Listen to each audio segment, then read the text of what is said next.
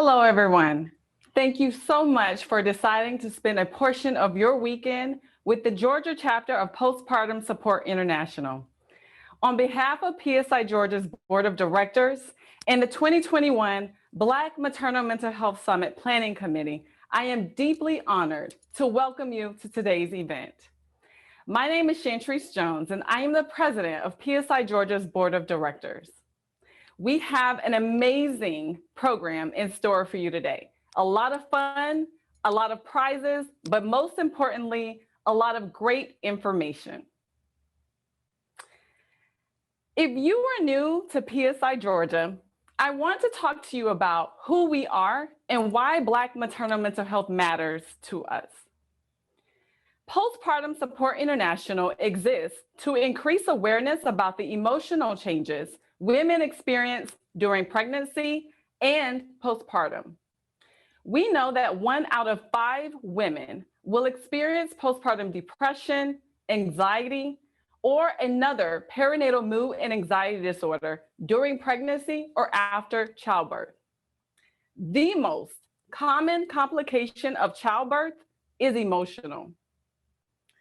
And it is our vision that every woman and family will have access to the information, social support, and informed professional care to deal with the mental health complications related to childbearing. In particular for Black women, 38% of new moms experience emotional complications like depression and anxiety, which is twice the rate of white women. And unfortunately, 60% of Black women do not receive treatment or support services for these emotional complications. We also know that men experience postpartum depression and anxiety as well. So it is important to support the mental health of our Black men as they support the birthing women in their lives. It is our commitment to support the whole family, moms, dads, partners, and their extended family to ensure the family unit has the resources and support they need. Today, PSI Georgia stands with our partners, our incredible sponsors, and all of the organizations and trailblazers who have come before us to not only raise awareness today, but to share resources and to lay a foundation for an improved system of support for Black women and their families. Our organization is doing some extraordinary things to support moms and families. PSI Georgia has 3 primary areas of focus. The first is to train. We train medical and healthcare providers across Georgia to better screen, serve, and support the emotional needs of moms. We offer a number of provider trainings in various formats, including a free perinatal mental health 101 presentation delivered for providers at their offices to educate them on the best practices for screening and referring patients for perinatal mental health challenges. We educate. We educate moms and their families about what they are experiencing, and we refer them to knowledgeable and trained professionals across our state. And we advocate. We advocate for improved healthcare for all moms and families across Georgia. Today's Black Maternal Mental Health Summit falls under our education tier. Today, we hope to share a lot of information about what Black moms and their families experience. With the next slide, I want to share all of the awesome free PSI resources that are available for families. The PSI helpline is a toll-free telephone number anyone can call to get basic information, support, and resources for one of our volunteer coordinators in both Spanish and English. The online provider directory is an expansive list of providers and support groups put together to help moms and families quickly and easily identify trained perinatal mental health providers in their local communities. We currently have 10 Georgia PSI state coordinators who are able to help moms and families connect with local resources and referrals. And we are always looking to grow that list so that all areas across Georgia are covered. We have a ton of educational materials that you can download or order for free from our website, PSI-GA.org. Some of our materials include a fact sheet for new or expecting moms about perinatal mood and anxiety disorders, and this is both in Spanish and English as well. We also have a fact sheet for providers to better understand how to support your patients. Our tagline is "You are not alone." We want all women to know that we are here for you, and with the right help, you will be well. One of the resources that we offer are support groups led by therapists or other moms who have experienced postpartum depression or anxiety. We encourage you to check these out and share them widely. And the last program I want to highlight today is Climb Out of the Darkness. Climb Out of the Darkness is the largest international event raising funds and awareness for the mental health of families. During this event, we gather as a community with fellow survivors, supporters, and providers to climb out of the darkness of the stigma and shame of perinatal mood and anxiety disorders. We invite you to join us at this year's climb, taking place on June 26th. And if you're interested in leading your own climb, we will add a link to sign up in the chat box throughout today's presentation. Okay, let's talk about what we have in store for you today. Today's program is full of rich information. We are starting our day with the basics, PMADS 101, hearing a brief overview of perinatal mood and anxiety disorders. We will then hear an amazing presentation on the stigma of mental health in the Black community and how to break down some of those walls. We will learn about advocacy, what it is, and how to use this tool to stand up for yourself and your loved ones. We will have an amazing presentation about engaging Black men in maternal mental health and making space for their voices at the table. We will also have an incredible panel discussion titled Pregnancy, Birth, and Beyond, Experiences of Surviving Trauma and Building Resilience. We will wrap up today's summit with a well-deserved self-care workshop where we will learn some techniques we can use to care for our physical and mental health needs.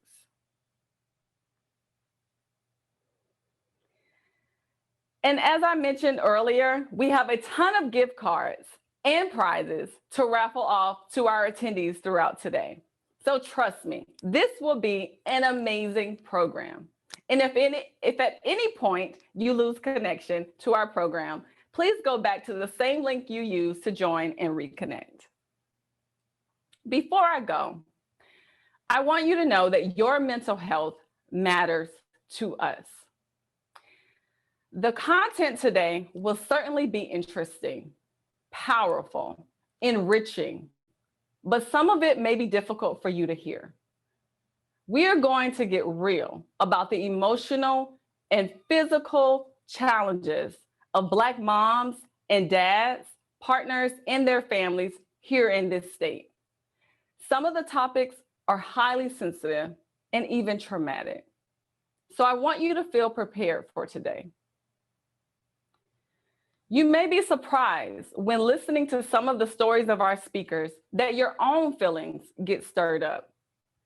If that happens, when that happens, please take a moment, take a deep breath, listen to your body, and acknowledge those feelings. I want to remind you that we are all here together, even in a virtual space, witnessing with each other. I invite you to recreate the comfortable environment that we would have liked to have had we meet in person. We would have chosen a space that had good, comfortable seating, pleasant lighting, a good sound system, plenty of refreshments, and on every table, facial tissues and fidget toys to help you relax. However, since we are in a virtual space, please try to recreate a similar environment for yourself at home today so that you feel safe and cared for when the hard moments come up for you in today's programming. Again, please listen to your body. If your own feelings get stirred up, take breaks and come back when you are ready. Please stay hydrated, drink plenty of liquids, stretch your body, and breathe it all out. In fact, we have intentionally built in long breaks throughout today to allow you the space you need to take the time to care for yourself. So if the breaks feel long, think of something else you can do to take care for yourself in those moments. And if you need to talk to someone today, send us a private message in the chat box as we have mental health therapists on standby to support our attendees during this summit. So join me right now and let's take a deep breath and get prepared for today.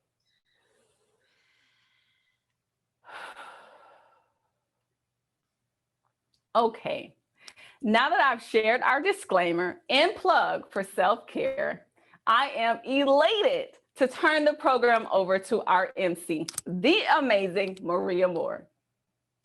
Maria Moore is an accomplished radio personality, voiceover talent, model, and entrepreneur.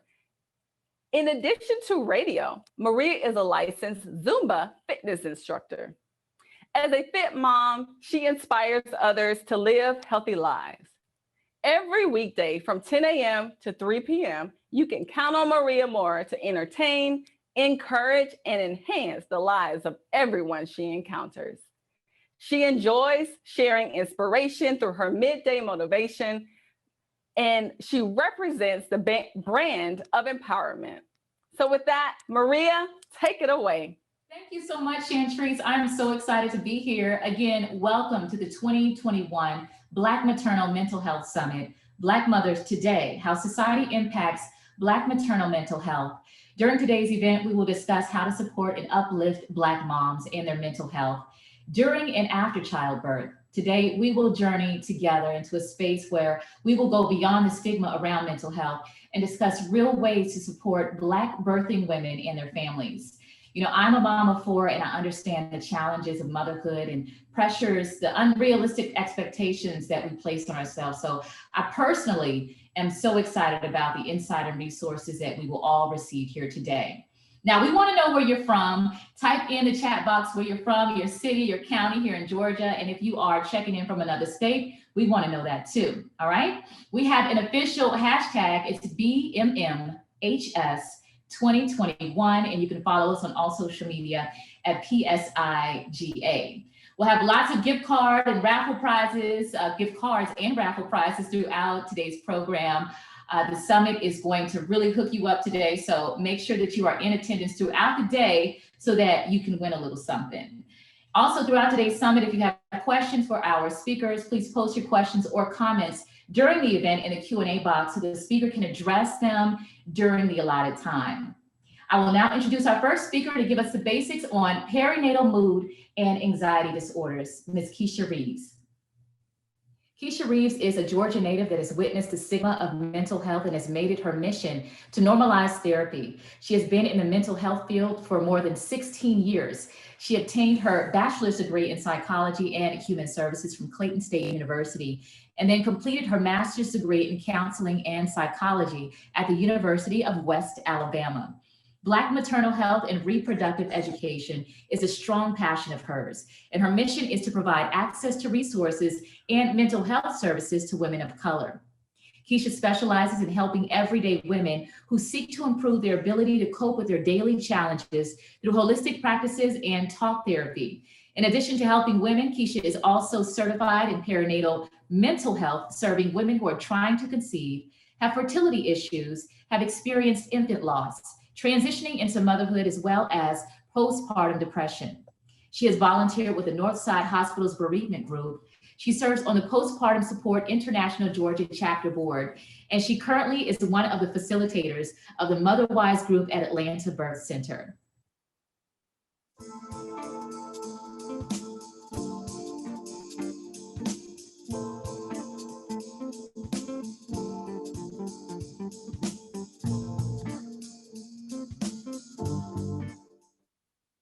Hi, everybody. I am so excited to be here. I'm so excited to be able to host this breakout session. We are talking about perinatal mood and anxiety disorders. But before we get started, I wanted to tell you a little bit about myself. I'm a podcaster. I also have 2 kids. I have a 4-year-old and an almost 11-month-old.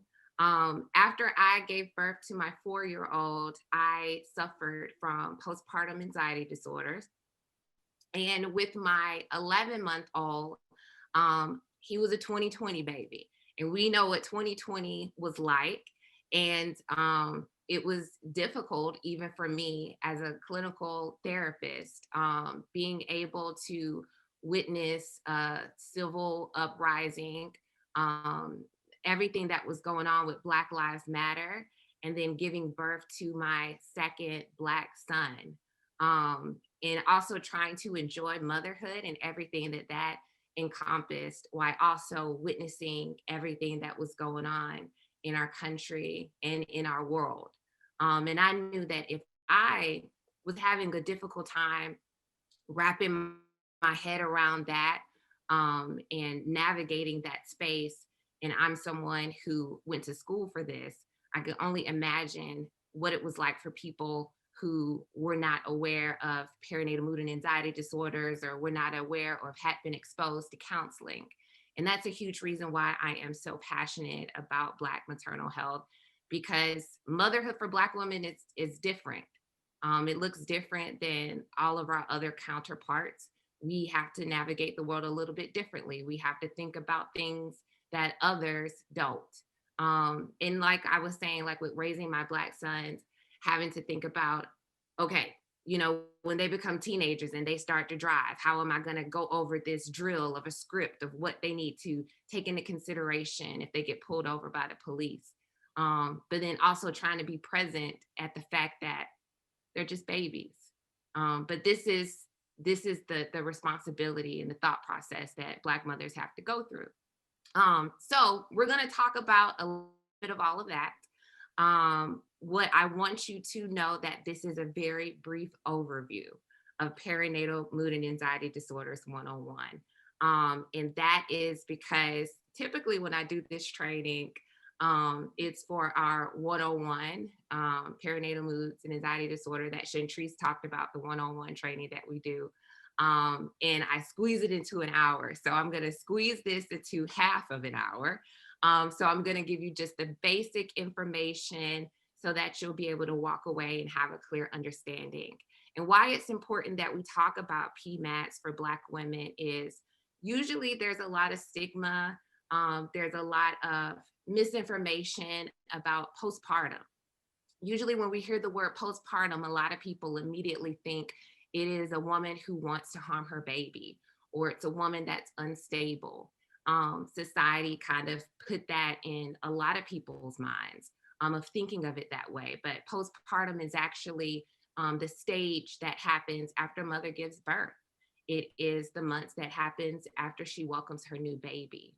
And a huge thing that we want to talk about during this section that I'm speaking on is being able to break the stigma, being able to have more education about it so that we know how to support and help mothers that are suffering. I remember after I had my first son, and I was struggling, and I remember telling somebody, and by the way, I'm originally from Georgia. I'm from South Georgia, Milledgeville, Georgia, if anybody knows where that is. So I know what it's like to be in the more rural communities. I remember someone had said to me, "You'll be able to get through it. Our ancestors got through it." And, that's a very complicated statement because our ancestors dealt with so much, but something that we're very fortunate to have for us is options, and being able to have the options to get help, to ask for help, to be supported, and to be able to be the best versions of ourselves that we can be. So let's get started. Let's talk about it. Let's move on to the next slide. I want you to have an understanding when we say PMATs, because you're going to hear that reference a lot throughout today's training.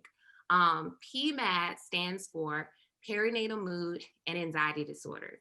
And it's an umbrella term for mental disorders that women encounter during pregnancy and up to 1 year after birth. So when we used to say, or people would say, oh, they have postpartum depression, or, oh, I think, if she has postpartum depression, she may harm herself or her children. The reason why it's called perinatal mood and anxiety disorder is because it's a spectrum. It does not look like one thing. It's not a woman sitting in a dark room. It's not always a woman sitting in a dark room being by herself. It can also look like a woman at work that's laughing and talking with her coworkers. It's not something that you can always tell just by looking at someone. That's why being able to ask questions, being able to provide resources to every mom is so beneficial, because some mothers, Black mothers, can internalize what they're dealing with and not give them the space to be able to actually face what they're feeling and experiencing. And it doesn't just look like depression. It can look like anxiety. It can look like obsessive compulsive disorder. It can look like postpartum bipolar, and it can also look like postpartum psychosis. So we're going to talk about a few different areas of that umbrella, but we're also going to dive a little bit deeper in the more common diagnoses that most women do get. So let's move on to the next slide. So let's talk about what we're going to be talking about today. This is a very brief, broad overview, like I was saying, of how we're going to learn and understand more about PMATs. And remember, PMATs is perinatal mood and anxiety disorders. So you're going to walk away today having a better understanding of what that is. And we're going to talk about the stigma within the Black community in dealing with PMATs. We're also going to talk about risk factors. Oftentimes people think of PMATs as being something that's only hormonal or chemical imbalance, but risk factors plays a huge, huge role. And the more we know about the risk factors, the more that we can take some proactive and preventative steps to support a mother before giving birth. And then also understanding the signs and symptoms of PMATs. So the more that we know about it, the more that we can see it, the more that we can understand the symptoms, the more that we can break the stigma, and it's not something that's culturally looked down upon or is associated with any type of shame. It's something that we can be able to acknowledge and make a mother feel like she's supported and she's not alone. The other thing is treatment options and where to go to get help. That's also super important because it's like, okay, I know what I have. I know what symptoms I'm experiencing. What do I do now? Or how can I be able to feel better? All right, so the next slide. We're also going to talk a little bit about statistics. So I wanted to have the first statistic at the top be very large for everybody to really see the impact of how it affects Black mothers. 1 in 3 African-American mothers suffers from postpartum depression compared to 1 in 7 white mothers in the US. So that is, to break it down into stats form, 33% of Black women suffer from postpartum depression in comparison to 14% of white women. Oftentimes, whenever I present that data, I'm often posed with the question of, well, why is that? How did that happen? Well, there's tons of reasons why that exists. First thing is the mortality rate that Black women have to deal with.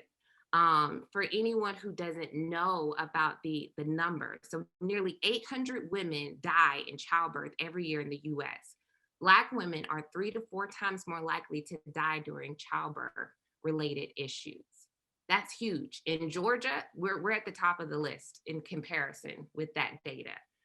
So you can have a Black mother who's pregnant and she's very anxious and worried about, am I going to live through my pregnancy? Am I going to give birth and still be here? Is my baby still going to be here? Am I going to be able to trust my medical providers? And that's real. And I don't know if you guys had heard about that, but the mortality rate also does not matter your socioeconomic status. It doesn't matter about your education. Black mothers are dying. Even Serena Williams, who has a chronic disease, had shared her story of how she was fighting with her doctors about her diagnosis and her symptoms and not feeling heard and being very adamant about getting the care that she needed. So we have Black women who are dealing with the anxiety about worrying about giving birth. And then after that, we have to deal with racism. We have to deal with not trusting our medical providers. We have to deal with implicit biases, all of those things. Down here, we also have 60% of women of color do not receive any treatment and support services for perinatal emotional complications. Those reasons kind of vary, but it can include lack of insurance coverage, social and cultural stigma. So like I told you before, I'm from South Georgia, the ruralness. Within our culture, we know, we keep all of our privacy within our household. You do not have your business in the streets. You don't tell people or you don't talk to strangers about what you have going on because it can look bad on the family. Or you go to your pastor and you talk to them. And that can hold us back from getting the help that we need. And so having so much more of an understanding and education about what a woman is suffering from can help her get the help that she needs. Plus, there's also logistical barriers to get services, such as getting transportation to go see a therapist or a medical provider, having childcare, or being able to get time off from work. And then another huge one is the lack of culturally appropriate care. A lot of rural areas, it may be a Black mother wanting to go to a therapist. She may have a therapist that is a white man who has no maternal mental health education, and she may not be able to feel comfortable to talk about what it is that she's experiencing. And that can be a barrier for her to get some competent and helpful resources for herself. So those are kind of the barriers that they're suffering from. Then Black women in the US are at a higher risk for perinatal mood and anxiety disorders and are less likely to get treatment and receive quality mental health care. We're going to talk about risk factors, but there is the strong Black woman syndrome. And I'm sure we're all aware of what that is, that we got to get it done. We don't have time to give ourselves some space to deal with anxiety or depression. We got to take care of these kids. We got to get these bills paid. We got to go to work. We have to be strong. And I always like to tell the clients that I work with that there is so much strength in vulnerability. And with being vulnerable, you are courageous and you are strong and you're able to be the best version of yourself. So being able to reframe that and get rid of that myth or that thought process that we have to grin and bear it, but that we're able to welcome understanding and being uplifted. The next one is PMADs that are left untreated directly impacts health outcomes for both mothers and babies and lead to 90% higher healthcare costs overall. So something that we don't often talk about is the fact that it doesn't only just affect mom, it also affects the whole family. If a mother is experiencing PMADs, that's affecting the baby and how the baby has development, how the baby then grows up and how they show up at school. It also affects her partner. Partners, oftentimes 50% of the time, also experience anxiety or depression if a mother is suffering from PMADs. So it affects the whole family, and it can have long-term effects. So that's also a huge thing. And we're going to talk about if a mother is left untreated, how that shows up in the family as well. We can move on to the next slide. All right, so this graph, I don't want you to focus too much on the numbers, but what I want you to really take away from this is being able to look at the drastic difference in comparison. So antepartum anxiety, that's when I was talking about if a mother is pregnant and she's dealing with some anxiety symptoms, and being able to look at that. That's something that's super common and something that mothers experience. And 14% to 23% of pregnant women will experience anxiety or depression during their pregnancy. At the bottom of the graph is postpartum psychosis. So this is what society or even the media sometimes has a lot of people associate PMADs with. If a woman says, I have postpartum depression, a lot of people immediately think, oh, she wants to harm herself. She wants to harm her baby. She having delusions or hallucinations.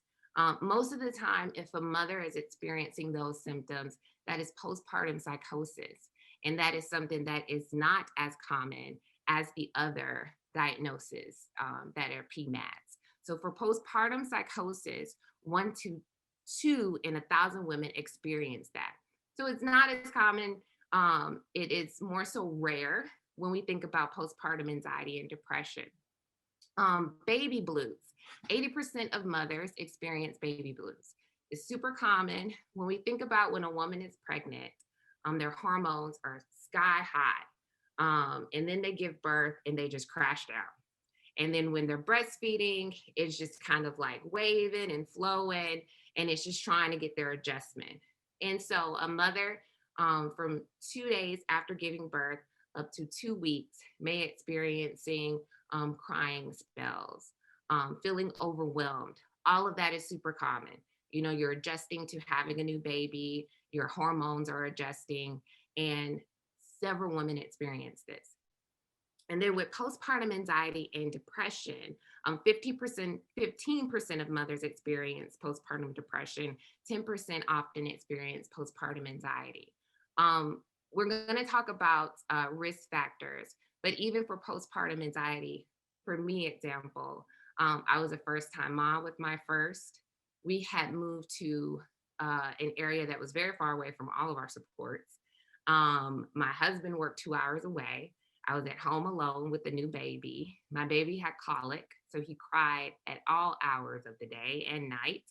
I was extremely sleep deprived, and I was always anxious of, am I going to do this right? Am I going to be able to calm him? Am I going to soothe him? Plus taking on that strong Black woman syndrome of, I got to be able to do this. You know, this is what I was built for. This is why I'm here. I should be able to know what to do. And then getting anxiety at night of, am I going to sleep tonight? Am I going to be able to get any rest? And then the lack of sleep builds up the anxiousness, the irritability, and also depression. So it's a combination of several things that can have any mother experience that, on top of breastfeeding and then having her hormones trying to find their footing. So you can see how anybody can be able to experience this, and no one is far removed from it. And the huge thing that I always like to tell women is that this is treatable.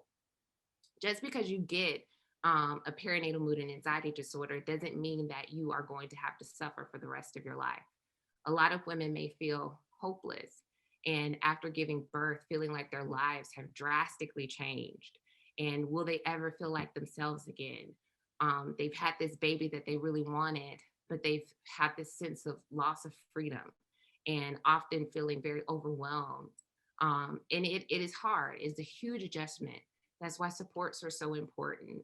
That's why being able to be vulnerable, talk about what you're experiencing, can be so helpful. We'll get a little bit more into that, but I just wanted you to see how most often women experience postpartum anxiety disorder and depression, as well as baby blues, are more so the common ones that women experience.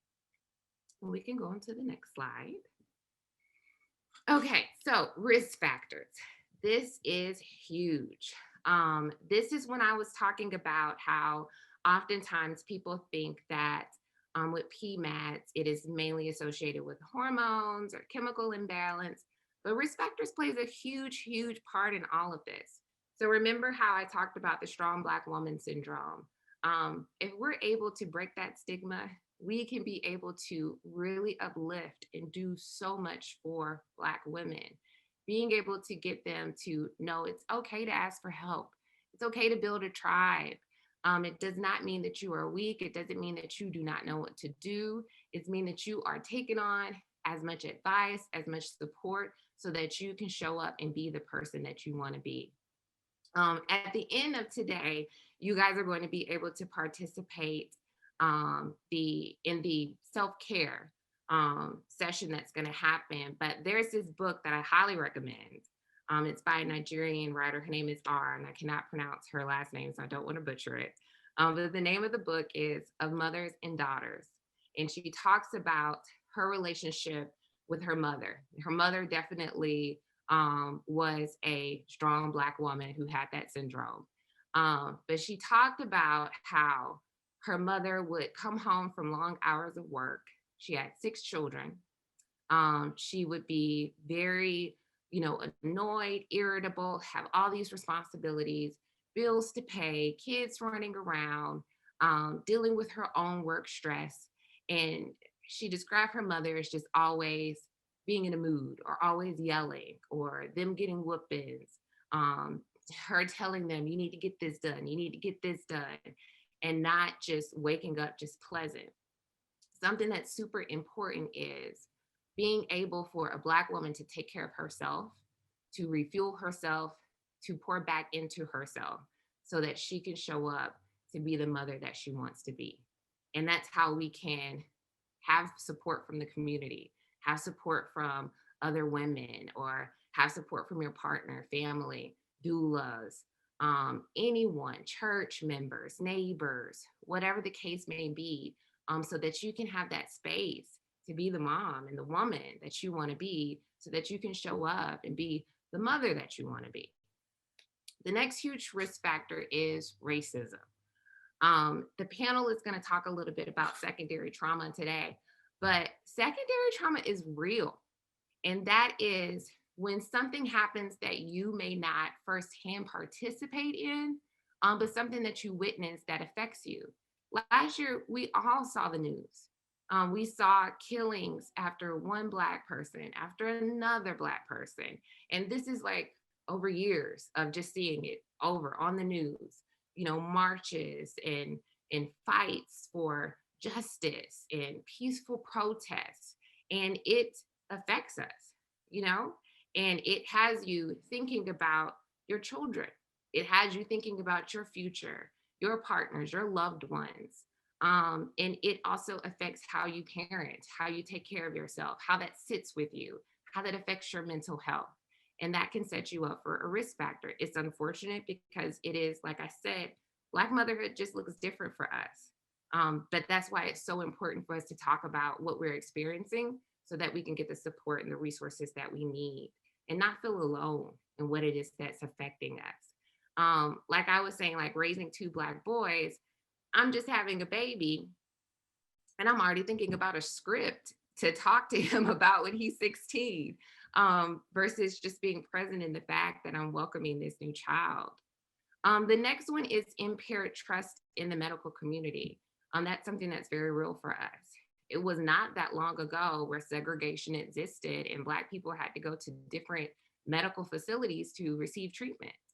And not trusting the medical staff. I talked to you about Serena Williams, what she was experiencing, feeling as if our voices are not heard, feeling as if we are ignored or disregarded when we want to express the symptoms that we're experiencing.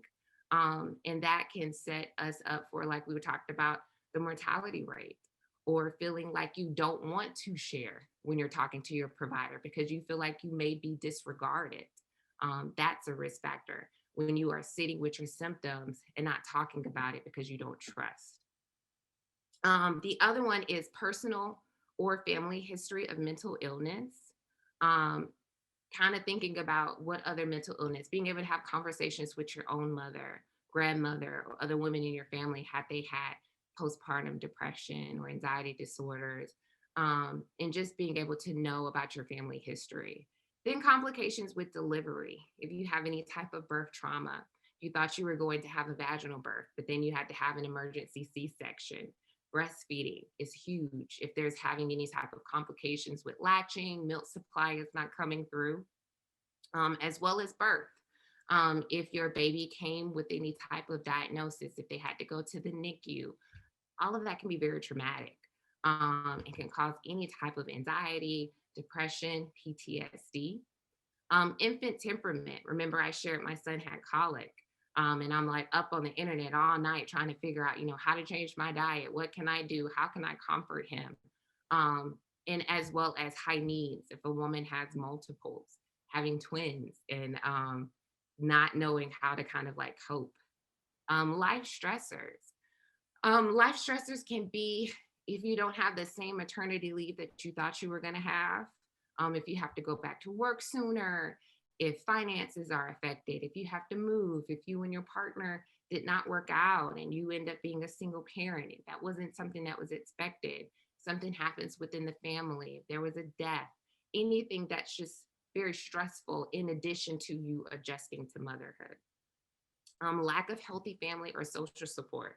Something that is, thank you, Shanita. She found that, of mothers and daughters. Thank you for putting that in the chat. Lack of social support. So that is a lot of the times, like when we think about our Parents' Day, especially like with my mother, she lived on a street and everybody was related to her. Her aunt, great grandmother, grandmother, cousins, the whole road was the entire family. That's very different than what it is now. A lot of us have moved for jobs, school. We're very far away. We've had to create villages from different friends. And sometimes we may not have developed those supports yet. Support is huge. And you see there that the pandemic is also a risk factor, but the pandemic has really reevaluated how we look at supports, because a lot of us may not just have people coming in our house like we used to, especially at the beginning of the pandemic, when we were on lockdown, and being able to kind of reevaluate how we want our supports to show up and what that looks like. The other one is a history of infertility and infant loss. Being able to have anxiousness or feelings about finally having this baby after having a long journey of trying to conceive. And then for some mothers, it's having guilt because you are trying so hard to adjust to motherhood, can be something that shows up. And then previous trauma or abuse, if a mother is experiencing any type of sexual abuse, giving birth, there's a lot of people in the room, there's a lot of people touching you. That can be something that can cause a lot of flashbacks, a lot of trauma. Sleep deprivation. I told you when I had my son, he was colic. He was crying all night. I rarely got any sleep in those first couple of months. And the sleep deprivation got to the point where I was just like begging for any type of help, because eventually your body will just shut down. But you're trying to care for this loved one. and just really just needing to figure something out to help with that. Sleep deprivation is just having proper sleep hygiene is so, so, so important. Financial problems. If finances are changing, you have this new baby, you're trying to support them, take care of everything, that can be a stressor. And then we talked about the pandemic. Life just looks different. For some, they may have thought, oh, I'm going to fly this person in, they're going to be in the house, they're going to help. And then the pandemic changed all of that. So when we think about the risk factors overall, when I was talking about while a woman is pregnant, and they're thinking about all of these risk factors they may currently have in their life, it's always a good idea to be able to think of getting additional support or resources to help you with those risk factors, or even having therapy ahead of time to kind of talk through that to prepare. Sometimes that may not always be the case. And those are just, it's what it is, and it can be a surprise. Like you didn't know you were going to experience birth trauma. And we're going to talk about treatment options, but this is just to kind of give you an idea of some of the things that could happen environmentally for a mother that can kind of set someone up to have PMADs. So we can go on to the next slide. All right, so signs and symptoms. I was talking about how I have to give you kind of like an overview. So I can't go over all of the different types of postpartum, bipolar postpartum, PTSD, all of the ones that fit under the umbrella. But I am going to go over the signs and symptoms of the ones that are most common just because of time. So for postpartum depression, some of the signs and symptoms to look out for: low mood, sadness, tearfulness, loss of interest, joy, pleasure, agitation, difficulty concentrating, appetite, feelings of guilt, shame, hopelessness, possible thoughts of harming the baby or yourself. So those are things to kind of keep in mind for yourself or for anyone that you're working with, and being able to ask the right questions. Because it can be a woman, like when we think about Black women, remember, strong Black woman syndrome, she may be feeling all of these things, but you may not be able to see it. You may not be able to really take notice of the symptoms. They even may be having outlets that may be looking unhealthy. Maybe you're drinking wine, maybe smoking marijuana to self-medicate what they're experiencing.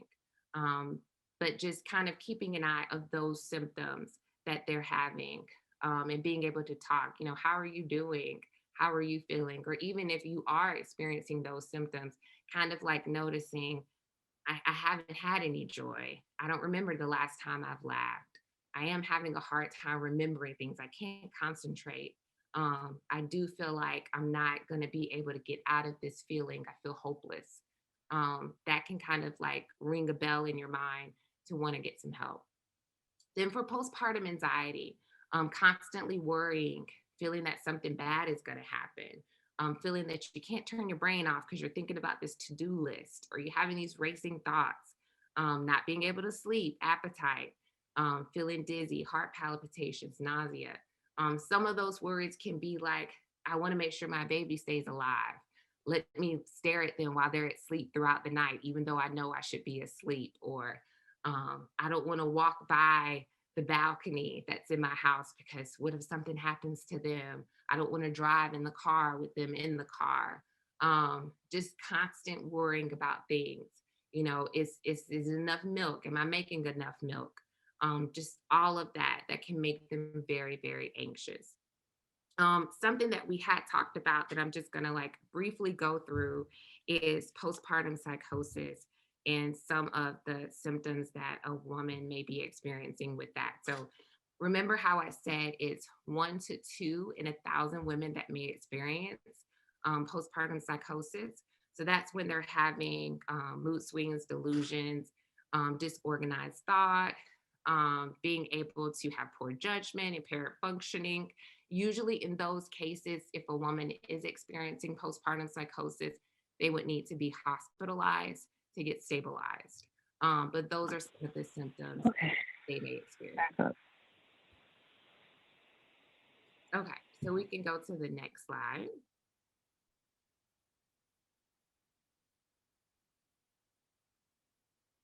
All right, so treatment options. So this is a huge one. When you realize that you have these symptoms, where do you go? How do you get help?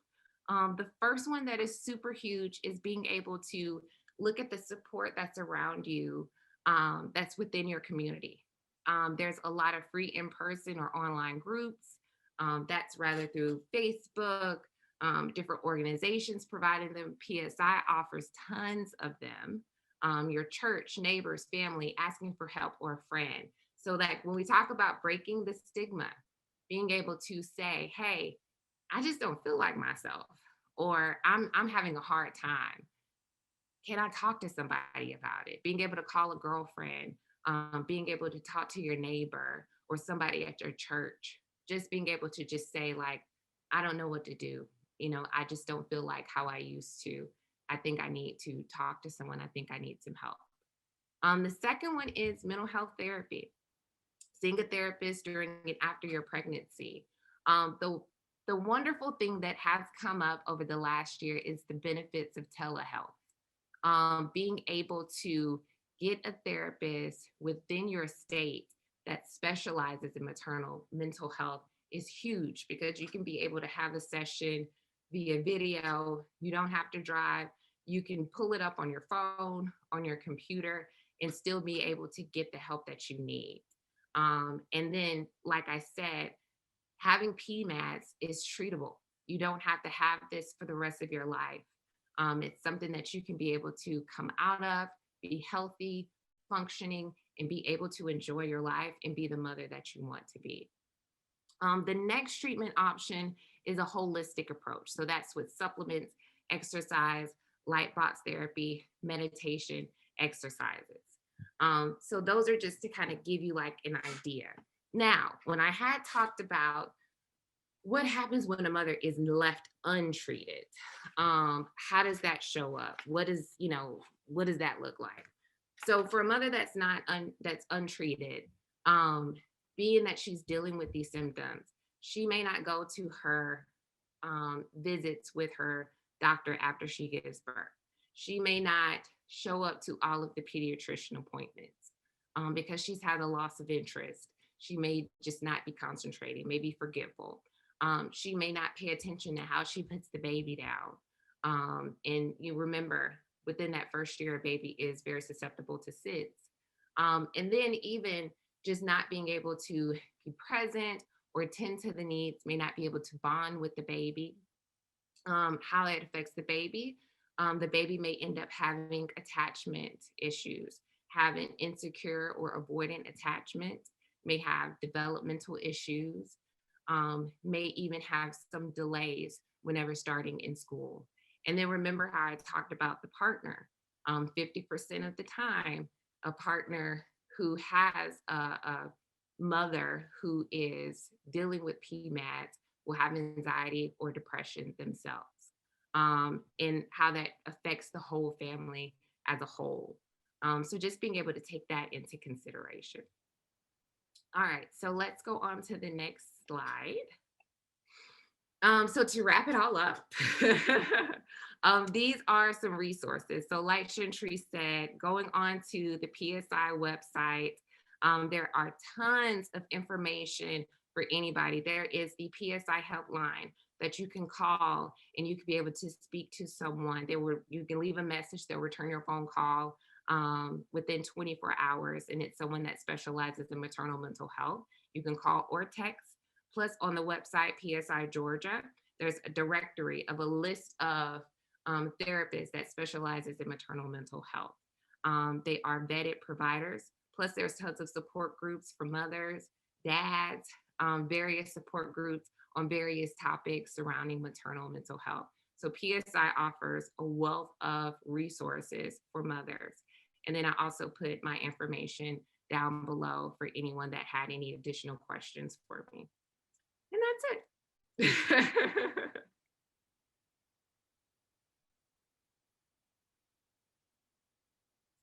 Okay, so I am looking at the chat just for a couple of additional questions. So are there PSI resources available to people outside of Georgia? Yes.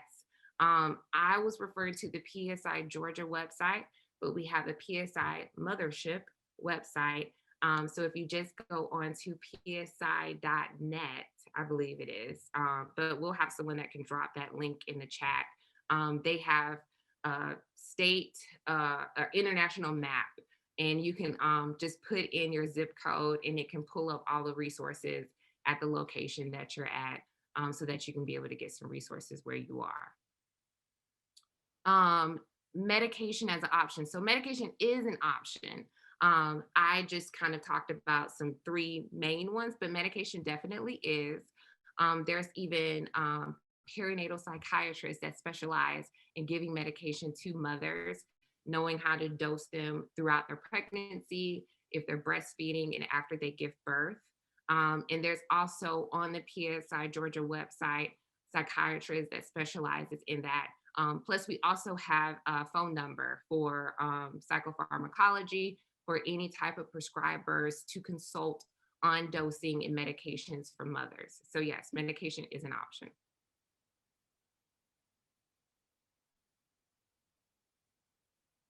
All right, any more questions?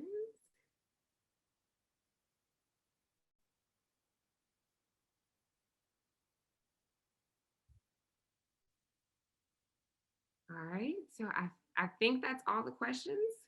But like I said, thank you guys so much. Thank you for joining the summit. I hope this was helpful for you, and I hope you enjoy everything else that we have in store for you guys today.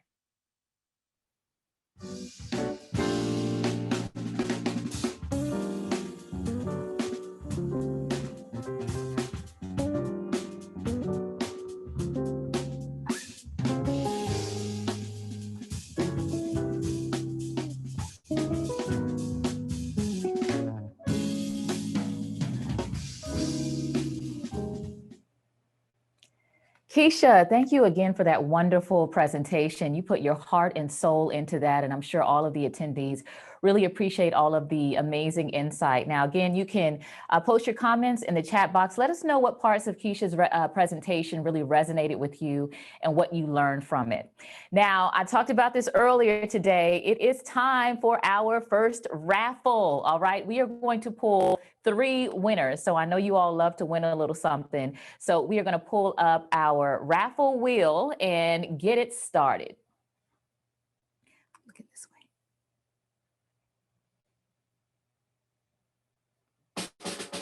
All right.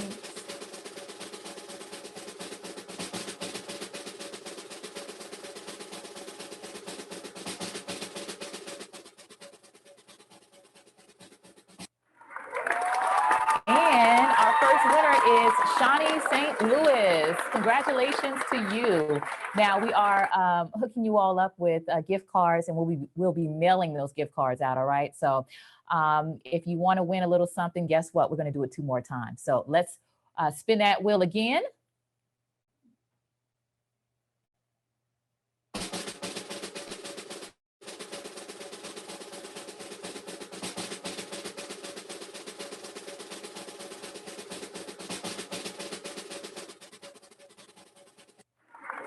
And Alicia Solomon, you are the winner of a gift card. Congratulations. Now let's do that one more time. Now you may be looking at the wheel and saying, oh my gosh, I don't see my name there. We're going to be pulling names and putting them inside the wheel throughout today's virtual summit. So don't worry, don't be salty. Your chance is coming. We're going to do this one more time. Let's get our 3rd winner for our first raffle.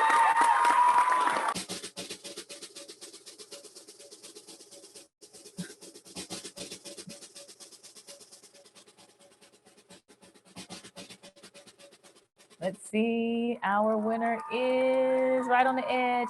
Adobe. I'm gonna say Adobe O, all right? Congratulations, you are our 3rd winner. And again, we're gonna be doing raffles throughout the virtual summit today. Lots of really great prizes, so make sure that you hang out with us throughout the day and that you are in attendance. Now, we have some incredible sponsors that made this virtual summit happen, and we are especially thankful to Northside for their contribution to Black maternal mental health. And we have a wonderful presentation for you right now. Northside has had such a long reputation of excellence in labor and delivery, the onus is on us. We're set to be the leaders in this field. We can work together to reduce maternal mortality in the state as well as throughout the country.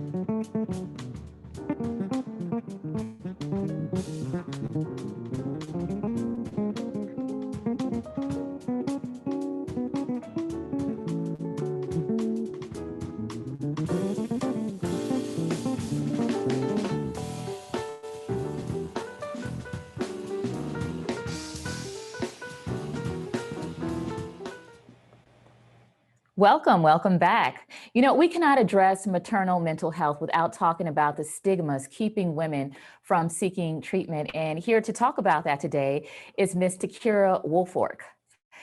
Takira Woolfork is a nurse home visitor with Nurse Family Partnership in Warner Robins, Georgia. She is a proud graduate of Georgia Southwestern State University. After graduation, Takira worked at her local hospital in labor and delivery before finding her dream job with the Nurse Family Partnership, where she has been for the past 5 years. Her most recent accomplishments include talking with Georgia legislators, along with one of her clients, to testify about the success and key goals of Nurse Family Partnership. While not at work, Takira enjoys spending time with friends and trying new recipes. Welcome, Takira Woolfork.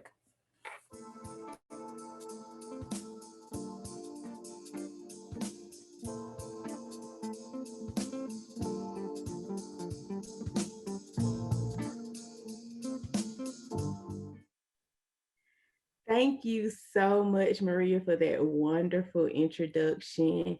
I'm so blessed to be here. I also want to thank all the participants for being here on this wonderful Saturday. You could have been anywhere else, but you chose to be here to understand more about mental health in the Black community. So thank you all so much.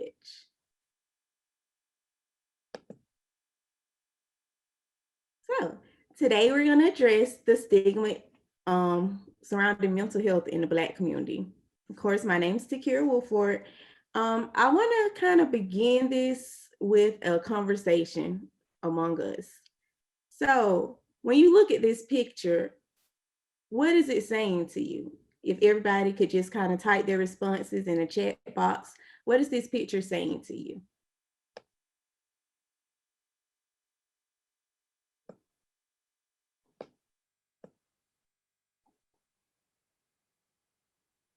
You're definitely right.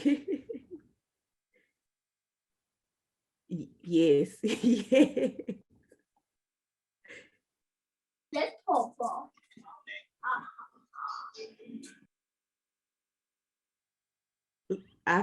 Everything y'all are saying is so true. So true. That is right.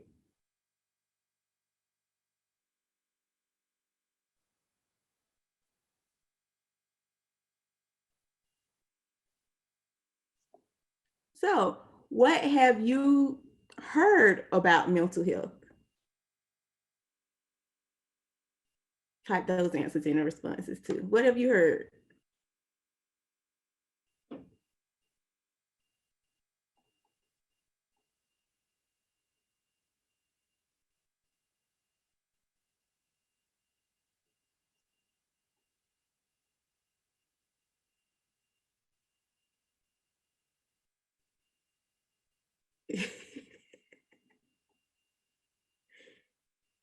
Oh my God, I'm loving all the responses that I'm seeing. I'm absolutely loving it.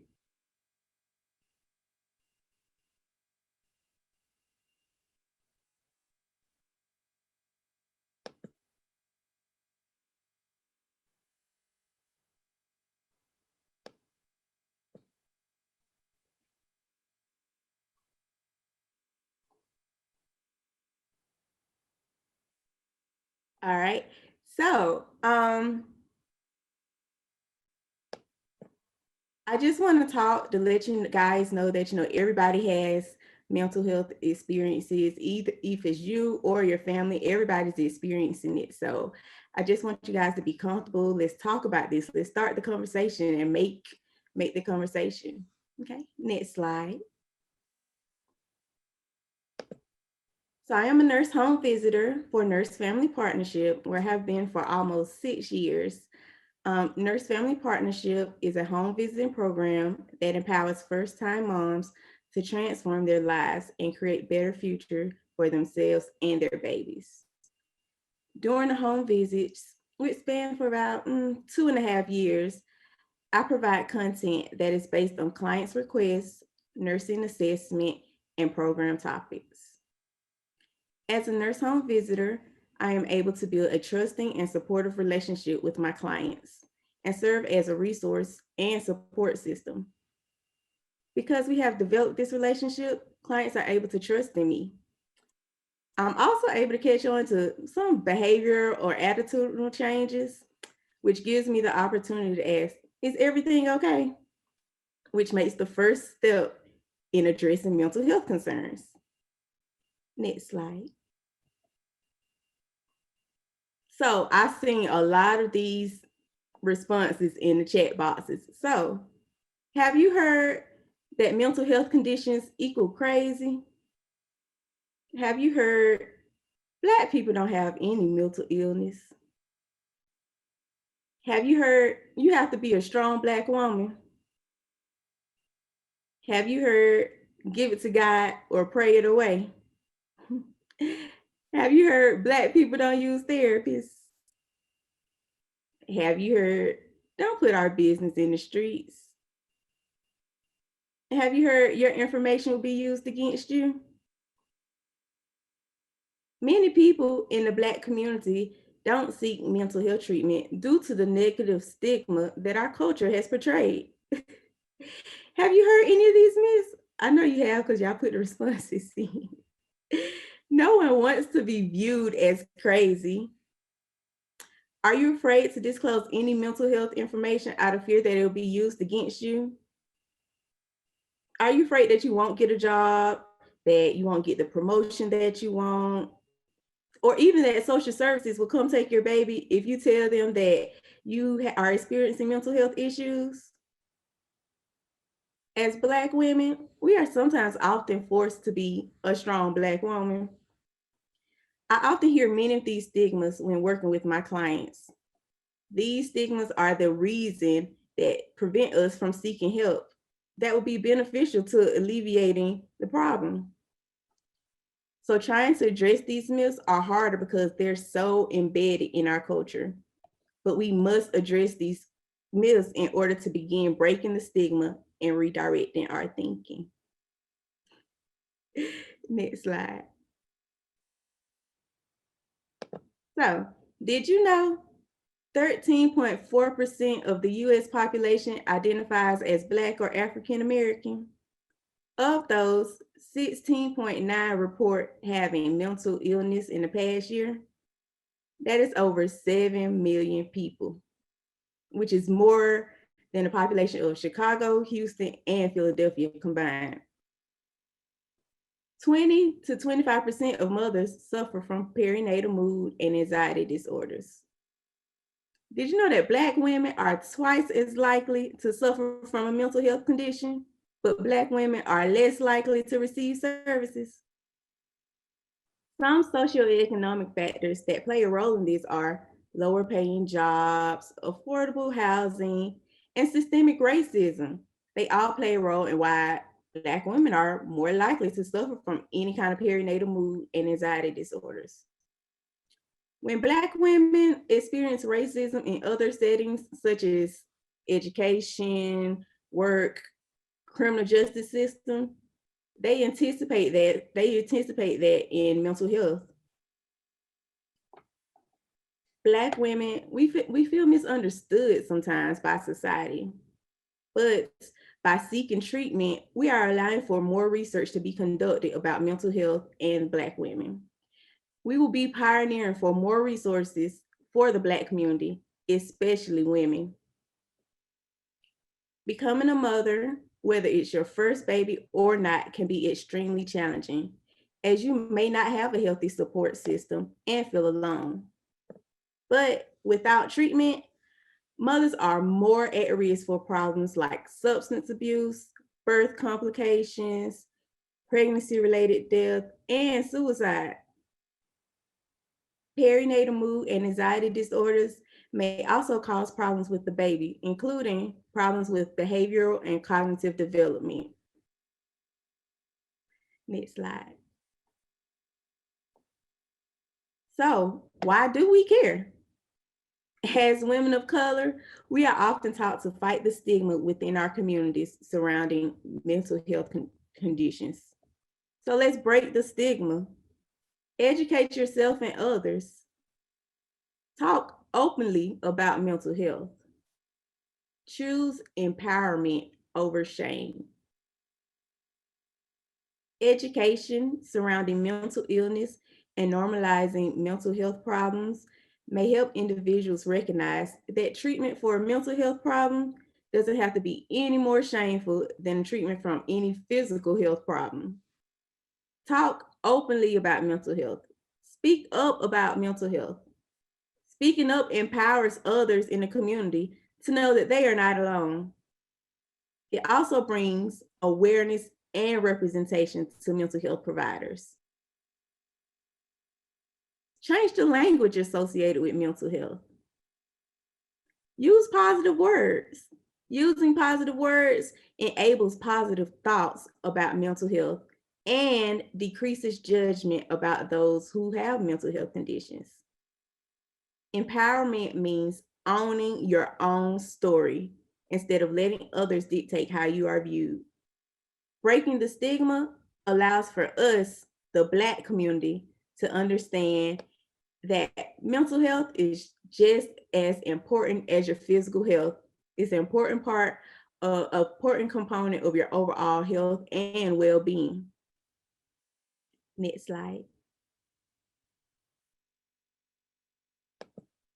So, be all you can be. Make your mental health a priority. Acknowledge the need for help. Seek treatment and support. And find positive coping methods. Make your mental health a priority. I often tell my clients, if you can't be 100% for yourself, how can you expect to be 100% for your baby? Incorporate some me time. It can be a few minutes or a few hours, but take time to focus on yourself. Acknowledge the need for help. You cannot do it all by yourself. Sometimes you just need help. As a new mom, you may find yourself putting the needs of others before yourself. Seek assistance from a friend or a family member to watch your baby while you get much needed rest. Remember, it's okay. You don't have to be super mom. Seek support and treatment. When Black mothers experience anxiety or any other mental health condition that affects their daily function, they must understand how important it is to talk to a mental health professional. Untreated mental health conditions make it harder for you to bond with your baby. Get your baby the necessary treatment he or she may need and may lead to developmental problems later on in life.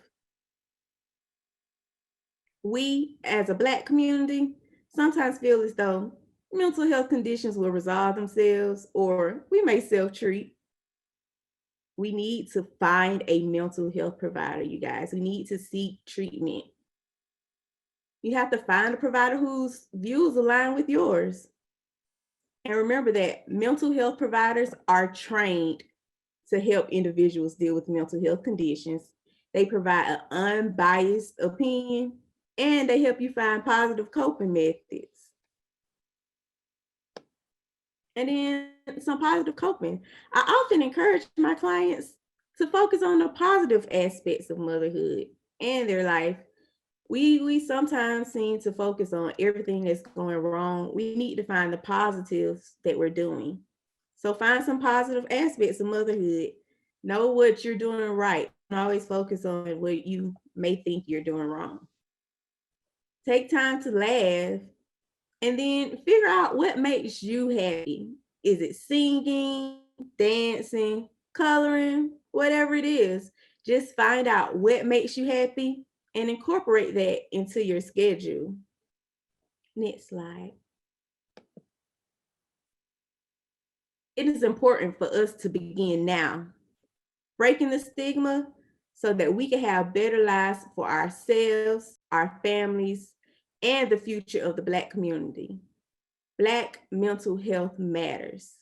Together, we can break the stigma. So now that we've finished, I kind of want to see what you guys are feeling. Why do you feel it is important that we seek treatment?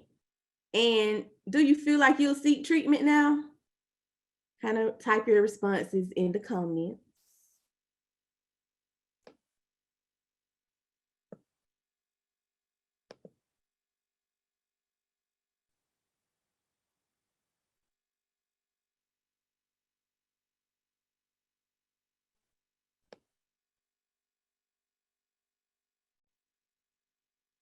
Oh, yes.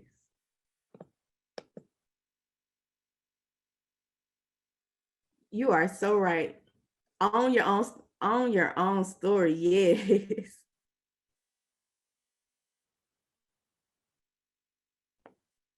It doesn't matter your age. I saw that. Yeah, it doesn't matter your age at all. Everybody needs mental health treatment. Everybody. You're right. It affects your family.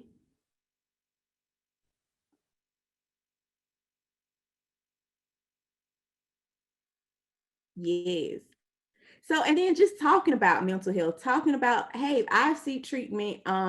It might empower your best friend who never knew that she needed treatment or who was kind of scared in the beginning. But if you're that first person who's making a step and saying, yeah, I have a therapist, and this has been the best time of my life, I'll tell anybody that in a heartbeat. Look, I have a therapist, that's the best time of my life. She tells me what I need to hear, and plus she doesn't know anybody that I'm talking about. And so I'll tell people, which empowers other people's, oh, you're doing it, so I could do it. So just keep talking to people, letting them know, I seek therapists. I seek therapists. Let them know that you're not alone. You don't have to be alone. Just let them know.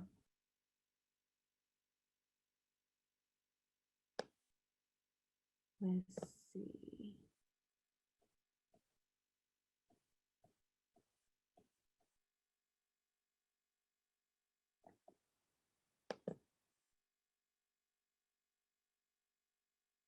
Yes, yes. Hold a safe space. Yes. I love you guys. This is so this is so much. Okay. So can we go to the next slide?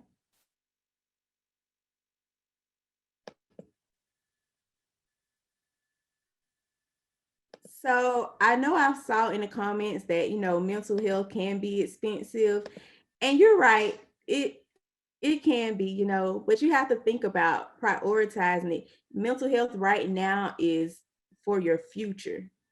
It's for your future. Find somebody that you like. You don't have to go every week, or just try to figure out what she prefers. Get a schedule. She might have a budget plan that she could work with people. So yes, find somebody. Everybody find somebody. I know I could tell my struggles because I'm from Middle Georgia, so it's kind of like a small area. So we don't have a lot of mental health providers like Atlanta or the bigger cities would have. So I know it's a hard time finding them, but once you find it, you'll make it worth it. It's no different than getting your nails done all the time, or we just have to invest in our mental health, in our health. We have to invest in it. So one of those days where I'm gonna spend $50, $60 to get my nails done, let that be your copay for mental health treatment. So these are a few resources that I found, and like I said, I know it's a struggle finding them, but just make sure you find somebody who aligns with your views and who you feel supports you. And just know that mental health matters and you have to seek mental health therapy. Now, if you or someone you know are in immediate danger of harming themselves and others, you need to call 911. You need to call 911. Do not take any threats lightly, even if they say, oh, I'm just playing or anything like that. Don't take it lightly. Call 911 and let, trained professionals do their assessment and go about their way, see how they feel about it. But I just want you guys to remember, regardless of how much it costs, the struggle of actually finding one, once you find it, seek treatment. Just seek treatment, you guys. Prioritizing this. This is your health. This is your health.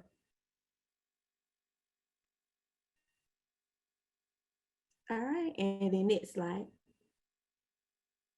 And these just a list of my references.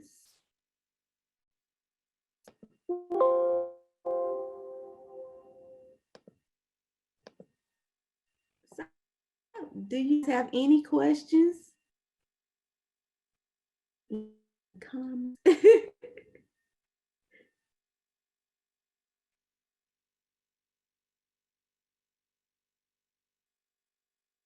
Oh, somebody in the comments said there are many free support. Yes.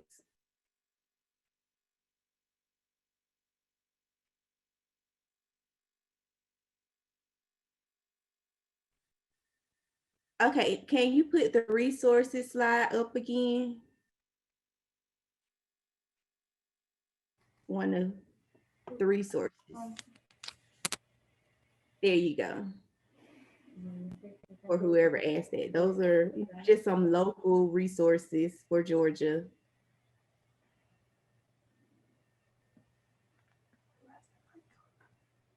What is a good or gentle way to encourage someone or suggest someone seek therapy?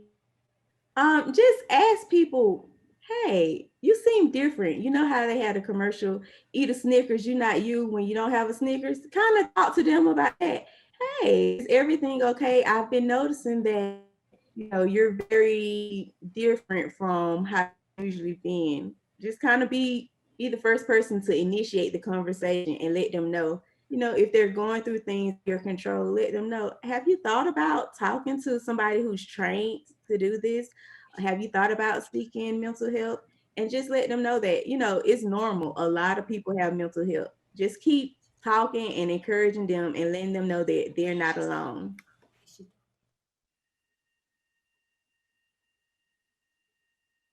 Okay, a lot of people are putting a lot of suggestions in the comment box.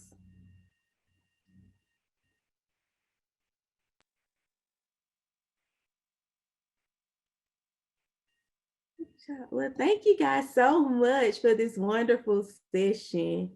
This has been great. I really enjoy you guys so much. And I just want to thank you again because you could have been anywhere else, but you guys chose to be here on this Saturday. So you're taking initiative in your mental health. Takira, can you hear me? Yes, ma'am. Hey, first I want to say thank you so much for that wonderful presentation. I think that you really hit on a lot of points that mothers deal with. One thing that really stands out to me is like the triggers. For me as a mom of 4, I had to start paying attention to the things that triggered certain things inside of me mentally, emotionally. One thing, being on social media, looking at other moms, killing it, looking like they have the same load of responsibilities as me. And then another thing is, I think a lot about my mother and how we weren't very close. And then I pressure myself to be a better mother to my children than my mother was for me. And so one thing that it just really helped me is to identify those triggers, like why am I feeling this way? And then so when I get to the root of those things, it just really helps me in terms of the healing process and making this my maternal journey. You know what I mean? I'm glad you brought up social media. Let me tell you, I have cut out social media because it's so toxic. And people only post the positives. So you never see, oh, I'm being a good mom. My baby did this, my baby did that, but they never say, last night I was up to 5 o'clock in the morning because my baby. So maybe if we took that and turned it around, yes, start speaking out. Guys up on social media, and I was up at 5 o'clock with my baby because it's hard out here. Like, we have to normalize the conversation. Yeah, I think that really, really resonates for me. Even as, a woman who has, like, I have an online fitness program for women. And one thing that is just very liberating for me is like pulling my pants down, like past my waist and showing women, girl, I got a little bit of a gut, and this is what happens when babies come out your body, and then I also show a pose where I'm kind of sucking it in, where it may appear that I'm like really fit and in shape. And, for those moms who are on social media, I think you'd be really surprised about how much your transparency will resonate with other women, with other moms, and how liberating that really is, Yes, you are so right about that. We just need to, I just want to make sure everybody just knows to just start the conversation up. Start it up. That's the first step. If we just start speaking about it and normalizing it as much as we normalize waking up and getting on social media every day, we'll be okay. Yeah. Another thing that I want you to talk about is, and I thought this was a very, very good comparison where you talked about mental illness is similar to a physical illness, right? You need to go in, you need to talk to someone, it needs to be diagnosed. And one thing that I find very interesting is one mom may be experiencing issues where she's feeling really depressed and she can take a yoga class and feel better. But another mom needs to really sit down and talk to a professional for an hour. Or another mom might actually need some type of medication. So I think this is just really important for all of the moms that are watching right now to understand that the cure for someone else might not necessarily be the cure or the prescription, if you will, for you. Do you have any experience seeing anything like that? Yeah, so just like when I talk to my clients and I say, every baby is different. Some people may say, oh, my child's walking at 10 months. Some kids may be late walkers. Every baby is different. So you just have to realize that, everybody's treatment is different as well. You have to figure out what makes you happy. I know my therapist helped me figure out that I like coloring. Coloring makes me happy. So I buy coloring books, and I don't have to get this expensive one. I go to the Dollar Tree, give me some coloring books, and that makes me happy. So I think we need to focus on what makes us happy and know, like you said, what works for one doesn't work for the other. Right. I was attending another conference. It wasn't about maternal mental health, but it was specifically about the importance of rest. And one of the examples that the presenter used was, say you're running late to a meeting and then you're low on gas, and then you're saying, well, you know what? I have to thug it out. I have to hope I don't run out of gas because I need to get to this meeting on time. And then you're driving there, you run out of gas, and then you're late to the meeting anyway. And so can you just talk about the importance of mental rest and the contribution it makes to your overall wellness, how important it is to take mental rest, just like it is to take physical rest? So just like with Nursing in Partnership, we have like a model that we talk about. If you keep over pouring water into an already full glass, how can you're not holding on to anything else. You're not holding on to anything. It's just getting spilled over. So just think about it like that. How can I help my baby if I'm not who I need to be, or I'm not where I need to be? How can I expect to be the best that I need to be for my baby if I'm not where I'm at mentally? Even just like mentally, physically, people get pregnant and they want to I'm going to eat right for the baby because I need to, right? So you want to think about your mental health. I need to make sure my mental health is right for the baby because I need to. Because, you know, a lot of research has been found, and if you have mental health conditions pre-pregnancy, they worsen after you have the baby. So get the first steps in knowing that, oh, I have a mental health condition. Let them know.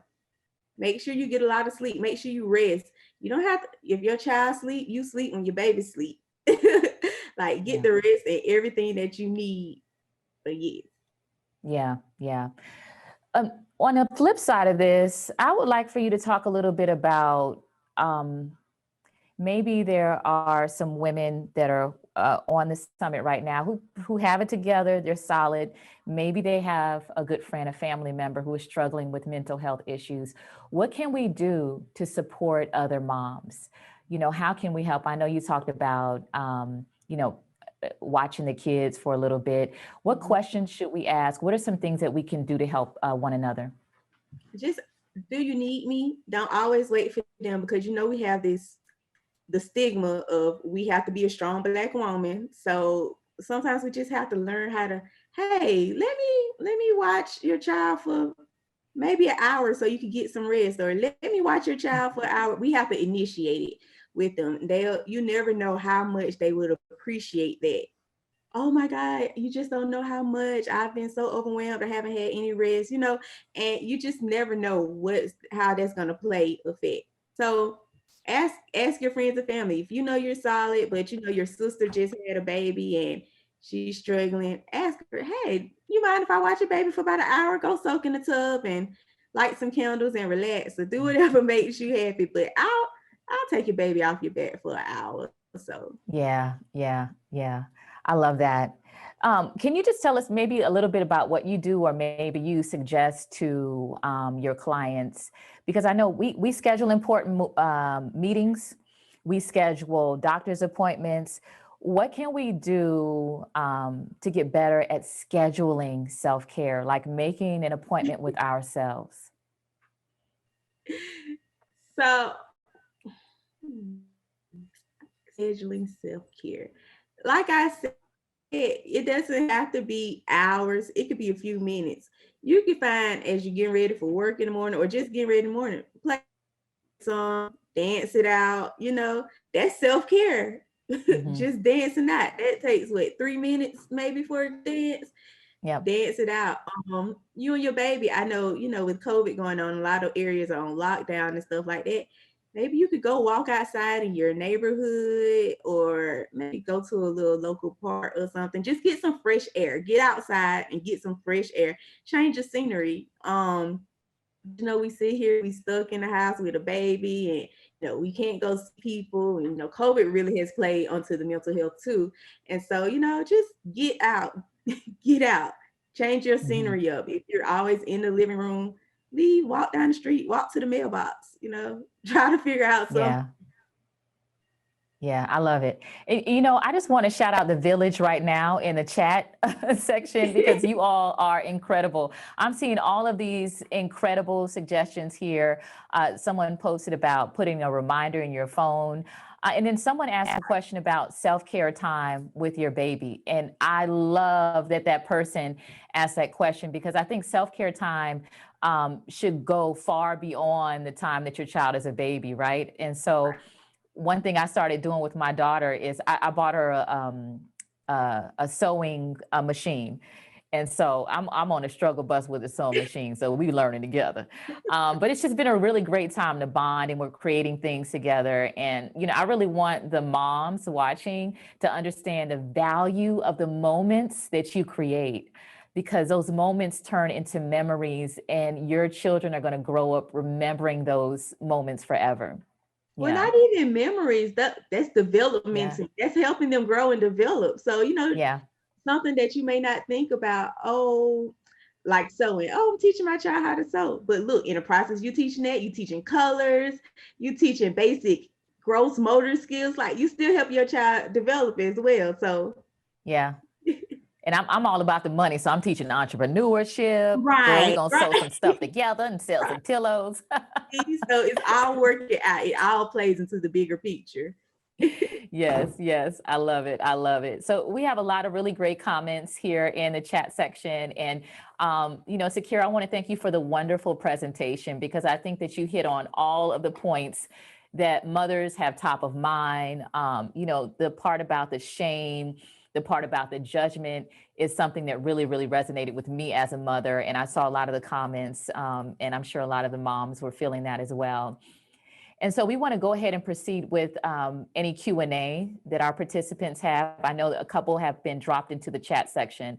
So Takira will take a look at those and answer any questions you may have.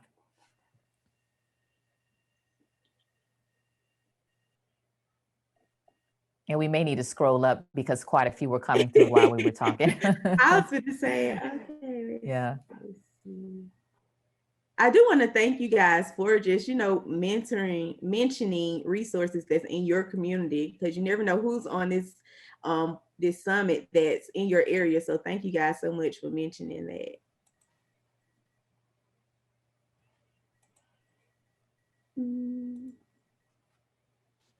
Also, if you have a question, can you retype it for me so we can go to the bottom? Just as I'm just trying to scroll and see.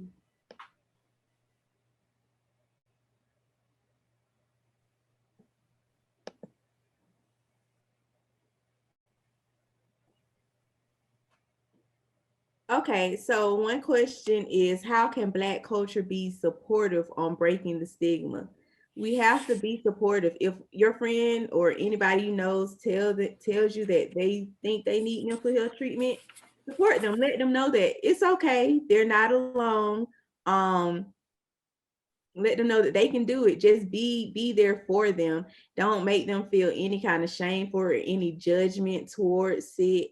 Let them know that you're not alone. You're not alone. Everybody needs any kind of mental health treatment. And just let them know this is the first step for being a better you. Don't just change the word and the negativity that, oh, you're crazy, you're seeking mental health treatment. No. Oh my God, I'm so proud of you for actually taking the time out to seek mental health treatment. So just trying to change up the conversation around it.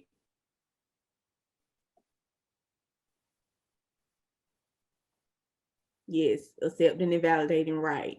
Let them know they're not alone, that you're proud of them.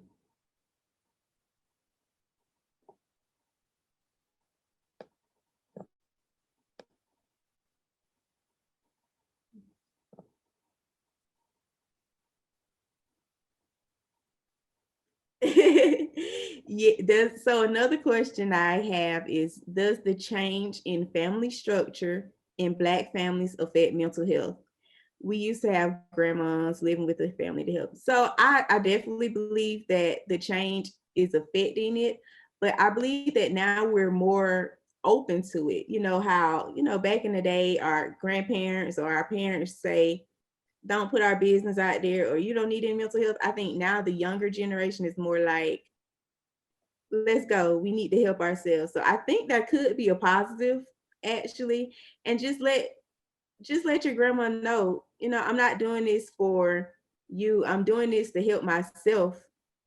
I'm doing this so that I can be a better me for all of us, the whole family. I'm doing this for us,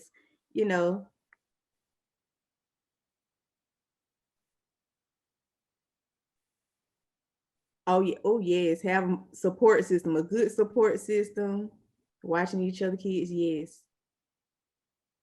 Yes, and we can start the conversation by talking about that it's okay to start medication and don't have to view medication as any negativity as well. That's a good thing, real good thing.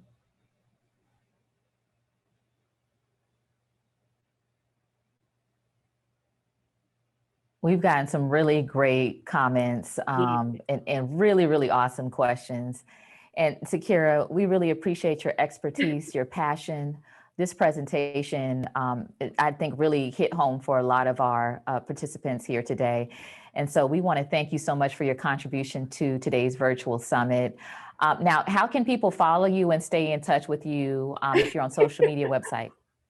Yeah, I'm not on social media because it was kind of toxic. Oh yeah, you just said that, yeah. So look, But I'm I sorry, do know you have that a it was website? toxic. Yeah. I'm always down for a good conversation. I put my email address in the chat box. Even if That's you great. need me, I'll put my email address in there. Just reach out, and if you feel like you need support and you don't want to talk, you want to start the conversation with me, I'm more than welcome to starting a conversation with anybody. So I'm gonna put my email in the chat box, and I'm welcome to talking. Love it, love it. Takira, thank you so much once again, and continue blessings to you with everything that you're doing. Thank you for your work. Thank you guys so much. Mhm.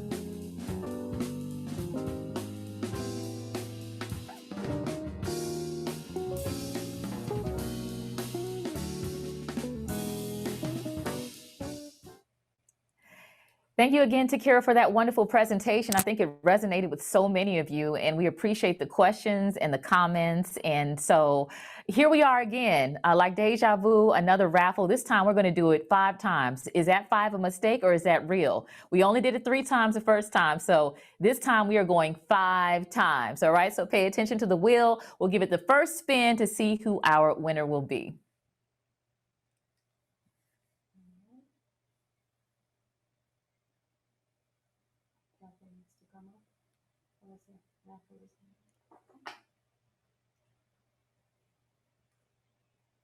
And Fleeta Mask Jackson, congratulations. Congratulations, you are our first winner of this round. And we have to do that 4 more times, 4 more times. If you want us to pull your name, put a hallelujah emoji in the chat section. Hallelujah, pull my name, pull my name. Clap, clap, clap, clap, clap. Let's get it. Yes, pull my name, pull my name. It is spinning, it is spinning. And we have, where that stop? Phyllis, congratulations, Phyllis. Let me hold something, girl. Congratulations, you are our second winner. No worries, we're gonna do that 3 more times, 3 more times. The lady spinning the wheel is my homie. So if you want her to pull your name, just drop a comment and I'll see what I can work out for you, okay? 3 more times. Let's do this. We are spinning, we are spinning. Give it a full spin. And we have Kate. Girl, I'm giving you the neck dance. Congratulations. Kate, you are our winner. Was that number 3 or number 4? That was number 3, so we have 2 more times. All right. Love it. Yes, somebody said in the name of Jesus. You better get Jesus involved, girl. Yes. Call on his name. 2 more times, 2 more times, 2 more times. Pull my name, pull my name. Let's see. Who's our next winner? It looks like Amanda Mullen. Congratulations. Congratulations. You are our winner number 4. All right, we're gonna do it one more time. One more time. One more time. We're spinning, we're spinning, we're spinning. I'm gonna give it a spin for you. Trying to give you some energy. Let's see who it is. Who is it? Where is it stopping? Tiffany Lawrence. Tiffany Lawrence, you are winner number 5. So I have a surprise for y'all. Everyone wins today. So if we didn't pull your name, you get a free virtual hug or high five, all right? I will drop the emoji, the hug and the high five emoji for you in the chat section because we show love to everybody, okay? But seriously, we are going to do some more raffles throughout the day, so make sure that you are in attendance. And right now, you know, we have an amazing board with PSI Georgia, and we want to share a video of some of the incredible people who make the organization happen.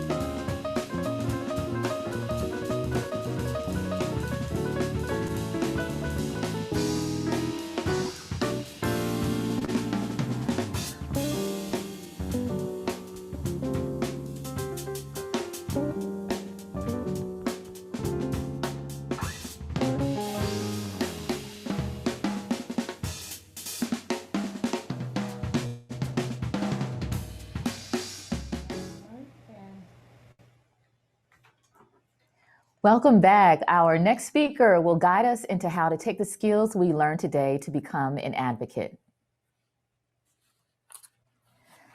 Dr. Ayanna Abrams is a licensed clinical psychologist in Georgia, CEO founder of Ascension Behavioral Health, and co-founder of Not So Strong, an initiative to improve the mental health and relationship functioning of Black women through use of vulnerable storytelling.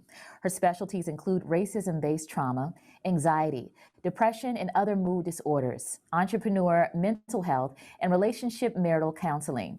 She has extensive clinical experience working with people of color, specifically Black people across the diaspora. Dr. Abrams has been featured in the New York Times, Essence, Allure, Mind, Body Green, as well as Afropunk, Therapy for Black Girls, and Silence the Shame. Dr. Ayanna Abrams.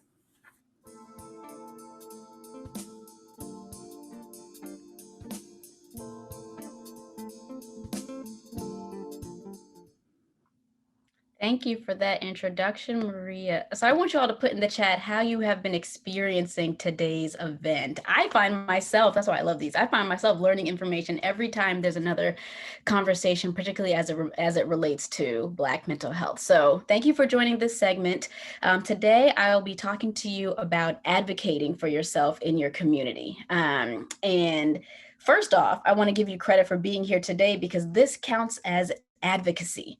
Right? Oftentimes we have these rules around what it must look like if I am this advocating kind of activist in these ways, but you showing up right here to arm yourself with knowledge about how to take better care of yourself, your loved ones, your community, and to be in community with each other in this way, this is the first step to advocacy. So if you haven't done this before, thank you for joining us today. I hope, again, you've enjoyed kind of what you have learned and that you are ready for a lot more. I have so much to say. So I will try to slow myself down because I get really into these conversations. So feel free to add information add questions into the Q&A. That's the best way for me to be able to see them. And I'm gonna have a little bit of a Q&A after I talk about advocacy, right? So I've broken this down into a few different headings that I want to get into. So first, I want to talk about personal advocacy, right? So this is about you, and this is about how you arm yourself with knowledge about your body, about your needs, about how you are moving through any part of your journey. And then we can talk about how to connect your personal advocacy with your community, right? Who's in your home, who's in your neighborhood, medical providers, legislation, all of that. So first, I want to start us off with recognizing the importance of listening to your body, right? Listening to your physical body, right? We know when we might have aches, aches and pains and, something in my lower back, something in my knee, a pretension up here, right? So listening to those parts of your body, but also listening to your emotional and your mental selves, right? I'm a psychologist. We talk a lot about how the mind and the body are connected. So advocacy in this way looks like, how do I connect with my body enough, right? And be in tune with what my whole body needs, right? To then access what I need, again, kind of outside of myself and or internally for myself, right? So listening to your body, which also comes with a practice of self-compassion and grace. And I know this is big.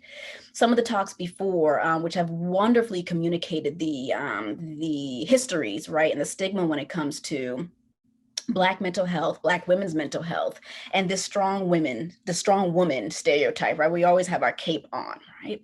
That cape absolutely gets in the way of you being able to listen to your body, right? By nature of having that strong woman cape, you are telling yourself, I don't need to listen to what my body is saying about what I need because I need to do this instead. Right? That cape, right, puts you in a position where you begin prioritizing everything externally to you, and you get further and further away from yourself. You get further and further fragmented, right, from your body. This is permission to come fully back into your body and recognize that you are your main resource, right? And what a wonderful resource you have in your body if you allow it to take care of you, right? We want these things from our body. Our bodies do these amazing, amazing things like birth babies, right? But we don't always give it the honor back to say, hey, let me listen to what you are saying to me. I do a lot of demanding from you. I need this, I need this, I need you to wake up at a certain time. I need you to say this to this person. I need you to stay up late and do this. But what are you giving back into your body? And that's where the self-compassion and the grace comes in, right? Allowing this to be a very new experience for you, right? I work with a lot of birthing people and families, where people come in and say, well, I've done this before, so I shouldn't be feeling like this now. This is my second child. This is my fourth child or fifth child, right? So I'm having all this judgment, these questions about myself, right? I've read all the books, so I should know how to do this. I've listened to all the podcasts. I've read all the magazines. I've got subscriptions to, there's so much information now. I've got all the subscriptions to everything that's there, right? I follow all the mama pages, right? I go to all the retreats and all the summits that are there, right? I should know this better, right? And oftentimes we use that as a way to say, I shouldn't be feeling like this. So when I talk about practicing self-compassion and grace, it means allowing yourself to feel what you are feeling with no judgment.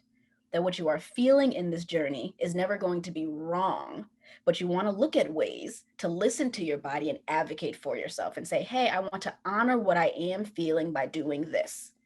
I want to acknowledge that my feelings are real and valid, and I get to respond to them by doing this. When we are not advocating for ourselves, we tend to cut all those things off. We fragment ourselves. And again, we have this narrative that because I shouldn't be feeling like this, I'm just going to pretend that it doesn't exist. All right. And what we know as healthcare providers, and what some of you also know, is when you ignore things, they actually get bigger. They don't get smaller. You can't sweep your body's needs under the rug. You can't ignore it forever. At some point, your body's going to come back and say, I gave you a chance to do this before. Right? Now I'm going to start treating you in this way. Now I'm going to start doing these things. Right, because I need something else from you. So self-compassion comes in by allowing this to be a human experience. Right? That this is not something that you need to do perfectly. This is not something that you need to do with kind of all the mastery, right, available to you. But this is something that you get to try your best at in any given day. And that tomorrow's best might look different than today's best, might look different than Wednesday's best. But for you, being able to know that you have the flexibility to do what you can in any given moment, because this is a journey. This is not something for you to get right and to perfect. This is something to allow yourself to lean into the full process of all this comes with it. And I really talk about with a lot of my clients, allowing yourself to learn yourself in this journey. Even if this has happened before, even if this is not your first birth, this is a totally new way in which you're getting to know yourself. So allow yourself to learn what your body needs. If you don't have much practice at that before, this is now permission to allow yourself to learn what I need now and put the things in place to give me the best benefit in this. And this is also not only about paying attention to what's not going well and paying attention to points of pain and strain, but also paying attention to any parts of this journey that do feel that do feel joyful for you. There was a conversation that Keisha was offering earlier. What does joy look like and feel for me? So incorporating that also into your narrative. What feels well about this? What parts of this journey feel empowering for me? What am I learning that I wouldn't have known before if I wasn't on this journey? How am I able to see and respond to people differently in the world now that I play this role? It really changes your world. It really changes your worldview if you allow it to, and you allow room for you to change through this process. You are not required to be the same person before this and after. And oftentimes society does that. There's this disconnect and there's this dilemma where society expects you to parent as though you don't have a job and that you don't work and have other roles, and then be in other roles as though you're not a parent. And it can really, really strike a chord with this kind of disorientation. Like, who am I allowed to be in this space?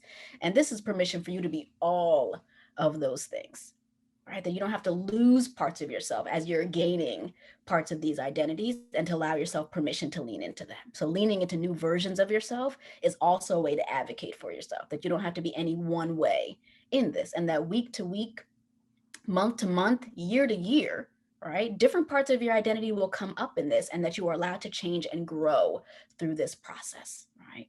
Compassion allows room for you to be who you need to be for yourself, versus leaving you kind of stuck in the shame of, I should be like this, I have to be like this all the time, right? So not ignoring parts that feel good and parts that don't feel so good about this, but learning ways to respond to all of those different parts of yourself. This means listening to when your body is hungry, listening to when your body feels full. This means listening to when you feel a little bit more fatigued, but also listening to when you feel energized and like you got some wits about you and that you can kind of move around in a different way. Listening to when you feel weak and might need a break, might need a rest, and we'll talk about breaks a little bit later as well. But also listening to parts of this journey where I do feel strong. I feel like I got a hang of this, right? We tend to gloss over things that we do well. Our minds, biologically, evolutionarily, are trained to focus on things that feel like threats. So oftentimes our memories, when we look back at experiences, we're only remembering the most negative parts of things. This is permission to spend time in what might also feel well about this journey for you. And if you need to write that down because you might not remember it, write down those moments that feel well. You want to be able to come back to those moments later, right? As you're giving yourself some information about how this has all felt for you. So I want to move us through some affirmations for advocacy, right? So I'll give you a few seconds. This is also while I get my cord, but I'll give you a few seconds to write some stuff down. So I'm allowed to be new at this. And I want you to put in the chat what resonates with you as I'm calling out some of these affirmations. I'm allowed to be new at this. I deserve rest. And not only is that rest deserved, but it's required for me to feel well. And it gets to be prioritized. I'm sorry, something's going off my cord. It gets to be prioritized for, I'm so sorry about that. It gets to be prioritized not only for me, but also for how I am well with others. I deserve to be respected along this journey. And I get to have questions. I get to not know everything about this. I get to ask questions when I'm curious about something. Here's a big one. I do not have to be the perfect parent. I want you to slow down around that one. I do not have to be the perfect parent. I don't have to be the perfect person. All right. Other than it being impossible, it's not necessary in order for you to give love and to be loved by others. I'm building a new relationship with myself and my body. My outlet just went out. I'll be very, very honest about this. I am also not perfect. Something's going on over here, right? I'm building a new relationship with myself, my body, my baby, my family, my community. This is the last one I'll leave you with. This is not hard because I'm a bad parent. This is hard because it's hard. This is hard because it's meant to be hard. Not because I'm doing anything wrong in this, but that this is a hard thing and I can do hard things. You're having a really unique experience that's yours only in this way. So you get to get the assistance that you need along this journey. I love it. Loving these affirmations, providing space for vulnerability. That's what we're talking about today, right? So here we also go, right? In terms of whether you believe you deserve these things or not, what are different ways to ask for what you need? You know, Black women have historically been denied access to basic needs and rights. Not only care, but our ability to choose, to be experts on our own bodies, our ability to feel empowered in our voices, and our ability to use our voice and feel respected in the world. I'm offering permission to you to ask anyway. You might not have examples. Oftentimes we don't have examples of Black women who ask questions, who say, I need something different. I've changed my mind about that. My body doesn't feel well. You get to be different. Even if you are the first one who's going to be different and the only one, you get to be different. You get to do this differently than the examples that you have. That could be your mother, your sister, your aunts, your grandmothers, neighbors, mama's groups that you're in, Facebook groups that you are in. You get to be different from them. Right? And now we're going to talk about boundaries, right? Which kind of connects and kind of goes with all of that. And again, please bear with me because something is significantly wrong down here with this cord. Your body, your rules. That's the quote. Your body, your rules. You set the tone for what you need, not only from yourself, but also from other people. And it gets to be up to you.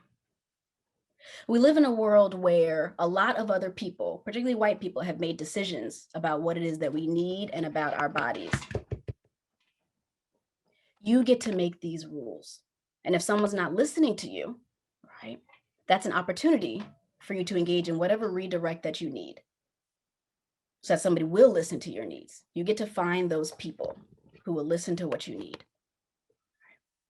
Another boundary that comes up a lot, particularly with with couples who I work with, right, is around sex and romance, and what it means to not want to engage in the same ways in which you maybe felt able and capable to engage before, but now something has changed with your body. You also get to have boundaries in those areas. You get to have boundaries around your rest, around your nutrition, time and energy that you may have been able to devote to things in the past that you don't feel like you have this full access to now, material things. You get to have boundaries around those things, again, as you are building a new relationship with yourself, with your baby, with your body, with your partner, that things get to change over time. Oftentimes we feel really stuck and that we have to remain the same. I need to be the same that I was. I don't want to lose myself in this. So things have to have this kind of sticking point to them, right? But allow yourself to soften, right? And kind of lean into what may be changing about you in this process. It's really interesting when I'm working with families and I'm working with mamas and, you know, we're talking about boundary setting before our work or maybe before they have become pregnant. I always say, like, you know, your boundaries might look a little different. We'll give it some time. I'll give you some room to figure some of this out, and we'll talk about it as you move through your pregnancy. But I have a sense, right, that some of your boundary work might look a little bit different, right, once baby arrives. And almost like clockwork, there's something that happens after baby arrives, and mama starts saying no. And it's really interesting because what I noticed is that there's a willingness to advocate for baby, but it's still really hard to advocate for yourself.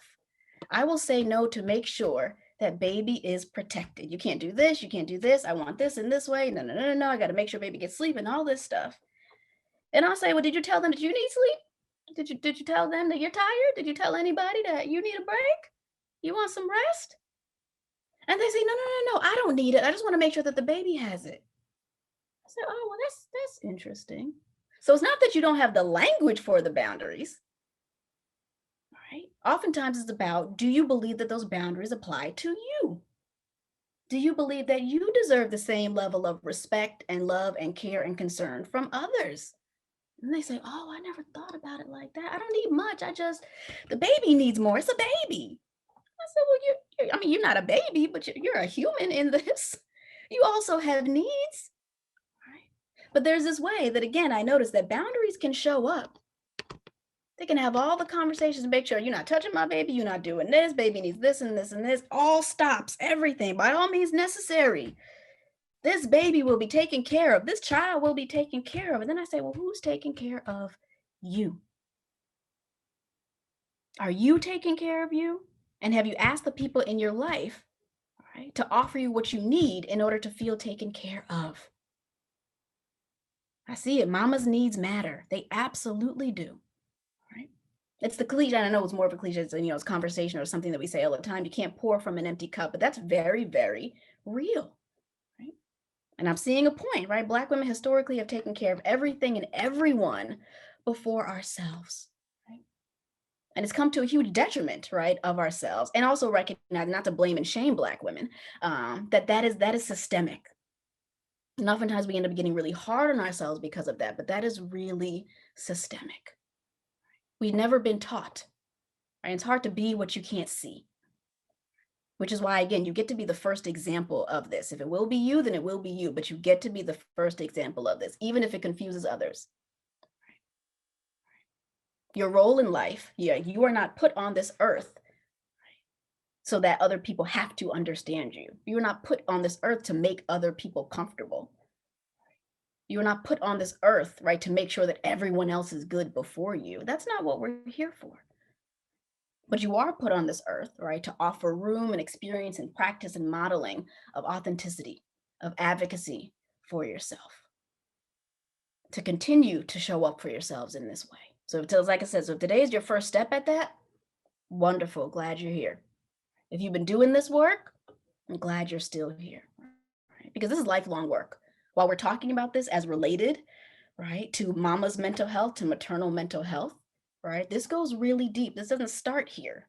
This is an opportunity. This is an iteration of it, right? But it doesn't start here, and it also doesn't end here. So I want to move us into, right, some other ways in which you can remain advocates for yourself, right? So let's talk about advocacy with healthcare providers. This is big, big, big. I am always an advocate of arming yourself with information. We are in a technology age where information, if not almost too much information, right, is right at your fingertips, right? You want to curate this and be able to use this to your advantage, to be able to do your own research on what's available to you and what you deserve. Even if you have no examples of it in your family, because women in your family did not do these things, you get to search for these things, you get to ask for these things, you get to engage in these kinds of practices. Right, so doing your own research on providers in your area, local to you, you might need to drive out a bit depending on where you are and who you are, you have access to that, who you want to connect with. You don't have to work with a provider because they are convenient, because they're already there in the hospital in which you go and see your person. You get to find a provider. It's your responsibility also to find a provider who you can trust. Trust is so big in your relationship with your healthcare provider. It's not only about their skill set. It's not only about whether they can help you do this and this and this part, but do you trust them? Can you be vulnerable with them? Do they spend time with you when you have questions, because this is new for you and you get to be a learner in this? That's who you're looking for, and that's where the advocacy comes from or comes in, right? Is this a provider who's willing to meet my needs? You're not there to meet their needs. They are there to meet your needs. So you get to hold them to that task of, this is what I need, this is what I'm looking for. Can you do this for me and with me, not to me? I talk to clients all the time, not only in terms of a mental health or a therapy setting, but also in terms of a medical setting. Right? Do your providers treat you like you are the expert on your body? That's what you are looking for. I could talk for days and days about mental health and PMAS and all this stuff over here, but only you can tell me about your body. So I will never offer, right, any relationship in which you lose the expertise of your body and you lose that connection with your body and you defer to me, because this is a collaboration. And I want you to feel empowered in this. So are you connecting with healthcare providers who also allow you to feel empowered? They offer you information. They offer you guidance. They help you make the best decision for yourself, versus them being up here as mighty experts and making these decisions for you. You get to mention up front and ask for upfront, are there Black providers here? I'm gonna slow down around this one because I want to see. Oh, I like this in my provider. I want to see, has anybody asked for a Black provider? I just want to see something in the chat.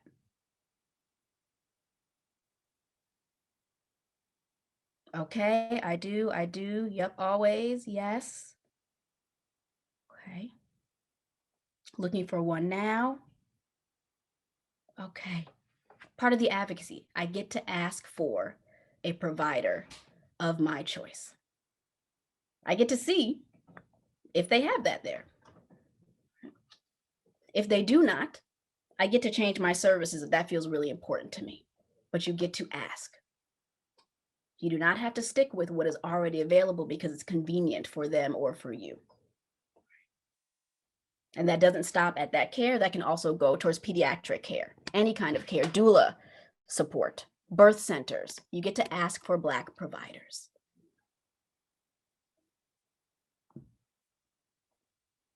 At the time, hubby was in the military. Okay.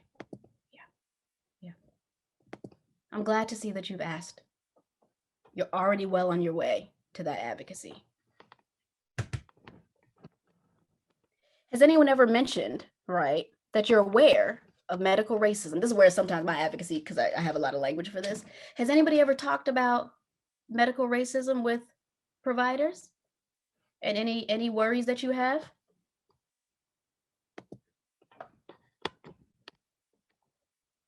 Okay, yes, I have, certainly. Okay. For those of you who have, can you put in the chat what you've said? This can really be helpful for other people to have examples of what you have asked about and what you have said to providers. Oftentimes we don't have examples of the language for that.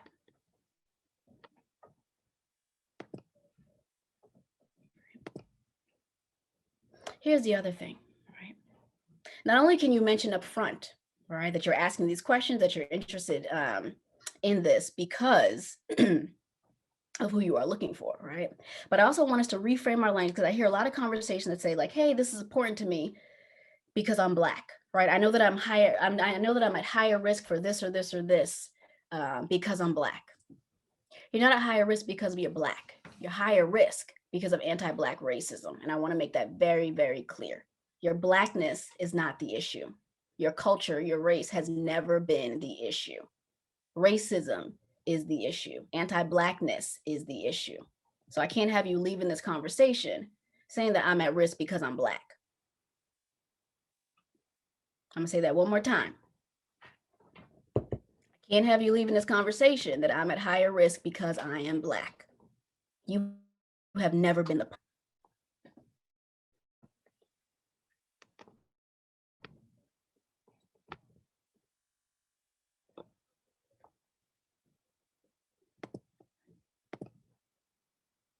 I want to move on, right? Oh, did I have a question?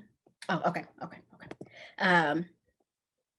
So I'm still trying to get this cord worked out. So let's talk really quickly also about organizational advocacy. I don't know how you all heard about Postpartum Support International, but this is a great start for you, right? That there are organizations, right, that are local, that are national, that are international, right? That's also a way for you to not only get involved, but also to get information about what it is that you might need and what it is that you might need for your future. Right? So organizations like Postpartum Support International, 2020 Mom, Black Mamas Matter Alliance, Sister Song, Planned Parenthood. These are all opportunities for you to continue this advocacy because it doesn't have to only be in one way.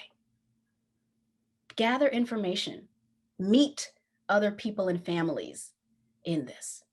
Right? Information can't be removed from you once you get it. Right? You might lose other things, right? But you won't lose this knowledge of who's available to you and who is actually in your community. Something that can be really big, particularly in this stage, is the isolation, right? And then you add in, right, COVID and sheltering in place, right? These are ways to help you feel less isolated in this. Today's a great start, but there's a number of ways in which you can still remain connected to support groups.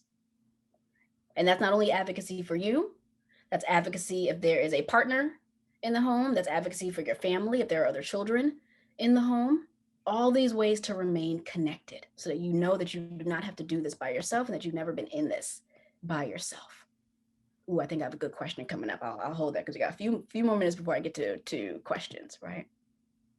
And the last thing I want to talk about, which is something that we don't think about as often, is legislative, right? Oftentimes we leave whether we call it politics or policies, legislation, right? Things that are happening in our state and in our communities to like a certain people.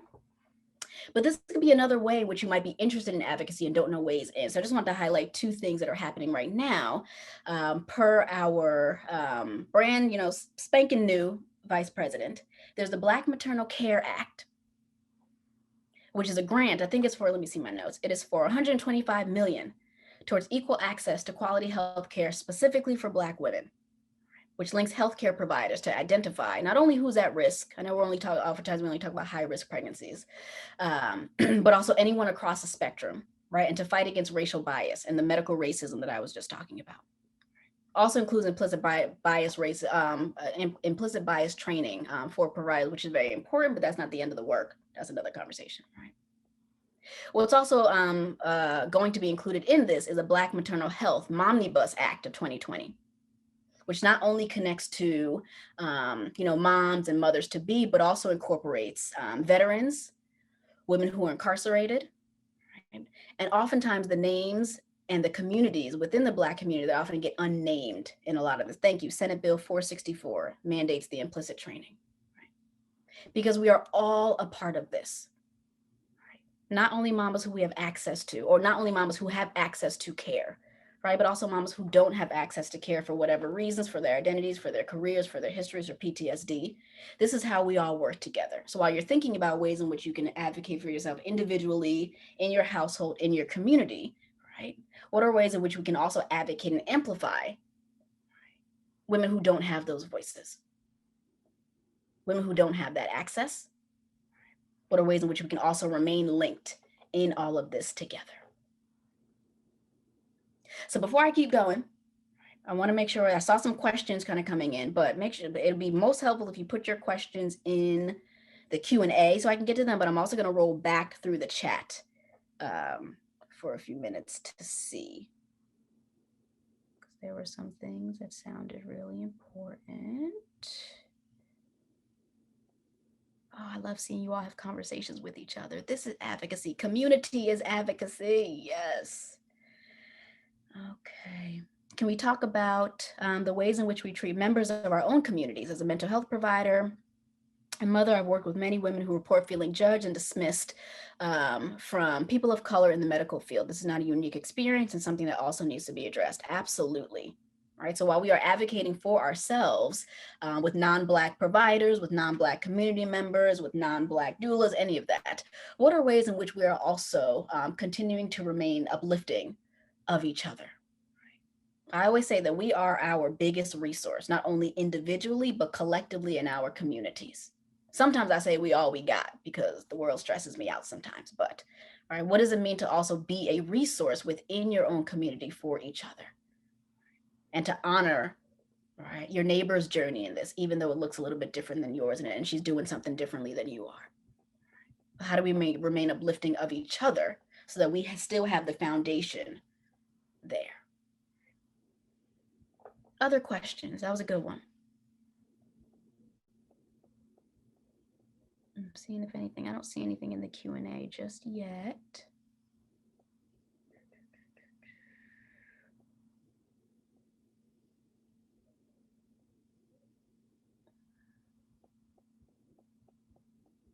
Let me see.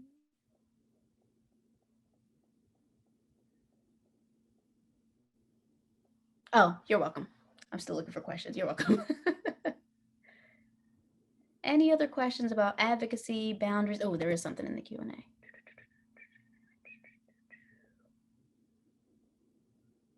I'm not currently accepting clients, but I have great referrals. Some of them are on this event today, and I more than likely will be accepting clients and having some other events and things this year, so we can absolutely continue this conversation. I see people have dreams of becoming a doula.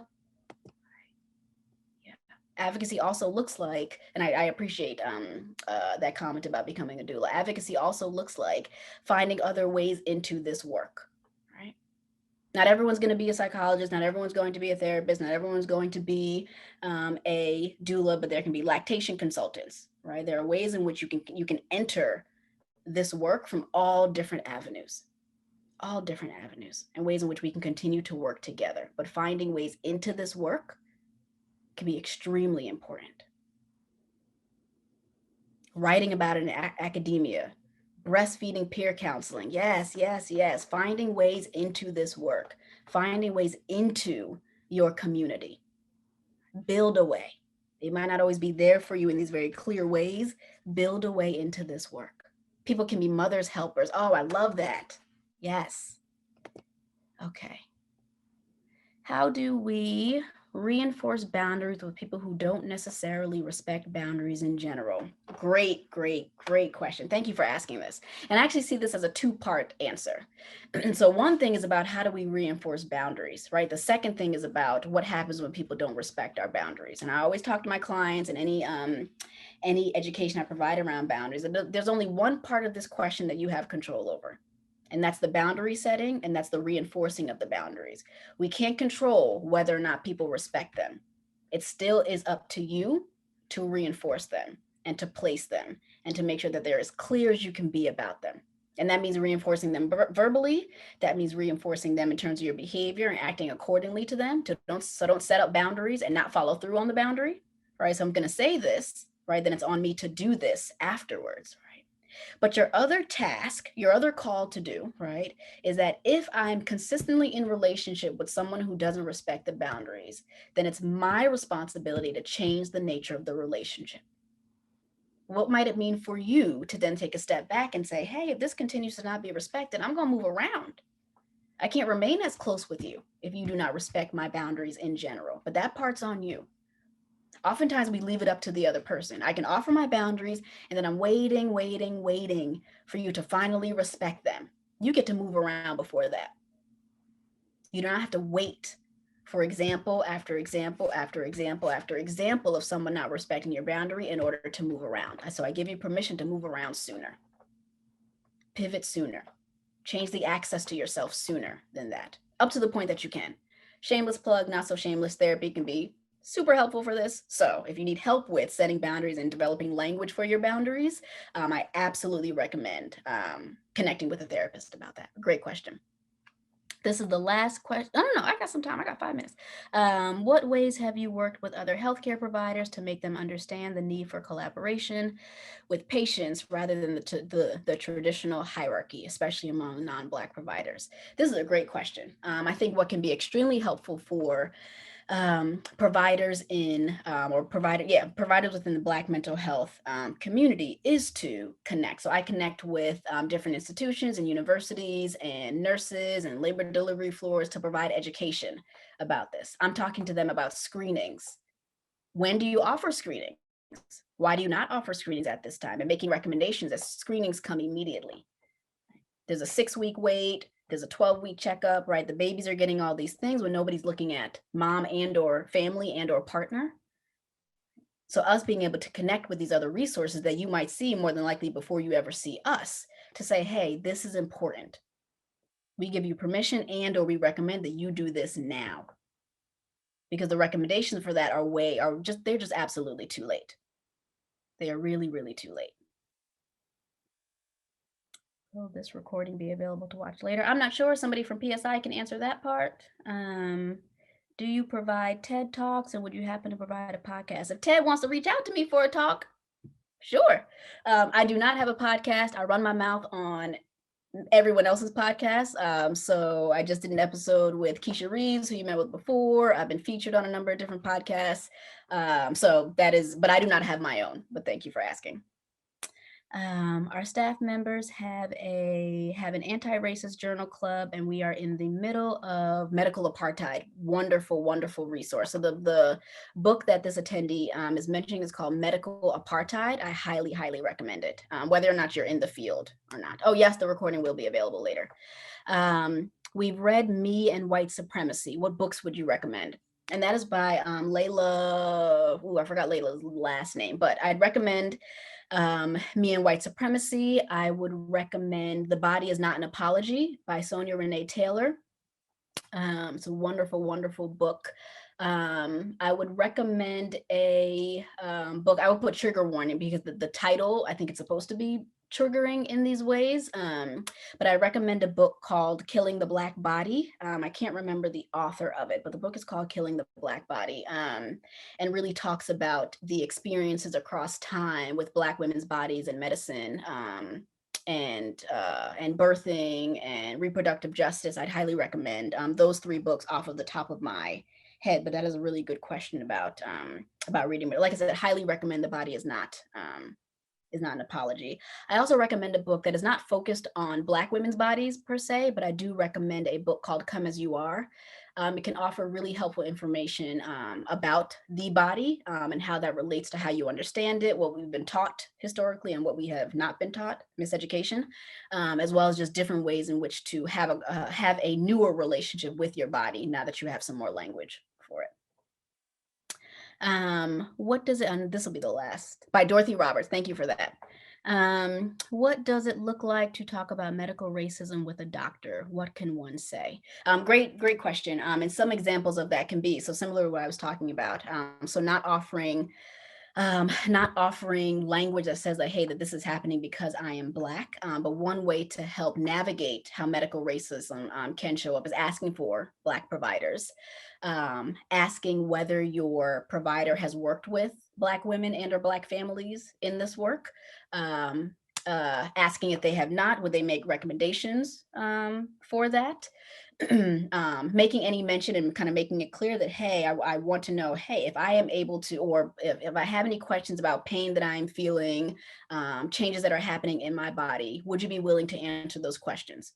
Can we spend time with you answering those questions? What are ways in which I can access you about what might be happening along this journey, right? Those are ways in which you can stand up in that, which doesn't mean that you have to actually name like, hey, I think you are racist because you are white. If you want to do that, go ahead, but that is not what I'm saying. But ways in which you can continue to assess not only how, I think you can assess how competent they are, but how responsive they will be to your needs. And you get to ask questions about responsiveness to your needs. If they are not available, do they have recommendations for any spaces or any avenues that you can connect with to answer some of your questions if you can't make it to them? Are there people in their office, right? So things like that, to be able to ask not only how can they relate to you, but if they are not and they have the humility to say, yes, I can do this and no, I can't do that, can they make recommendations for exactly what it is that you do need versus viewing themselves as the only person who can help you, right? Those are ways in which you can kind of stand up to how medical racism might show up, right, in the doctor's office. And somebody just mentioned an interview with Sonia Renee Taylor on Brene Brown's podcast about The Body is Not an Apology. I highly, highly recommend that. So that is all from me today. We are right at time. I don't remember what the next segment is, but really enjoyed talking to you all. These are great questions. Feel free to continue reaching out to me. I'll be kind of off and on for the rest of the afternoon. You can find me at ascensionbehavioralhealth.com. You can also find me on Instagram, where I run my mouth the most, at Dr_Ayana_A. That's at DR_AYANNA_A. And also remain connected with PSI Georgia.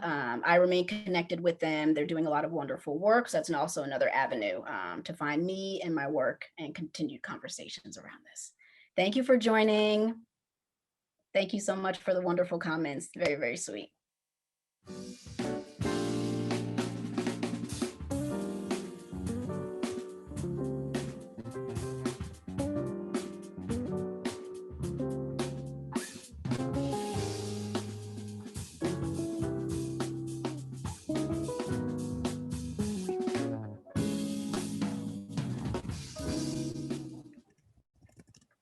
Dr. Ayana Abrams, oh my goodness, you know, I feel like I need her Cash App to give her a tip because I was over here taking notes.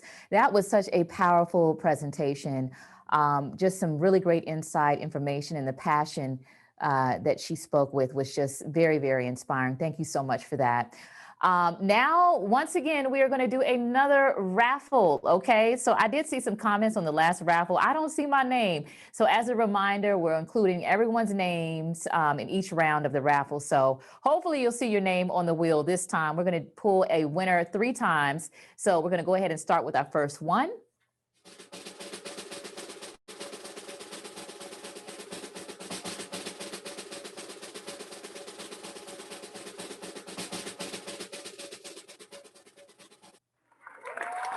Did I pull your name? Mashawn Glover. Mashawn Glover, congratulations. You have a gift card coming your way. We're going to do it 2 more times on this round.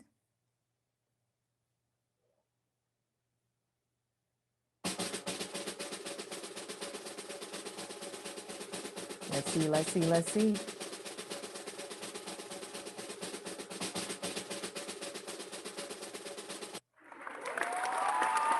Tamara Mason, congratulations. You are our lucky winner number 2, and we're going to do it 1 more time just for this round. We'll have another raffle coming up as well.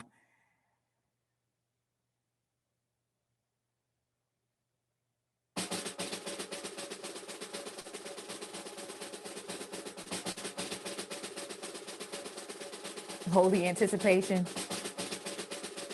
Here we go. It looks like it's going to be Katrina Johnson. Katrina Johnson.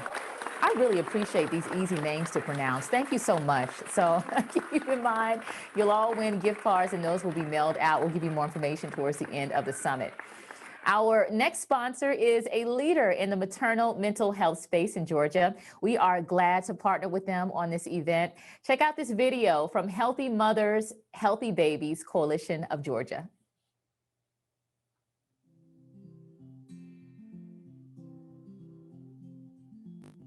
For over 45 years, Healthy Mothers, Healthy Babies Coalition of Georgia has served as a nonprofit with a fierce commitment to improving maternal and infant health. We know just how critical it is to support the social, emotional, and mental health needs of Georgians, and are pleased to collaborate with the Georgia chapter of Postpartum Support International to provide a peer support program that supports moms who are feeling anxious, overwhelmed, depressed, distracted, or isolated and are looking for help. In addition, we are launching a case management program using the Parents as Teachers home visiting model to support moms in their parenthood journey and expand their knowledge in critical areas of child development. As the only organization in Georgia that focuses on the full spectrum of maternal and child health concerns from prematurity to maternal mortality, we also provide resources and referrals to be of service to the community. Through our call center, we operate the Children's First Information and Referral Line, Help Me Grow Georgia, Prevent Child Abuse Georgia, and the Georgia Peace for Moms Psychiatry Access Line. We also launched the Pickles and Ice Cream website, which provides a myriad of resources for moms and families to utilize from pre-pregnancy to postpartum period. We believe that it truly takes a village to raise a child and are humbled to be a part of the solution in supporting Georgia's families. To learn more about HMHBGA, visit www.hmhbga.org.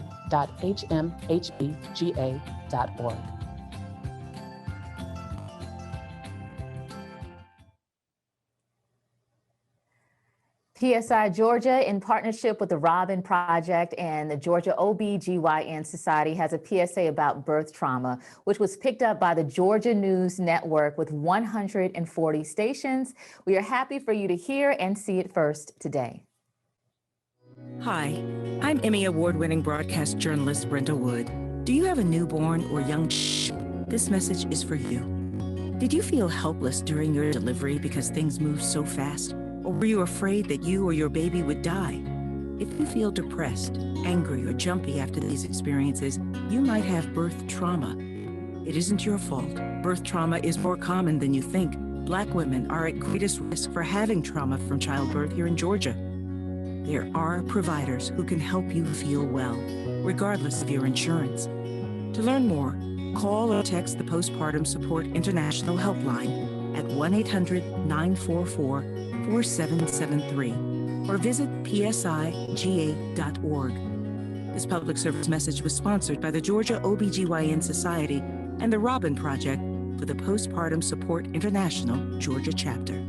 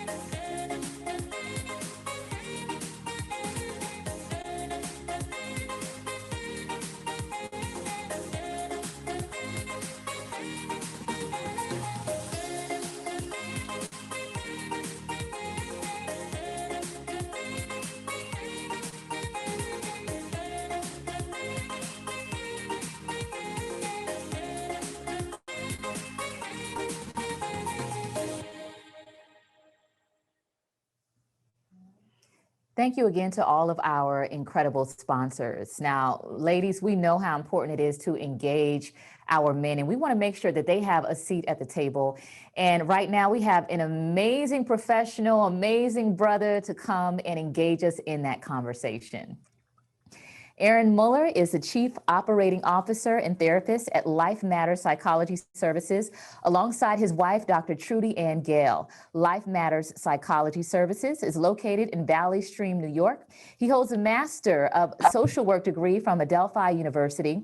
Aaron was highlighted as one of the 15 Black male therapists you should know in the Huffington Post in 2017. One of his latest projects was launched of his t-shirt line promoting Black men seeking therapy, which includes the slogan, Black Kings Need Therapy Too. Aaron's mission is to change the stigma associated with mental health in the African American community by providing information, educating, and providing low-cost services. Aaron was recently featured on HBO as a co-host of What's Good, Bro?, a brotherhood mental health check-in. He has also been featured on News 12 in New York, Cosmopolitan Magazine, and New York radio station Hot 97. He can also be seen in VH1's Black Ink Crew, providing couples counseling and recognizing the importance of Black men going to therapy. Aaron, thank you for joining us today.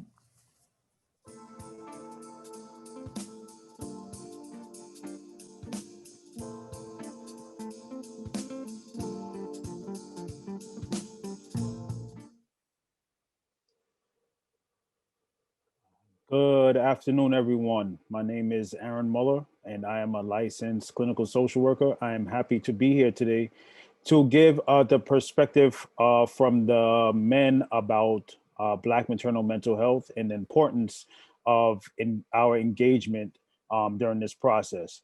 Thank you for the beautiful introduction. Thank you for allowing me to be here. And let's go right to the slides about engaging Black fathers. I am a father of two, Hudson and Harley, and that's everything to me. So I'm very passionate about having this conversation about engaging Black fathers. So let's get right into it. And I'm looking forward to an engaging conversation.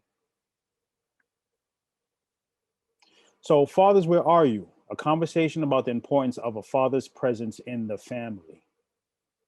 Next slide, please. So what are we going to be doing today? Participants will engage in an interactive conversation about the importance of the father's presence in the family. Participants will also learn the social and emotional impact of the father in the home. The session will identify and define challenges children and families face when the father's not in the home. And finally, a call to action will be issued how to get more fathers involved. Next slide, please.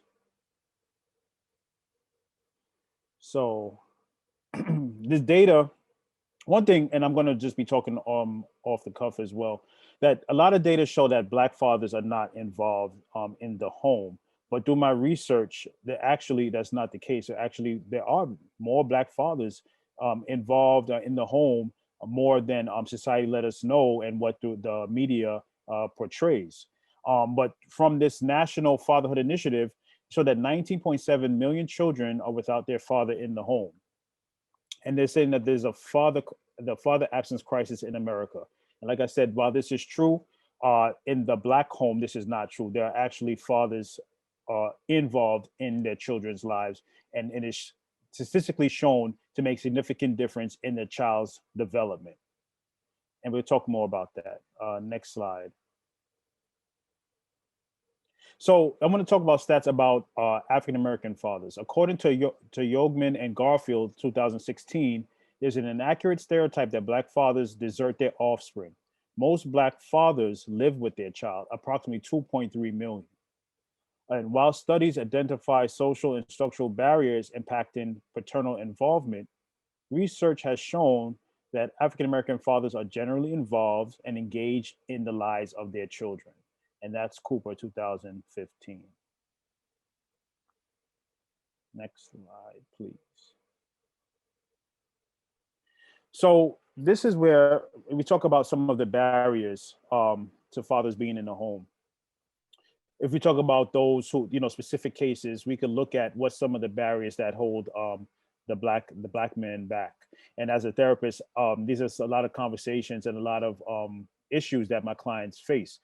History of violent behavior, addiction, challenge with finances, housing issues, mental health, strained relationship with their partner, and their own childhood experience of abuse and neglect. And that's a huge piece. So when we're dealing with the systemic issues of racism or systemic issues of dealing with police brutality, and we're seeing that currently in this day, we see what some of the issues that the Black men face. And this is not to make an excuse, but to give the kind of the whole picture. And that's why I appreciate this summit in terms of what some of the Black men go through. And when I have these sessions with Black men specifically, we're talking about these conversations and about some of the issues that they face and the challenges of not even being available to, not being aware. So the first thing is the awareness. The first thing is an awareness about their mental health or what they're going through. So how do we get Black men to recognize that, yes, incarceration is a barrier? How do we get Black men to recognize that they need to talk to someone and that therapy is available and helpful to them?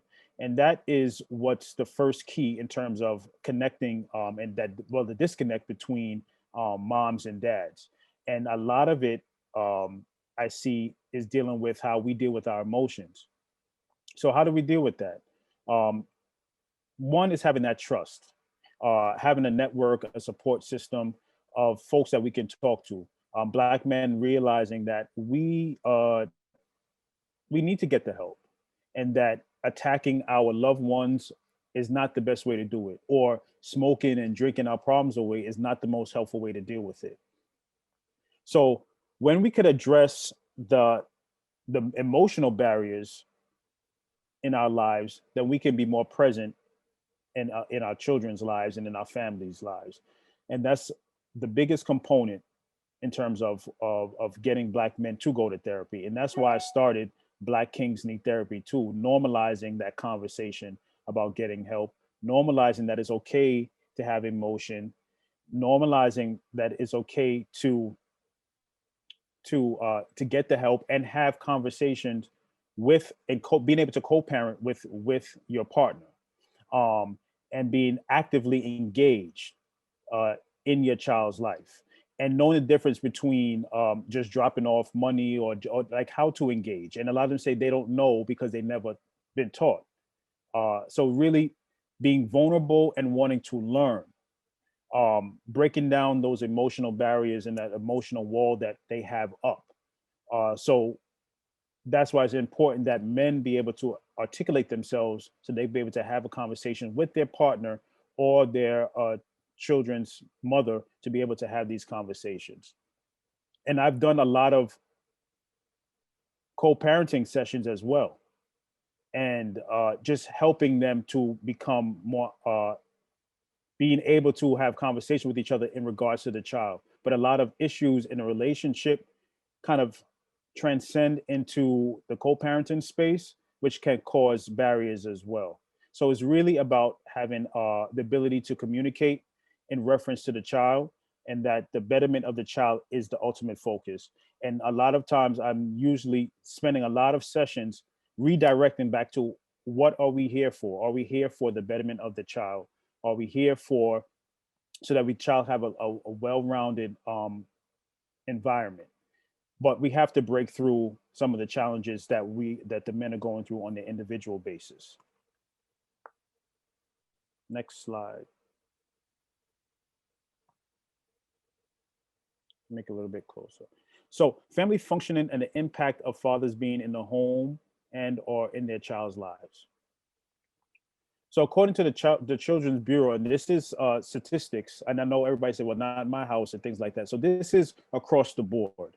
Of course, it changes from family to family. Fathers and infants can be equally as attached as mothers and infant. So during when the baby's first born, you want that skin to skin contact.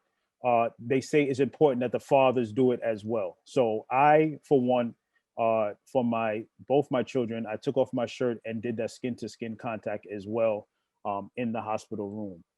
And it was very, very important for me to be able to do that process as well.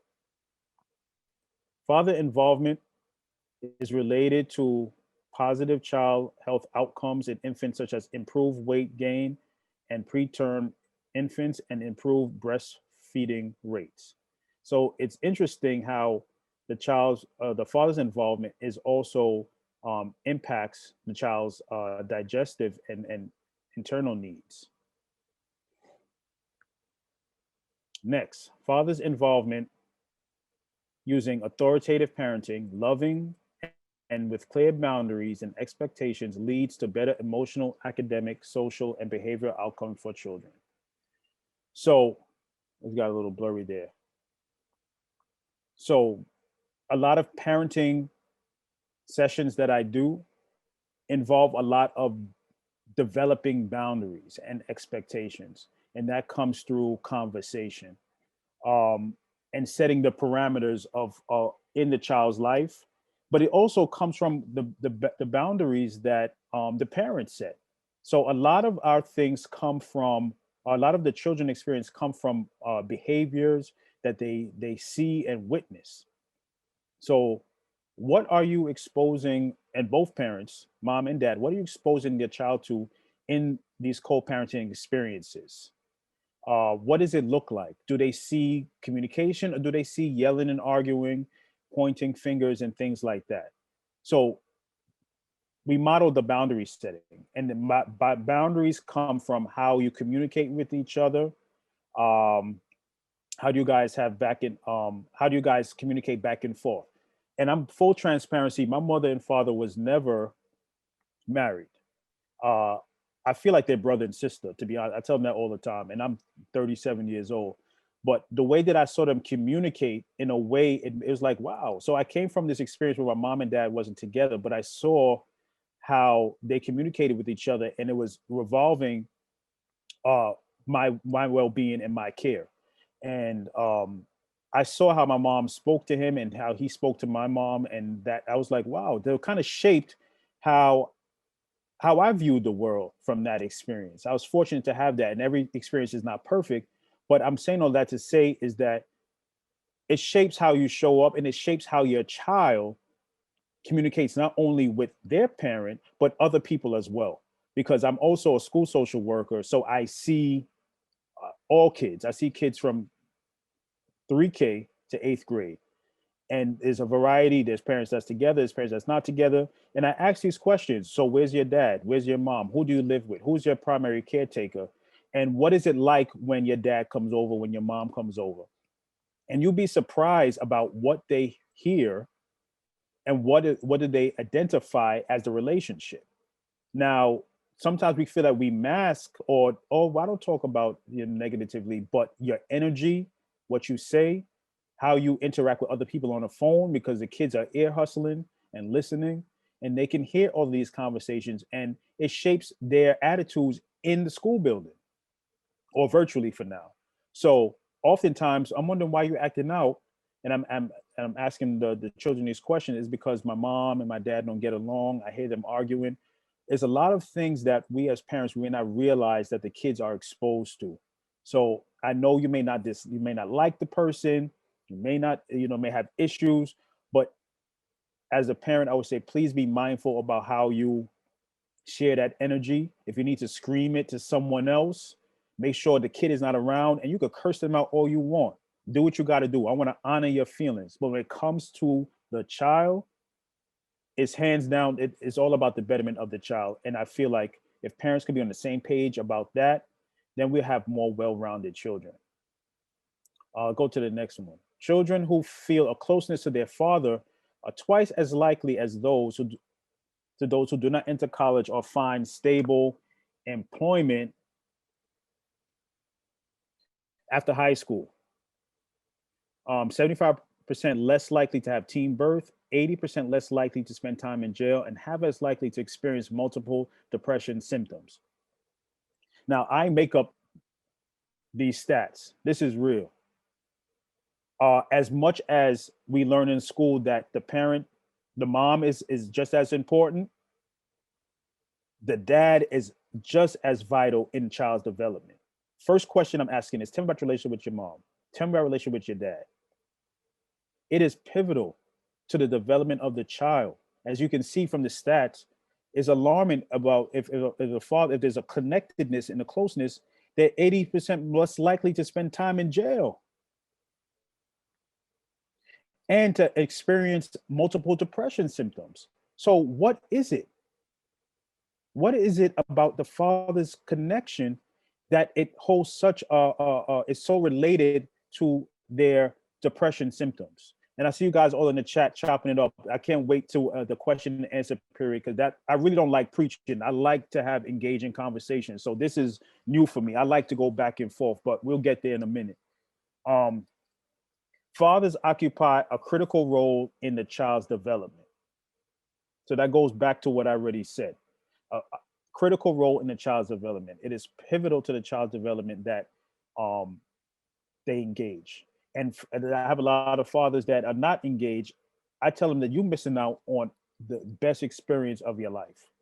So I hope there's some fathers in here that can take some of these information back to your homeboys that are not in their children's lives, and let them know what these stats show. So screenshot and show it to them that you are directly affecting your child's well-being and welfare when they get older based off you not being in their life. The quality of the father-child relationship matters more than the specific amount of hours spent together. So the quality of the father and child relationship matters more than a specific amount of hours spent together. So we get it, everybody's busy and doing things, but that quality, that connection means everything.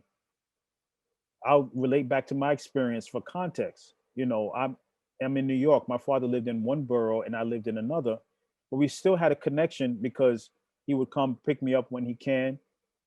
And we do things together. We had those experiences. So creating that connection, that bond, right? So you may not be in the household exactly, but What is the experience like when they are together? Is it of quality? Is it of substance? You know, do they do things? Are they having conversation? Or is it more you just come to the gate and just say, I came to say hello? You know, while that's okay, but it needs to be more in depth. It needs to be conversation. It needs to be doing things together, activities. High level of father involvement are correlated with higher levels of sociability, confidence, and self-control in children. And this is a mouthful right here, because when we look at the children's confidence, we look at their ability to engage with others, we look at self-control. Um, those are number one questions that especially my young Black men, when I'm doing counseling with them, tell me about dad. Is dad in the household? You're wondering why when dad's not in the household, it's directly related to behavioral problems. We talk about self-control. That's it right there. Self-control in children. So being able to sit still, being able to regulate their emotions, being able to engage in the school setting, that's sociability, confidence, right? So that lack of confidence that's not there in our young girls, high level of father involvement are correlated with higher levels of sociability, confidence, and self-control. I hope y'all screenshotting this because this is some vital information. Children with actively involved fathers are 43% more likely to earn A's in school and 33% less likely to repeat a grade than those without engaged dads. I don't need to say nothing else about that. That's clear. So we are showing, and I tell these Black fathers, I said, you don't know how powerful we are as king, like not only as kings, not to not ruling over the world, but ruling over ourselves and our children, how impactful we are. We have and I told my wife, because I saw how she, went back in the hospital after having both of my kids. She gets very sick after childbirth, and the miraculous process that women go through bearing children. And we have an important role as dads as well. It is one without the other. There's a Jamaican saying that one hand can't clap. So that you need two hands. So it's important that we communicate and we co-parent and work together to build well-rounded Black children. And that's my emphasis, the Black family, the wellness of the Black family. Father engagement reduces the frequency of behavioral problems in boys while also decreasing delinquency and economic disadvantage in low-income families. Father engagement, so that's what I spoke about. The father engagement, how important it is, especially in our young boys' lives, decreasing delinquency. So we're talking about deviant behavior. We're talking about maybe engaging in a illicit substance dealing or use. All of these things are so important, and it's directly related to the father being in the child's life. And the last one, father engagement reduces psychological problems. I can't see the last one. Let me move my thing. If you make it back small again, I can see the last one.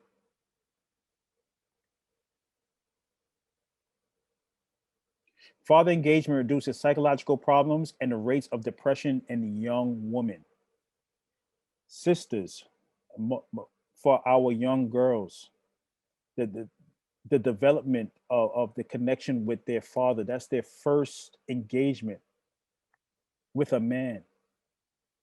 And it kind of dictates, in most cases, how they engage with their partners, with their future husbands, with their future boyfriends, that relationship, dad modeling how a woman should be treated.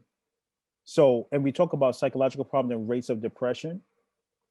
Most of our young girls are feeling depressed because they feel that disconnect from their dad, that abandonment. We hear the phrase daddy issues a lot with, and we kind of coin it with women.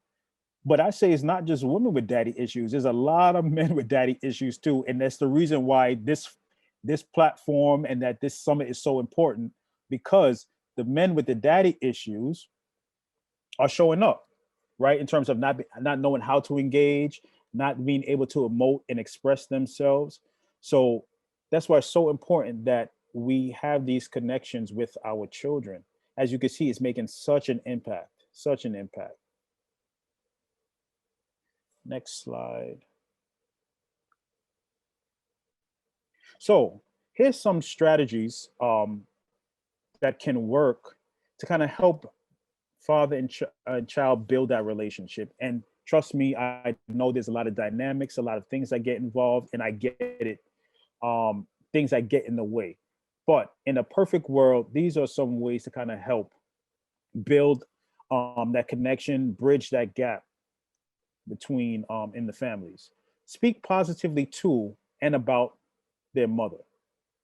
This is especially important in situations where the relationship is severed through divorce or separation, which is huge. And like I said, a lot of adult issues show up in a relationship, and that affects the dynamic with the child. And I see that a lot, where we forget that what's the bigger picture here? I know everybody's been hurt, everybody's feels that they've been betrayed or relationship is severed, but we have humans here that's being affected by our decisions. Create a vision for father engagement. 20 years from now, what do you hope your children say about you as a father? What do you hope they don't say?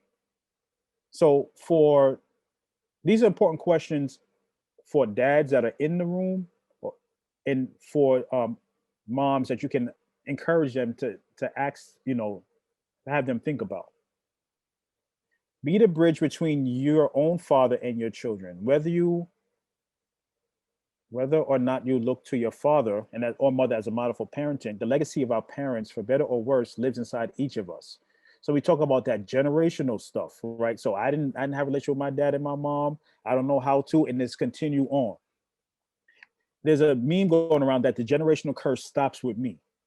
And that's where that awareness comes in, that we have to break that.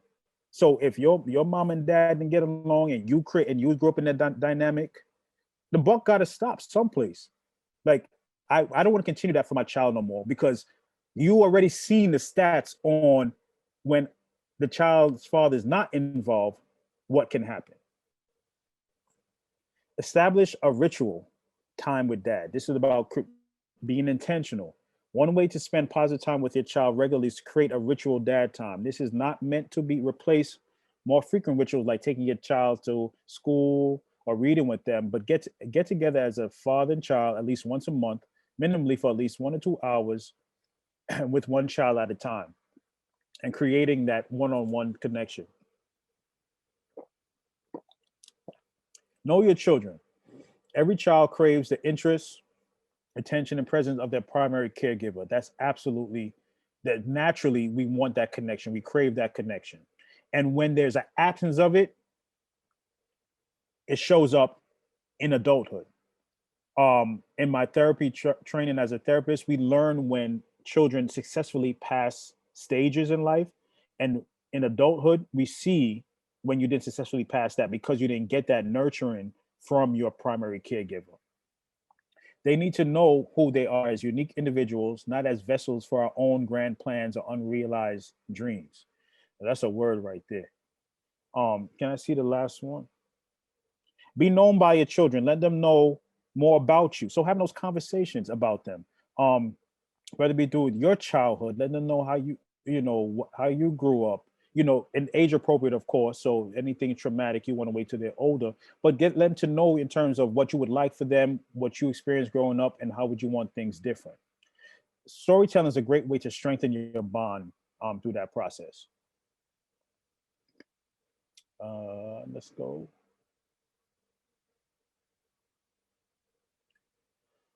So I wanted for the dads in the room, or moms could share. There's some great resources where there's a lot of dad movements going on right now. It's encouraging black men to connect, process the issues going through, whether it be co-parenting or child visitation or court issues.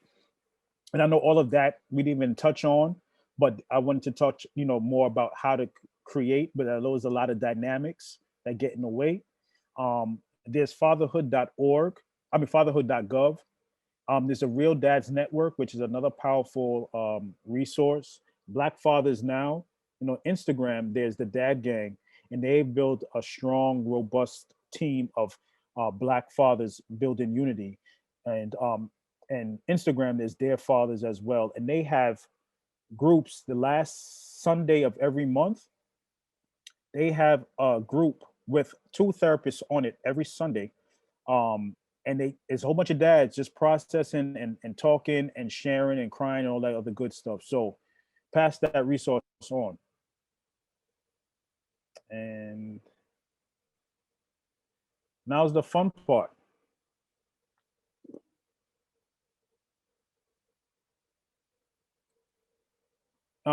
Any further questions? I'm the Black therapist, the Black_therapist on Instagram. I have my email there.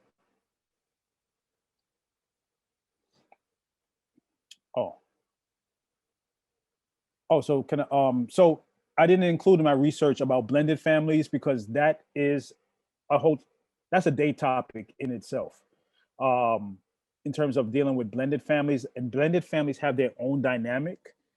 And one thing is really important is about building trust and building kind of building a foundation through family, kind of having like a family meeting and talk about expectations and talk about what everybody would like out of the relationship.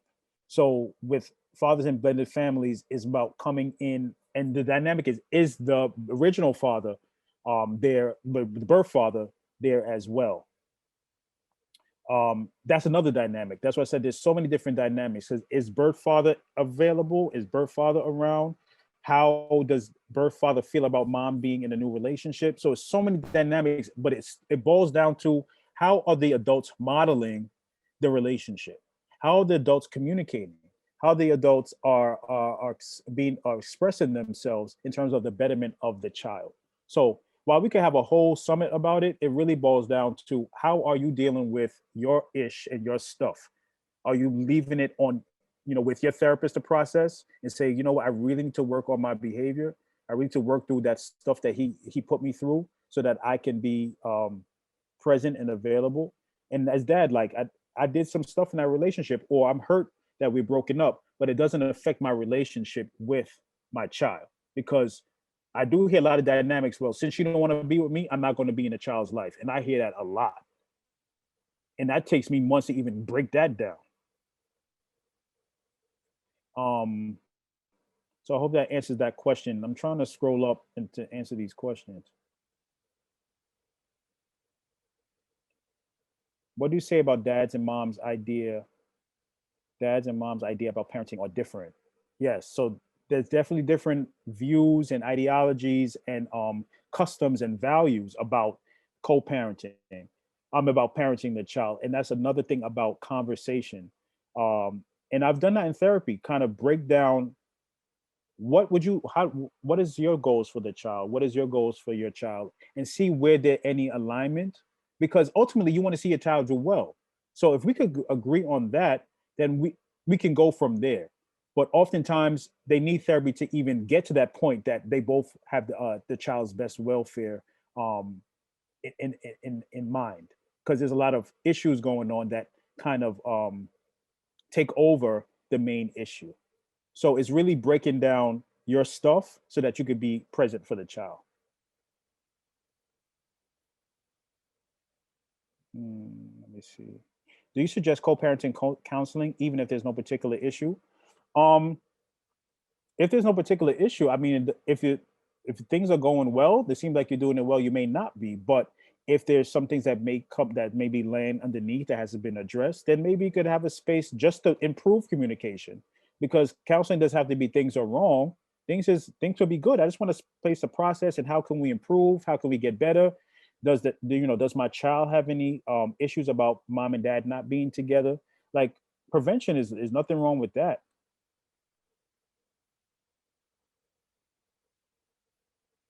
Is there a difference between involved in the home versus married to the mother and lives in the home with the mother?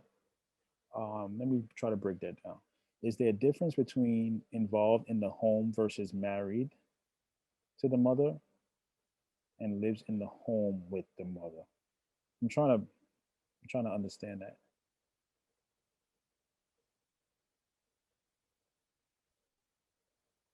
If you could break that down, the question to me again. I'm not understanding that question. Okay, here goes one. How do you get a father to really listen to a child and make time for the child when the child's constantly are asking to spend time with the father? Wow, and that's a tough one because he really has to want to be involved. Um, I guess my question would be, do you know of any barriers of why he can't be in the child's life? Is anything that he's going through? What is, what is holding him back? Especially when he can't, not listening to his child and the child is asking for it. Like, what has him so occupied? Is it because you guys are not together? Is it because he doesn't know how to be a parent? Was there a time when he was involved? Has things changed? I really would like to know more background, and maybe, you don't have to respond back, but kind of think about where is it coming from? Is it his own stuff? Because I do see that a lot where the child is asking, mom is engaged, mom doesn't show no attitude. He's just completely just not involved at all. And I see that a lot as well. And those are those unfortunate cases where he have to learn. And it's going to be sad because that same child, that's the one that you're going to need later on in life. And I see that a lot as well. But it's really sad where there's no barriers. Mom is trying her best. She really could wild out on you, and she doesn't. And you still can't show up and do what you're supposed to do. So those are those tough cases where I really have to say, what's going on with you as the dad? Like what has you in such a stronghold that you can't be in your child's life? You said, I thought they were asking, is there a difference in the couple being separated but co-parenting together versus the couple being married and living together? Okay, now I understand. So let's break down the couple being married and living together. Now, you could be married and living together and still be disconnected as a father. So it's about still being present and engaged, because there's a lot of dads that's there, but he's off in the back. He's in his man cave. When he come home, he had to take off his clothes, and there's no involvement. There's no part, taking, ownership in terms of his part. Same rules apply in terms of engagement and understanding the importance of your involvement, not just being in the present. When I say present in terms of those stats, is present and actively engaged. So there's that, dads dropping their kids to school and doing those things with them. So it's really important, even if you're in the household, that you don't think, okay, I'm good because I'm here. No, what part are you playing? Are you engaging in that child rearing process? Because it's important to provide the social support, the emotional part. How do you be there for a child who doesn't have a strong father figure? So I want to add that in a lot of research that's been done about co-parenting with Black women, that the protective factor for the children in terms of success is the village. And as Black women, I see how you guys create a village with your sisters, your family, other, other family members, and that's a protective, whether it be church or other organizations, that's a protective factor as well in terms of a child development, that children, can fare well with outside and extended family in terms of that support. So even if that is not there, there can be that village to support that child as well. So I want to include that in there. And I'm about to wrap up, and I thank you for the opportunity. There's a book called The Black Girl's Guide to Co-Parenting by Azita Joel that I want to encourage you to kind of check out and see if anything resonates with you. It's called The Black Girl's Guide to Co-Parenting by Azita Joel.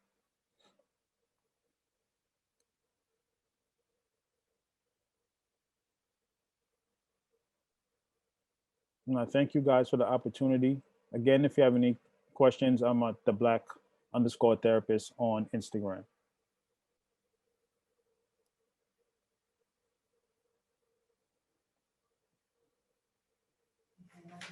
Erin, thank you so much for that very insightful conversation. You know, it's really important that we have men at the table, and he offered so much insight into that. So we thank you so very much for that great conversation.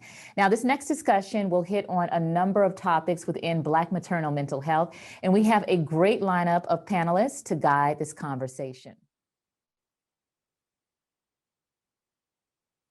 Of running her global parenting community of over 500,000 women, Black Moms blog and retreat company, the Self-Care Retreats, Shanisha is an advocate for Black parenting, diversity, and helping women learn to put themselves first. Her passion and dedication has made her a sought-out expert on parenting and self-love.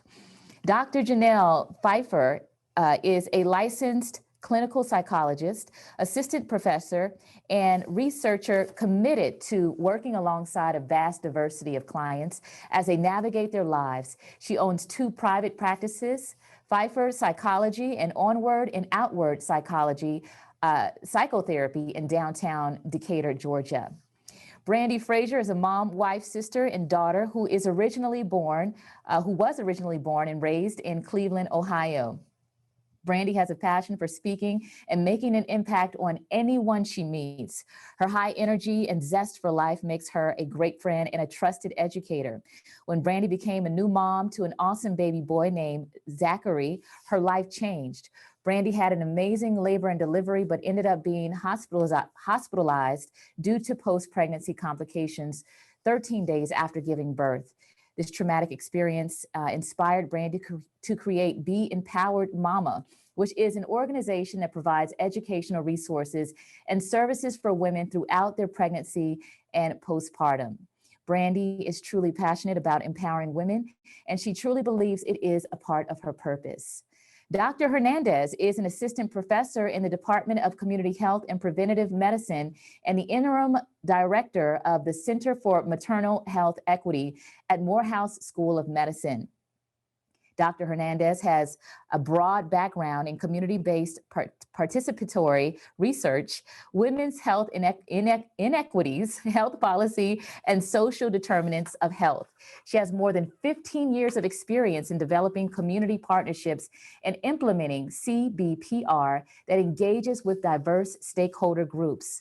Dr. Hernandez currently sits on the Georgia's Maternal Mortality Review Committee and on various maternal and child health organizations, including Postpartum Support, International Georgia Chapter, Advocacy Group, and Georgia Maternal Health Stakeholder.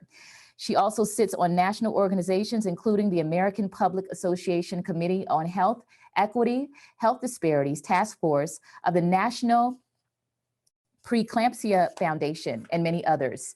Dr. Hernandez has presented her work at various international, national, state, and local conferences. Ashanti Duncan is a 24-year-old mother of 2, ages 2 and 4. Ashanti shared her motherhood journey at the age of 19 working at McDonald's. At the beginning of her pregnancy, she enrolled in Nurse Family Partnership's First Time Moms program to better prepare herself for motherhood. Although she was prepared to care for a baby, she was not prepared for the mental struggles of being a full-time mother, employee, and student at the age of 20.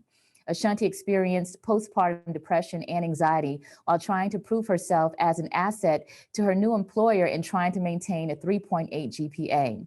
With the help of her family as well as her nurse, she was able to find effective coping mechanisms to defeat the depression and went on to receive her BBA and MBA.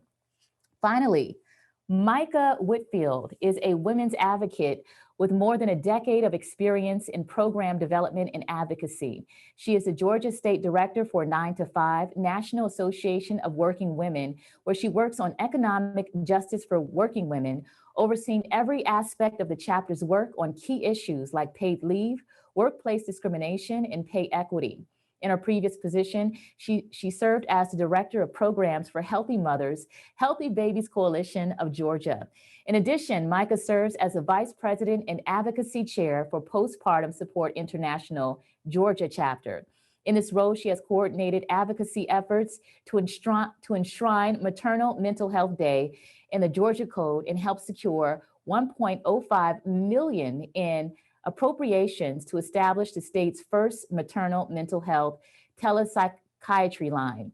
Micah received her master's in social work from Clark Atlanta University and a BS in social work from the University of North Carolina, Greensboro. We have an amazing panel here today, and Micah will lead this conversation as your moderator. Thank you so much. And I don't know about you all, but I have just been enjoying this conference all day long. The summit has been great. And I just look forward to continuing this conversation with this panel. So this dynamic panel of experts will really highlight the issues Black women face during and after pregnancy. We'll talk about the impact of traumatic experiences on maternal mental health and how Black moms can utilize support systems in their communities to heal. We'll talk about maternal mortality, birth trauma, survival, and how Black women can support other Black women building resiliency and wellness. So with that, I will jump right in. And this first question will be directed towards Brandy, but certainly other panelists, if you have things to add to it, please feel free. Brandy, can you share with us, particularly your postpartum experience and how you advocated to basically save your life? Yes, I can, Micah. Oh, wow. So talking about postpartum, you have to talk first about labor and delivery. You have to lead your way into it because that piece there is a major part. So with labor and delivery, I mean, it was amazing. It was an amazing experience. I pushed out an 8-pound, 10-ounce, big, healthy baby boy in 20 minutes and 11 contractions. So I am very proud of that. And the biggest thing about that was I felt so empowered. I felt so just powerful that I was able to do it because talking to my OB throughout my pregnancy, you know, she always said that, you know, you can go through it. It's going to take a long time. You're a first-time mom. It's going to take at least 2 hours to push out your baby. I'm like, huh? 2 hours? Oh, no. So to be able to go through that experience and really just own my labor and delivery, that was amazing. Throughout the labor and delivery process, though, I did find something where it just stood out to me a bit. And I don't think a lot of women know and think and understand when you're delivering a baby, you're really not yourself. You're not at all. So the advocacy piece is going to be key. My husband ended up advocating for me right there out the gate when it came to being checked, the amount of times I was being checked. I hadn't met my doctor who was going to deliver my baby because my doctor was nowhere to be found until literally it was time to push. So they kept saying, you know, she's doing a cesarean, she's doing something else. And it took my husband to say, no, you check her to the nurse. You check my wife to see what's going on because she hasn't been checked in 6 hours. And lo and behold, they checked. My baby boy was literally 2 fingers in, almost on his way out. So I had that empowering experience. I'm like, okay, great. I get home. Yes, 13 days later, I felt a little off. I felt a little weird. I had a headache on my left side of my head. And I said, I never get headaches. Where's this coming from? So I went and checked my blood pressure. Yes, I had a blood pressure machine at home that I purchased during my second trimester because as a Black woman, when it comes to high blood pressure, diabetes, all of these factors are just there. And it's already in my family history. So I wanted to stay ahead of it before it got ahead of me. And my doctor had asked me, she was like, why are you checking your own blood pressure? I said, because, and why didn't you tell me I need to check it at home? I checked my blood pressure. It was astronomically high. It was like 163 over like 106. That is not me at all. I go to the doctor and they, you know, check my blood pressure and they're like, whoa, it is very high. Okay, it's protein in your urine as well. That's postpartum preeclampsia. I'm like, what? What do you mean? Go to the hospital right now. You need to go there. And she said, do not go home. Go to the hospital. Because if you hadn't come in today, you could have died from a seizure or stroke over the weekend.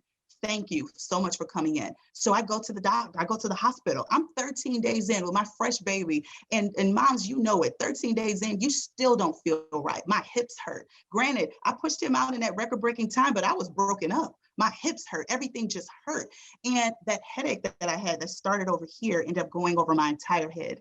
And I'm sitting there and I'm in so much pain. They started me on a magnesium drip. I'm in there begging them to stop the pain from my head. They're giving me Percocets. I've never taken anything like this in my life.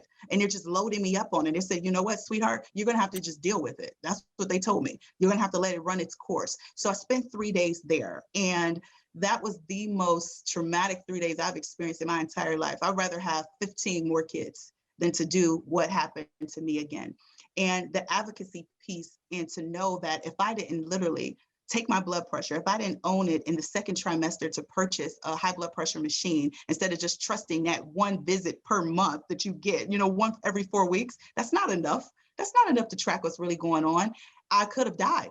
And if I didn't listen to my body, I could have died. If I would have just said, hey, you know what, I'm going to charge it to the game of I'm tired. We haven't slept. We got a newborn. I said, no, something doesn't feel off. And I pushed for that. And I ended up pushing even more at the doctor's office because the CNA was taking inaccurate blood pressure readings. She took it on the cuff and she said, oh, you're fine. Your blood pressure is 117/72. I'll never forget these numbers. I said, no, I just took it an hour ago. She said, you're fine with the manual cuff.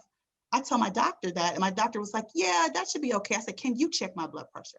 She said, why would I check it? My CNA just did. I said, no, I think they're doing inaccurate readings. Can you check it? She did it with an attitude. She said, okay, I'll check it. She put the cuff on me and she checks it with the mask on. All I know is she releases it. She looks at it. She steps back. She takes her mask off and said, you were right. And she stood against the wall like, whoa. So what other moms are y'all sending home if I hadn't said anything? If I didn't challenge what you said, if I didn't advocate for myself, who's going home and not making it the next day? So that's the whole piece of my story that just really just makes me absolutely push advocating for yourself, because your life depends on it. It's not just like, oh, you need to do it to feel better about yourself. No, your life depends on it. Yeah.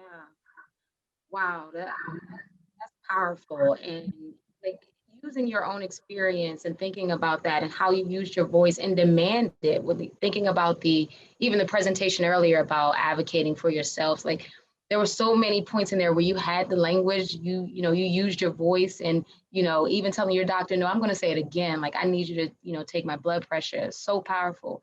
What tools did you feel like you had to do that? And how would you encourage other mothers in similar situations? Oh, excellent question. First, it would be own your health and purchase a high blood pressure machine. If we're going to talk about during pregnancy, you need to have one. They're on Amazon for $19.99. Okay. If you need one, call me, slide in my DMs. I will send you one because it is that important. So the first thing is just to own your health and know what your numbers should be and know your family history. Know and be very aware. So that would be self-awareness. Know your body. I knew my body. I would tell people this: listen to your body because it whispers symptoms. Listen. It's always telling us when something is off, but do we listen? We're so much on the go where we just say, you know what, I'm okay. No, it's none of that. As Black women, as Black mothers, as period, we cannot just say, it's okay. We can't afford that. We cannot afford that at all. The next thing I would say is do your research. Know what's not normal. Know for a fact that, all right, if my blood pressure hits above this, or for instance, if I'm feeling aches in my legs and pain, or if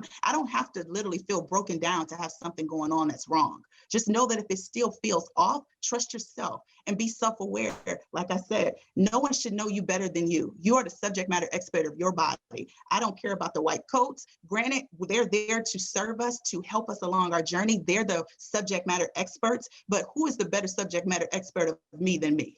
Me, I am. So I want women to know that you have to be the subject matter expert of you. So if someone tells you, no, you're okay. Like I told them, I said, no, I'm not. I need you to take this blood pressure because it's not okay. Oh, okay. If I hadn't said anything, what could have happened? And then I would add this last piece in. Go to the doctor sooner than 6 weeks. Schedule your appointment to go in. I do not care what it is. That 6 weeks is way too long. If you can get in 2 weeks after you have that baby, if you can go once a week leading up, do it, because so much changes and they don't prepare us properly to go home. We're never prepared properly. You're supposed to leave with this baby. We're all broken. Everything else is going on. We're healing. But then they're like, okay, focus on the baby. What about me? Wait a minute. What about this mama? I don't feel good. What about me? So knowing that you should make sure that you're doing your research to know what to expect. Those are the top things. There's so many more, but if I had to say out the gate, if I had a mama sitting across from me right now, I would have this list ready. Say, girl, come on, let me show you what we're going to do, because I want to make sure I save your life, because who would have known what could have happened? Wow. Yes, you had so many things in that. And I mean, I'm looking at the chat too. Folks are saying a lot of those similar things, and so powerful that you know, took control of it. It makes me think of a mantra that even I've been practicing. I'm in control, you know, even, and I heard earlier, I'm building a new relationship with my body, my, you know, my rules, you know, so I think it kind of encompasses all of that when you step into that advocacy role, when you step into knowing that you own your body, that you know what feels right and you know what doesn't. And so I thank you so much for bringing that up. I'm just going to transition a little bit. Dr. Hernandez, we know Black women are dying at alarming rates, but we don't often hear the connection between maternal deaths and maternal mental health. And can you share just a little bit about that connection and how you see that and how that comes up in your work? Yeah, absolutely. Thank you, Micah. And thank you, Brandy, because, you know, mental health is really involved in what, you know, I'm about to talk about. You know, much of the focus in maternal mortality crisis is on the physical causes of death, but mental health deserves a more prominent place in this conversation. There's so many links between mental health challenges and maternal health as they, you know, directly or indirectly increase these morbidities and mortalities. And, you know, psychiatric disorders in pregnant women and following childbirth have been shown to increase the risk of death from obstetric and medical conditions in pregnancy, as well as suicide up to 1 year. A lot of people don't know that globally, suicide is the leading cause of maternal death. And in the US, we've been finding individual state-based data strongly supporting a higher than previously reported maternal mortality rate stemming from suicide and other self-harm. And we're also noticing some hotspots. So New York, Colorado, California have also been reporting higher than normal maternal deaths related to maternal mental health. A lot of how common mental disorders and severe mental illness, they increase your risk for a lot of these different outcomes. So for instance, preterm births, fetal growth impairments are linked to maternal mental health.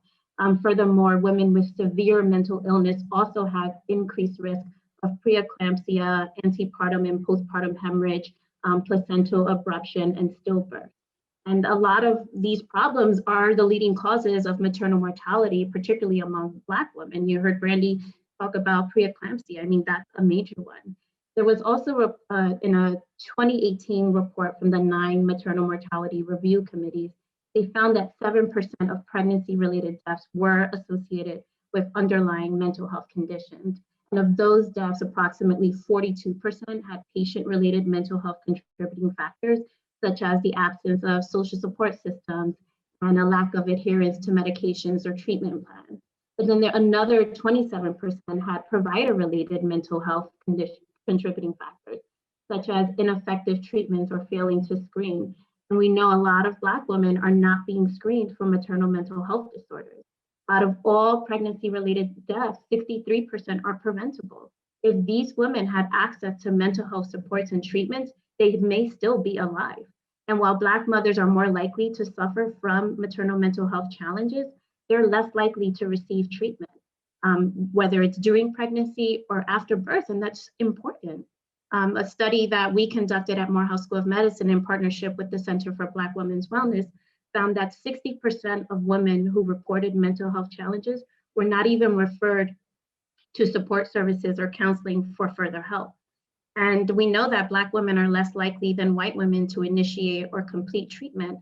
There are many factors, such as lack of access to healthcare, less screening for mental health conditions, particularly in women of color, how Black women talk about mental health, mental stigma, lack of insurance, finances, and then this cultural stigma. You know, Brandy alluded to this before too.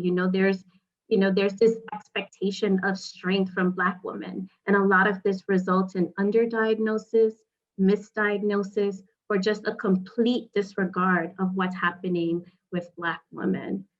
All women deserve effective and culturally relevant prevention, screening, and treatment. And as a Afro-Latina, as a mother to a Black girl, as a descendant of countless Black women, and most importantly, just being a woman in this world, I cannot ignore the crisis that continues to perpetuate racial inequities and affects many of my sisters. And despite what's happening with maternal mental health in Black women, it's still understudied, and that's a huge problem in our communities. Thank you, Dr. Hernandez. And just as we are discussing, maternal mental health, Black maternal mental health being understudied, how do we include more Black women in research and making sure their voices are centered? Yeah, absolutely. We have to be intentional. We have to do it with purpose. We have to make sure that we center Black women's lived experiences. And we need to remember that their voices are legitimate sources of knowledge. When we center Black women in research, it ensures that strategies are focused on culturally relevant care, that they're regarded as important. We also need to center Black researchers. We have a lot of research that's conducted not by Black researchers. And also, although Black researchers have the knowledge and expertise, they're oftentimes left out or brought in some type of advisor capacity, knowing full well that they can lead the research. Their lives and experiences are often not centered in the development and execution of solutions. And that's why we haven't closed the racial disparities gap. This is why. I mean, Black women throughout the country lead critical work to address a multitude of inequities, often with limited support and resources. And concurrently, they're also dealing with multiple systems of oppression that are designed to devalue and derail their work. So for instance, the study that I participated in and led with Center for Black Women's Wellness, we only received $10,000, but we had white counterparts who received $300,000 to do actually less work in working with a Black population. Another thing that we can do is work in partnership with Black-led organizations. We need to trust Black women to lead these research efforts. They are the ones that know the solutions that work in the communities. The strength of community partnerships lies in the ability to go beyond the individual need and incorporate change at a systemic level to meet the diverse needs of our communities. Ensuring that Black women are involved in the whole research avenue it ensures that the solutions are there and that they would get to the community. This is what makes our work at Morehouse School of Medicine and the work that I conduct. When we embarked on our study, it was important that we follow these principles, that we prioritize centering the experiences of Black women. They were the leads in the research. They were also on the community advisory board. They centered their experiences. And this was a way to rethink conventional research practices. And taking a non-traditional approach within a system that is, quite frankly, built on a white supremacist research model will only ensure that we get to do the work that we get to do and that we find the solutions to finally help our women. Wow. Yes to all of that. Yes to all of that. That is awesome. I hope you all were taking notes in the chat because that was a lot of powerful information being shared. Dr. Pfeiffer, want to talk to you about how do we help Black mothers deal with the secondary trauma. And, we hear in the stats, Dr. Hernandez shared with us a lot of, statistical information surrounding the maternal mortality rates and, the impact during their pregnancies. How do women deal with that secondary trauma of hearing these things? And how do you work with them in that process? Oh, Micah, that is such a good question. And I'm reminded of my own pregnancy. I found myself really cursing those Google and Facebook algorithms that somehow found out that I was Black and pregnant and then decided to push every nightmarish story about how Black women are ignored and undervalued and at risk at a time where I felt most vulnerable. And so, and like you're saying, that secondary trauma, and I think that we experience it even more now in this year that we're going through, where we're looking at the disproportionate impact on the Black community by COVID-19, this racial justice reckoning we're having, and then the intersection as Black women of the maternal, mental, and physical health crisis that we're experiencing. So I think the first thing is acknowledging that you're swimming in systems that are filled with trauma and being able to notice what those signs of trauma are as they show up in your life, right? So being able to see that in relationships, and I often talk about like a trauma reaction can look like irritability, can look like agitation, can look like anger, and oftentimes for good reason.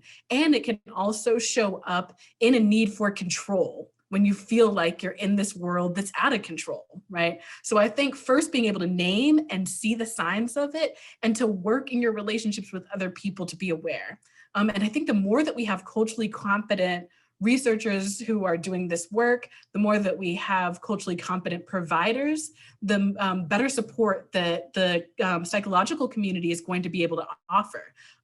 Because that wasn't the part of my training, to be able to understand what complex PTSD and the impact of racism as a complex ongoing trauma looks like for Black women. So I think that's that first piece. And I think the second is also to be able to recognize when to take a step back from the trauma-inducing information, stimulus, media, being able to create buffers that can be protective factors as we talk about them as you're dealing with this traumatic information. So knowing when to disconnect, having limits on social media, being able to have self-care practices, and I don't mean just like baths or massages, but really limits, boundaries, advocating, like Brandy said so beautifully, there is this experience of being able to self-advocate and to have communities of support that support you in doing that rather than trying to shut you down or rather than telling you that you are being too intense, right? Well, as Black women, we're often told that we're too intense. And I have this reaction as a mother myself, where I'm like, I don't know who's gonna take care of me besides me. I don't know who's gonna take care of my family besides me. Like if I sit back and waited for what you were willing to give me, I might be dead, right? So then I think this, being able to think of those buffers, like those things that shore you up, and whether that is social connections, whether that is meditation, mindfulness, being able to care for your physical health, knowing when to disconnect, having those boundaries, and having a good provider, a mental health provider, a therapist, a pastor, somebody who you feel like you can process this with so that you're not just internalizing it and shoving it down and continuing forward. Being able, we know when it comes to trauma, the trauma continues if it's ignored. But as we're exposed to, if we pushed into it with support and tools, that's where we're able to engage in a different way with it. And then at an advocacy and at a system level, what I would like to see more of, and I know that there are some really wonderful people even here right now who are doing this work, is to not just stop with the disparities, like that's the starting point, and then disentangling the why behind it. So we know this report that came from the Surgeon General, it's kind of easy. We see this parallel process with COVID-19. We're like, we see these disproportionate rates of mortality due to COVID-19 and with maternal mental health as well in the Black community. So then you really start to look at the why behind that. And what we know is it's racism, right? So when the Surgeon General was able to say that it's not, when you control for all of the other factors that could contribute to these differences, and one of the biggest predictors is the lack of cultural competence in the healthcare providers and mental health care providers. And so we need to start to really, as we're shoring up our self-advocacy, work to start to change those systems. And I think that at least in my experience, being able to work towards that change is also a way to encourage some of that post-traumatic resilience and growth that we know about, that feeling that I'm not sitting here constantly reminded of those disparities without an understanding of why they are, or even, and how to change them. So I think a little bit of knowing and being able to understand and recognize those trauma reactions, being able to work in partnership with a healthcare provider who understands that, like a mental health care provider who understands and can help walk with you through that process, connecting into that self-advocacy, and then at a systems level, creating change. Us working together in a community to say, this isn't okay, this needs to change. We're not just going to, we're not sitting here, and I know that people are already doing that. So there's great organizations to get connected with and feel that you're able to make a change. Expand on that a little bit. I think we all here, I mean, I know, I've got friends, a ton of friends that have them been in this work. You hear it all the time. I think there's, plenty that was shared in the chat just about, specific birth stories that were just downright traumatic. We talk a lot about maternal mortality, but the near misses, right? All of the near misses we can't even count for all of the times that women have been, close to these really traumatic experiences during birth. And even if it wasn't physical, maybe some even emotional, maybe the way they were treated by, the people that were caring for them, their providers. So like with all of that and hearing those, those stories, and if there's women that are listening now that, maybe they didn't even realize that I had birth trauma, right? Like this is like a whole new space for me. This happened to me, but I just, moved on, right? Like, are there some like, and I know you shared a few things just then, but are there like some key places you would advise them to start like in their process? Oh, yes. That is a really good question. And so in thinking about some good places to start, one of the things more recently, the Atlanta Birth Center has started some free virtual groups that are targeted to Black moms. So I'm checking them out. That's Boca Mamas, Amanda Mullen and her team that's doing some birth equity work really spearheaded those. So to checking out some of the resources that are available through PSI as well, to get some support and connect with providers who have an understanding of what birth trauma looks like and how to treat it, right? How to be able to engage so that you're able to learn some skills to talk about and have a narrative to be able to talk about what your experience was, where you didn't have the support that you needed, and then be able to have some tools to be able to engage with that trauma in a way that you can move forward. I would definitely suggest using some of those resources.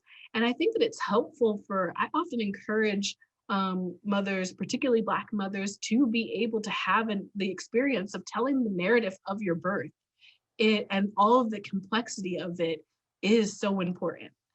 Being able to share what that felt like, what your experience is. Again, that not just shoving it down and moving forward, but being able to talk about it. So I think, yeah, some of those support resources, engaging with a provider who has expertise in perinatal, postpartum, maternal mental health, and then being able to, at this sort of basic level, make sure that there's space for you to tell the narrative of your birth. Mm-hmm. That's really good to be able to tell that in your way. And, I know for some folks, they might be in different stages of that process, right? It's sometimes you're just not ready to tell it yet. It's too traumatic. You haven't, like you said, you don't have the words, the language, the narrative for it. And then, you can see when the healing has happened and women are able to share their story from a place of empowerment, right? Mm-hmm. And so that's just amazing. And I'm very happy that you brought that up. Thank you so much. Thank you. Again, building off of that, Ashanti, I just want to talk to you for a second about your, motherhood experience. I know your after birth experience, was filled with a lot of stressors and responsibilities. And, I'm sure some of that, also was involved in your pregnancy. Can you tell us a little bit about your journey and how did you lean into your support to help you through the postpartum?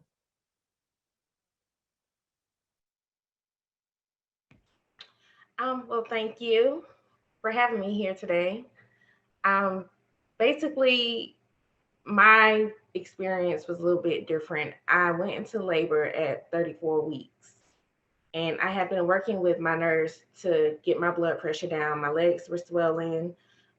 The week before I went into labor, my baby's heart rate was all the way up to maybe like 115. So they had me on the monitor. And then once it came back down, they just sent me home. So as I'm leading up into going into labor, I didn't realize that, something may be wrong. I may have this baby early. I was in school. I actually gave birth right before final. Like it was finals week. So I go to the hospital. They're like, well, we think your water broke. Okay. They bring 5, 6 doctors in, you know, they're telling me all the things that could go wrong. So at this point, I'm 19 years old. I'm scared. I'm, you know, stressing out. They're telling me that if I don't start dilating, then they're gonna cut me open. And I'm just terrified. I'm completely terrified. No one just said, you know, everything's gonna be okay. It was all about what could be wrong. And as a first-time mom, you don't need to know what could be wrong. You need to know what could be right. And so once I had my son, I started a new job. So right at my 6 weeks, I started a new job. I went to school and I'm trying to take care of this baby that they're telling me he's not eating properly, he's underweight, he may have jaundice. We actually got him checked maybe 3 or 4 times for jaundice because he was too light to be my baby. Like he was too yellow. And he's high yellow.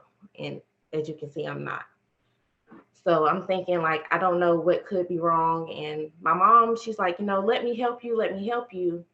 But postpartum for me was keeping him close to me. I felt like I had to be that powerhouse. I had to be the super mom. I had to be the super student. I had to be the super employee. Because at this point, I'm a young mother, I'm Black, and I'm the youngest one in my office. So they're already looking at me like she doesn't know nothing. She does not know enough. So I'm in overdrive trying to prove that I do know. I do have the experience. I can make it all happen. And what I've learned is trying to be great at everything causes you to fail at everything because you're not giving anything 100%. And that's really hard on you. I feel like as a Black woman, that's hard. That's hard because no one ever says, well, the dad's not doing what he's supposed to do. They're not going to say, you know, your coworker didn't do what they were supposed to do. It's on you. They're not going to say the teacher did not give you the tools to be successful. They're going to say you didn't study hard enough. You didn't take care of your child. People come to your house, you're married, got kids, and they'll say, well, why don't this woman clean up? Why is it always on us to be the responsible one, you know? And so my mom, she stepped in and she was like, Ashanti, you need help. You cannot do everything by yourself. I was to the point where if the parking lot was full at work, I wouldn't go. I was too drained to walk across the street. I was too drained to, you know, spend that 5-10 extra minutes playing with my son. And it was really hard because I didn't want to ask for help. I didn't want them to say, well, you knew what you were getting yourself into when you got pregnant. And I feel like that is the number one thing that Black women say to other Black women, Black moms. And it shouldn't be like that. It should be a helping hand. And I feel like I got that from my nurse. My nurse helped change the dynamic in our household. She was able to come in and say, you know, I see you need help. You can't hold that baby and do your homework. You can't sit here and just sleep all day. She was actually the one that said, Ashanti, you know, holding the baby too close is also postpartum. It's not just wanting to be away from the baby, because that's what I thought it was. I thought it was just, you know, I don't want the baby around me. And I was trying so hard to prove that I didn't have postpartum that I was really sending myself into a deeper depression. And so having my mom and my sister and my nurse come in and say, you know, let us help you. Let us take him for 5-10 minutes. Let him, you know, play on the floor for a little bit. Give yourself some space. Give yourself some time. It's okay to go outside, take a walk, you know, let him sleep. Let lying baby sleep, you know. You don't have to sit there and watch him every 5 seconds.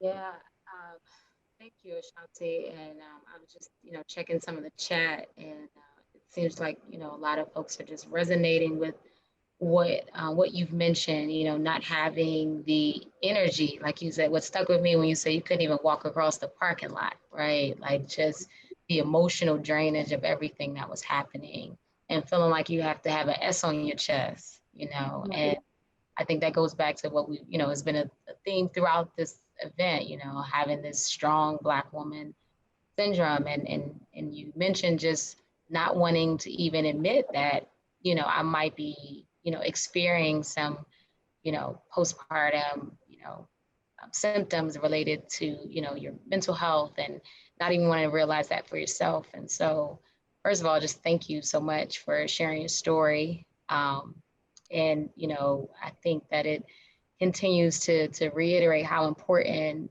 it is to lean upon our support, right? Our village, and then even the extended village. You know, you mentioned the nurse, you know, shout out to the doulas I know that are on, you know, that are providing that additional support and being that extended village for folks. And thinking about community, Shanisha, I just want to talk about just the amazing platform that you have built through Black Moms blog. And first of all, how, you know, you went about identifying the need for it, and how did you build such a strong online platform? Yes, so I've always said that parenting is such a white conversation. And you hear it a lot when you talk to white women about their pregnancies. It's a super fluffy conversation. And the only thing they're concerned about is, you know, their nose and their belly getting bigger and their fingers swelling and not being able to fit their wedding rings. And then you speak to Black women, and it's almost like you've stepped into this alternative universe because the conversations are just completely different. I think when it came to building community, for me, I had my daughter at 23 years old. I got pregnant with her at 22. And I've always said that getting pregnant at 22 felt like being pregnant at 16 years old. I feel like I had no support. It was at a time where a lot of my friends were graduating from college. They were entering their masters. They were traveling the world. And here I was, like, literally studying hypnobirthing to figure out how to have this baby. And that was 8 years ago. My daughter will be 9 this year. So almost a decade has passed since this time. But during that time, I just experienced a lot of aloneness. My partner and I were young. We didn't know what we were doing. We were trying to maintain what we thought was the right way to do things. And when I would turn to the internet, I saw white women that were sharing their experiences, and they were married and, you know, lived in a 3-story house and the white picket fence and the 2 perfectly groomed children. And then I saw Black women, but the reality was I saw Black women that looked like it looked like white women that had been poured over with brown paint. They were still trying to, like, emulate this experience of perfect white motherhood. And there wasn't anybody who looked like me that was going through the things that I was going through, who was still concerned about, okay, I'm only 23, 24 years old. I have a baby. I still want to go out and enjoy my friends. You know, it was just all of these things. And so I created this platform as a response to that. It was out of a responsive need of me needing to build my own community. And also at the time, just needing an outlet. I was giving everything to my family. My relationship was falling apart. I had nothing to turn to. And so I started this platform, and it just blew up. And I remember going back to telling friends that I wanted to start Black Moms blog. And they were like, why do you want to start, you know, a platform about Black motherhood? They didn't understand. But a lot of these women were also not children. And the Black women that I knew that were mothers, they didn't even know that they didn't even have the words to express what they were going through because nobody was talking about it. And so once again, this was 5 years ago that BMB has been around. And at this point, we've built a global community of almost 500,000 women. We're all over the internet, from Instagram to Facebook. We have a private Facebook group with over 20,000 women in it. And when I talk to women every day, you know, about their experiences with motherhood, I'm just like, hey, speak your truth. I love Brandy's story so much because, once again, when we're talking about this conversation of motherhood, there's so many Black women that share this story, that talk about not being able to use their voice and speak up, not being able to say that this is not okay because we're afraid of being called ghetto. We're afraid of being called loud. We're afraid of being, you know, of doing too much. And we're so hard on each other because it's almost like generational trauma that's been passed down to us. When we've spent our lives watching our mothers do everything, we've seen our grandmothers be single mothers, and it gets to us and we're like, why can't I do this? Like, why don't I have the strength to do what I need to do? And somehow we've also developed this term, I'm a strong Black woman. I'm not a strong Black woman. And I think we have to get out of that concept. The only way that we do that is by holding spaces just like this and looking at each other. And I'm listening to Ashanti talk and I got emotional because you could literally feel her heart in what she was saying. So when I look at a platform like Black Moms Blog, I created a space within the already marginalized space of motherhood to talk about and positively reflect Black parenting. Because what I realized is that the loudest is not always the majority, but when you look at Black representation when it comes to the internet and television, it's not what I see here. It's not the conversations that I have one-on-one. It's not what I see when I have sister circles and I have community meetings and events with women. This is what's real. And that's what needs to be celebrated. And I want to just go a little bit deeper besides that point. It's 2021, and we're just now getting to a place where we can actually celebrate being a Black mom. There has been one book that has led people through pregnancy, What to Expect When You're Expecting. Have y'all read that book? And you pick it up because it's like, this is what you're supposed to do. You have a baby, you get pregnant, you're supposed to read this book. This is what I'm supposed to, get into. And I'm reading it and I'm like, this is not helping me figure out anything. This is not doing anything for me. It's not talking to me about using my voice. And just like Brandy said, just like Ashanti said, I had my daughter at 23. My daughter's father went with me to every single appointment. And because I was 23, I was not married, because I was Black, every time we stepped into that doctor's office, I was treated like a statistic. Every time I went into a doctor's office, they were pushing me towards birth control and asking me why I was in here having a baby. Why wasn't I in school? Why wasn't I working my job? There was such a hypocrisy when it came to Black pregnancy. And so going back to that book, I read this book and I walked away with nothing. I didn't walk away feeling like I knew what to do. And I think this book's been around for 20 years. And so to counter that, I wrote a book. I wrote a book about Black pregnancy. It's called Oh Sis, You're Pregnant. And it's a book for us about Black pregnancy, and everything that y'all talked about on this video is in here. Black maternal health, hormones, finances, single parenting, and especially, like Ashanti said as well, getting back to yourself, because motherhood is not just about being a martyr to your situation, because we're still people too. And we have to normalize women being mothers and mothers being women, because it's two separate things. And when we become moms, we literally think that we have to give up everything for our children and our families, and we completely forget to be human.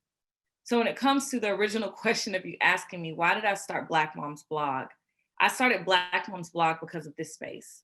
I started Black Moms Blog because I didn't want to see any other woman going through what I've experienced and what I've heard other women experience.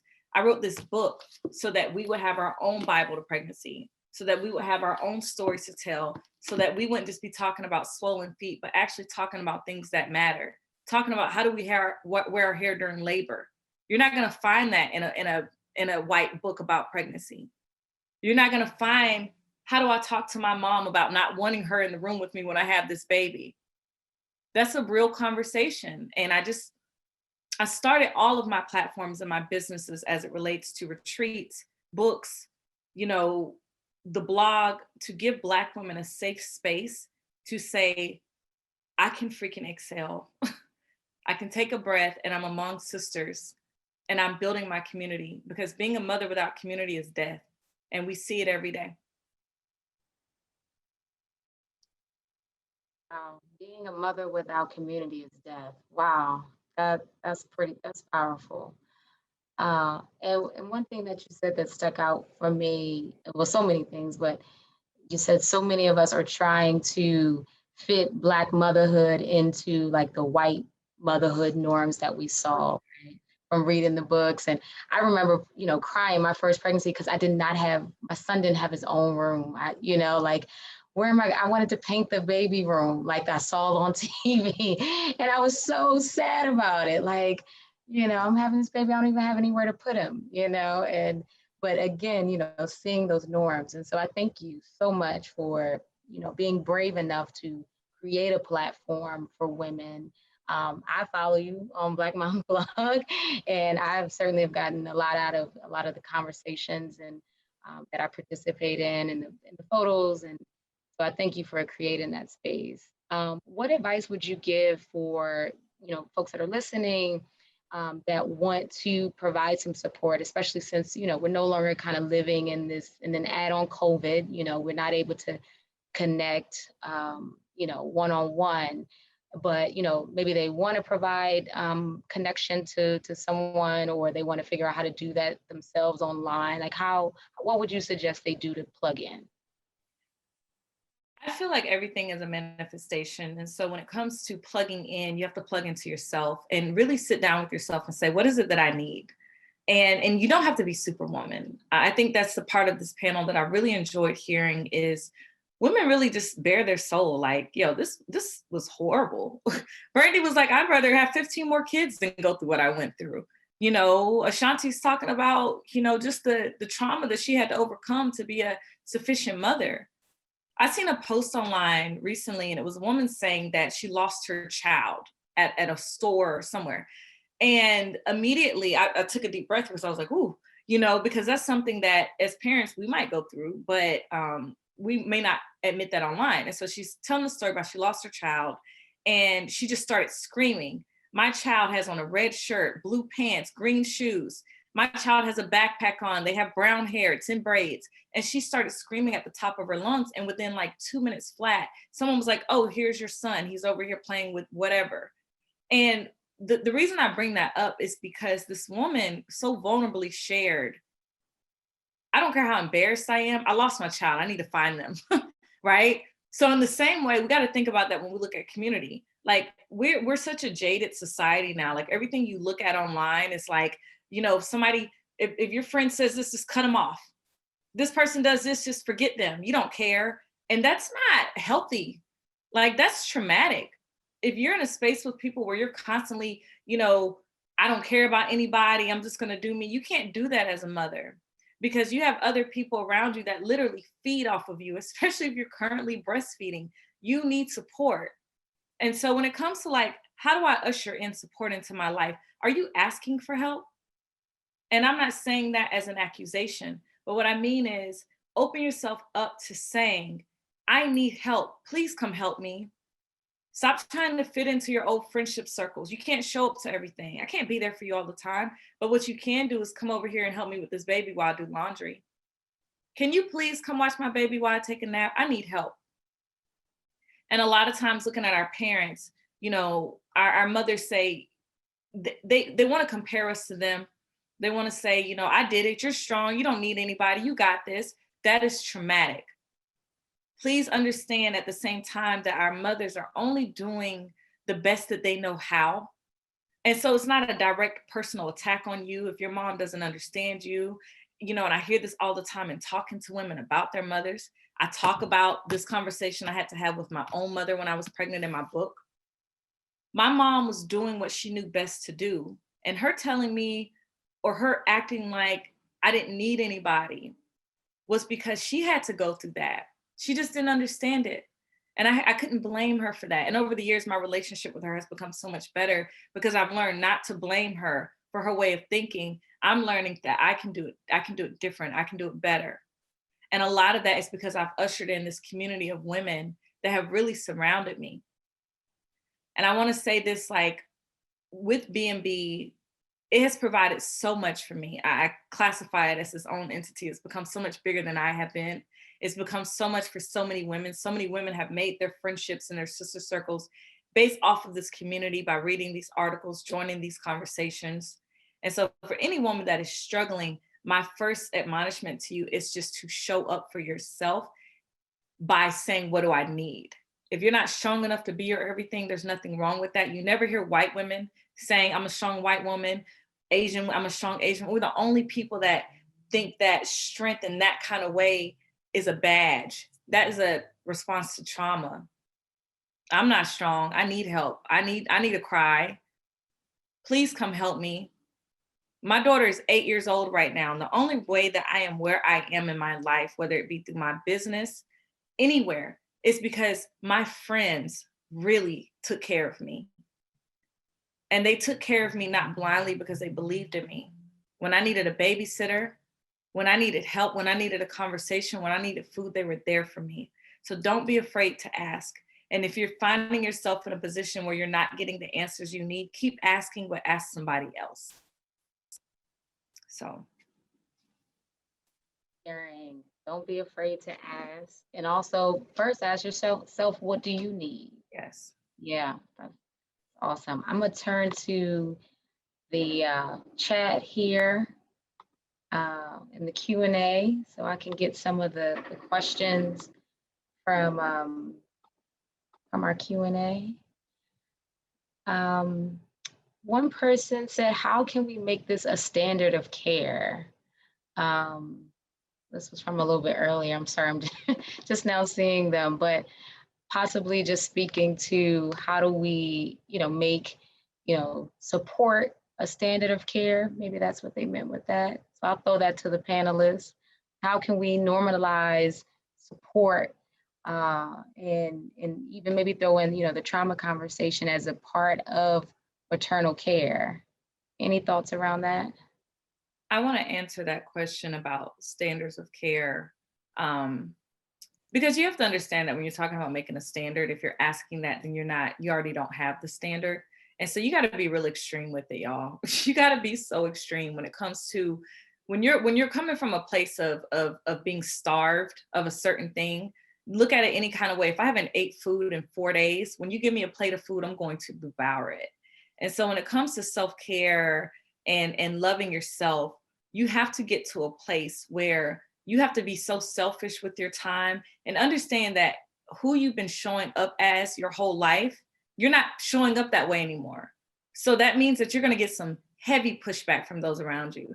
You're going to get pushback from people that are no longer allowing you to be used. You're going to get pushback from your families, from your husbands, from your children, even when mommy's not available because mommy says, I need hours to myself this week and I'm going to take it. But you can't ask for friendship without asking for respect. And so when the respect isn't naturally given to you, you have to create the standard of respect. You have to literally go hard for yourself. You have to say, hey, every Friday for 3 hours, this is my time. And I don't care what you're going through. Don't interrupt my time. Figure it out. And once they start to respect you in that way, then you can soften up a little bit. And then you can, be a little easier. But just like, I can't remember if it was Brandy or Ashanti or who said it earlier about self-care not just being the bubble baths and the cucumber, rolls on your eyes. Self-care is handling your debt. Because self-care in itself is a privilege. How could you even focus on self-care when you don't even know how you're gonna pay your bills this month? When I look at the internet now and I see so many people, oh, I had time to think about my emotions today. I know so many Black women who don't have a moment to think about anything outside of anything. They're operating on robot energy. Like, I need to get it done. I got to feed the kids. I got to go to this job, pick the kid up, go to the next job, go to this job, do this. So when you're saying you're talking about self-care and cucumbers and bubble baths and trip taking, that is a place of privilege. And I say this as someone who's gotten to that place. It's taken a long time. And I never discount the fact that where I speak from now is a place of privilege. This is not the norm or the standard, but I had to create the standard. So just remember that when you talk about self-care as a standard, stop trying to emulate what you see online and get your finances in order, get your mental health in order, get the therapist, clean your house, get a sitter for those kids.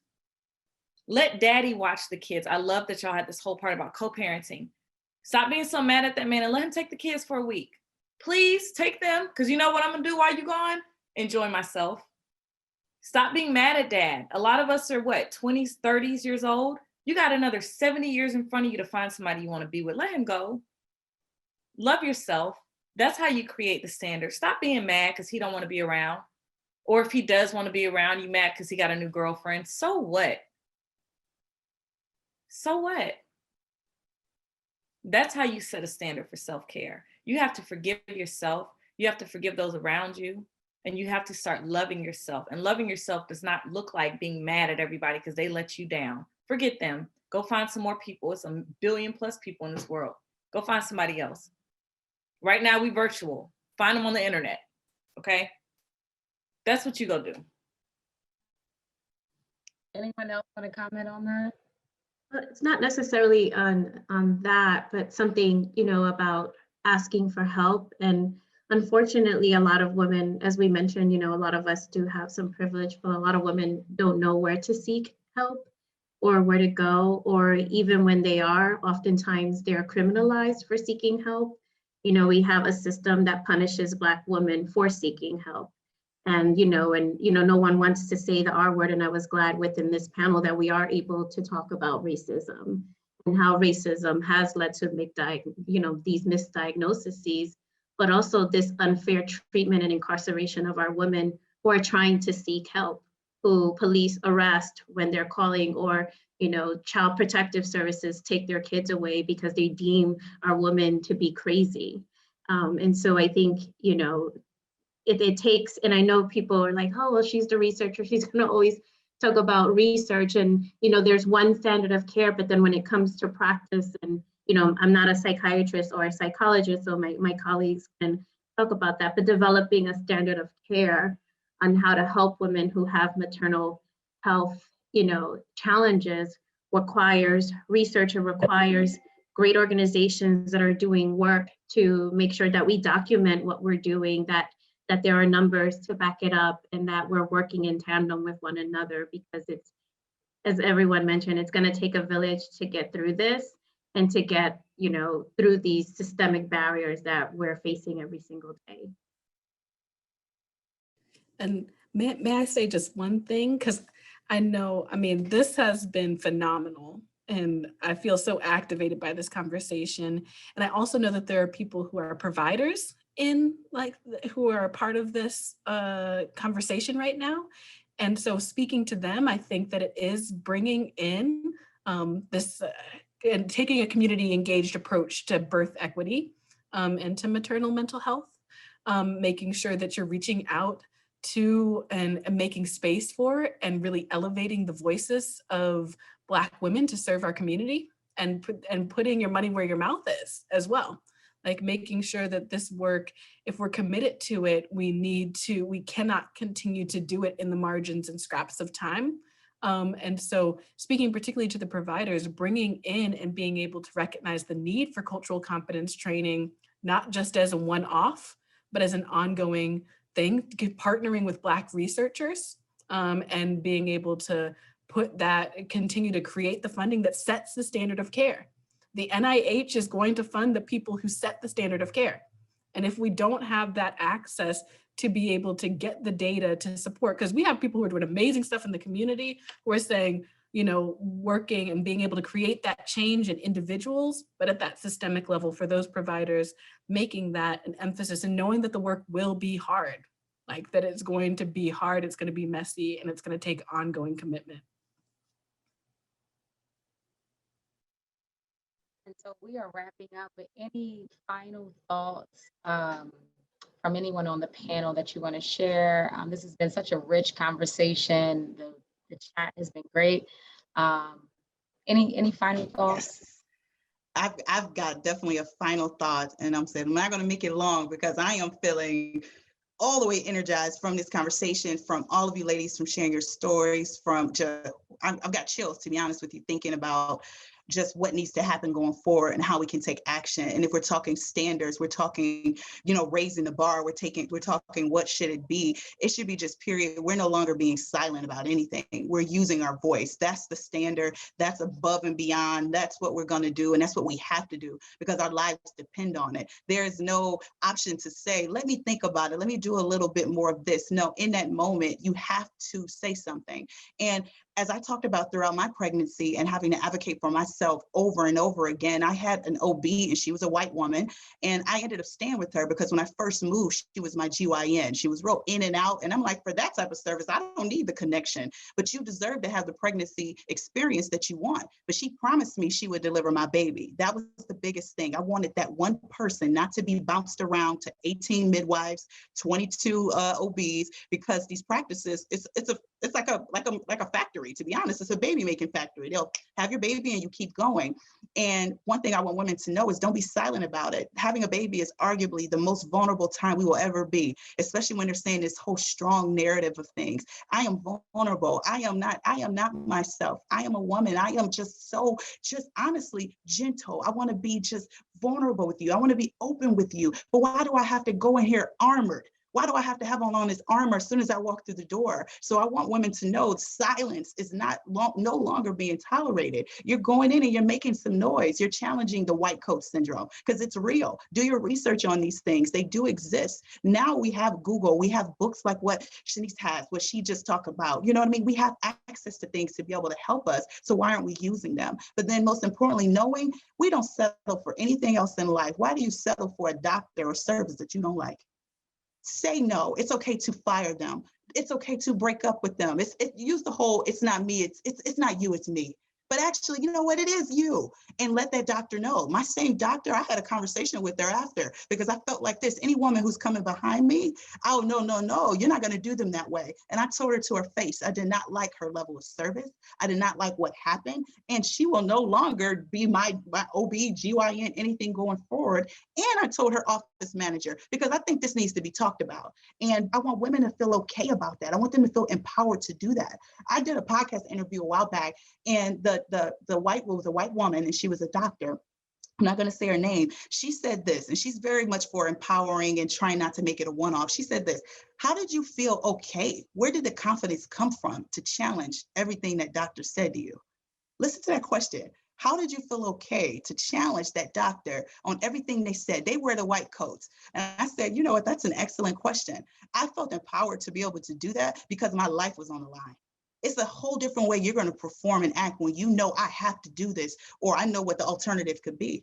I could lose my life or my baby. My baby can't advocate for himself. He's in there depending on me. So it's beyond us while you're pregnant and once that baby comes. So I would say make the standard of care where I'm not being silent about anything. I'm going to challenge you. I'm going to ask questions. I'm going to keep asking until I get the answer that I need. And we're going to still, at the end of the day, make sure that I live.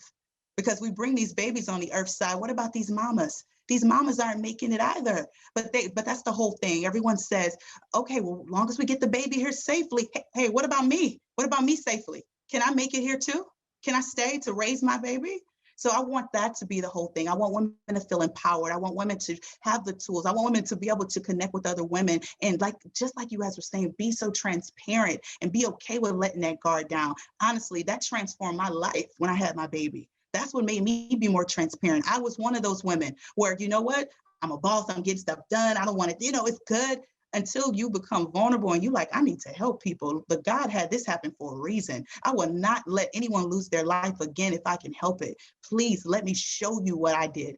This is why it had to happen, because I needed to do this to be able to help others. So we're not being quiet about anything. Ask questions, stand up, challenge what they say.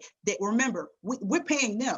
You know what I mean? It's not the opposite. You're paying them. So stand up for yourself and your baby, because we're not selling for anything less going forward at all. Just drop it on that because we are at time, and that was an awesome way to end this conversation. Thank you all so much. You all are amazing. That the work that you do. If you all don't have their social media handles, they're in the agenda. Some of them were dropped in the chat, but they're definitely on the agenda, so you can make sure you follow everyone here, and you can ask them, follow up with them directly, any questions you didn't get to. And thank you all again. Have a great afternoon. Thank you. Take care, y'all.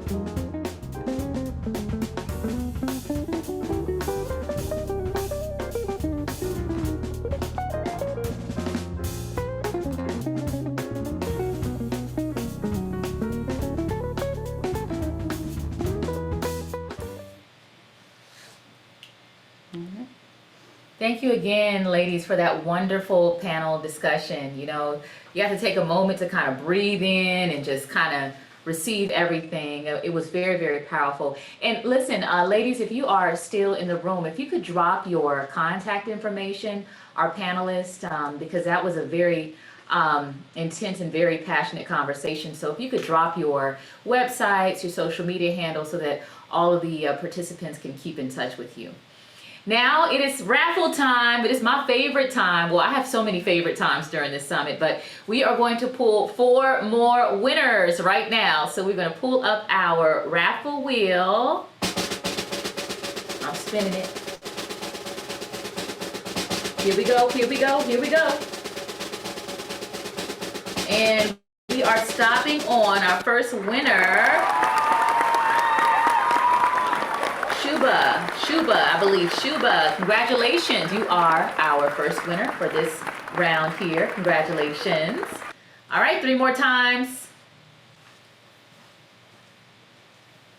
Let it spin, let it spin, let it whip, let it spin.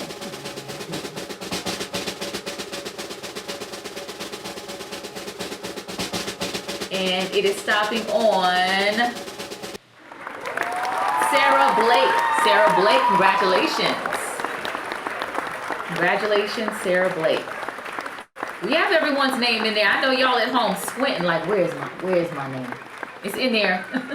We have 2 more to go, 2 more to go. And remember, everyone's a winner. Virtual hugs and high fives for everyone. So here we go. Winner number 3.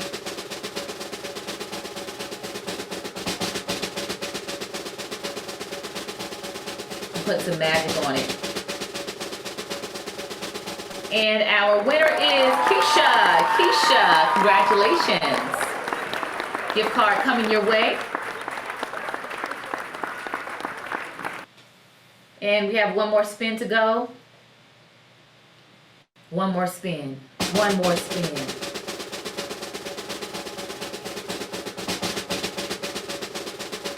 Here we go.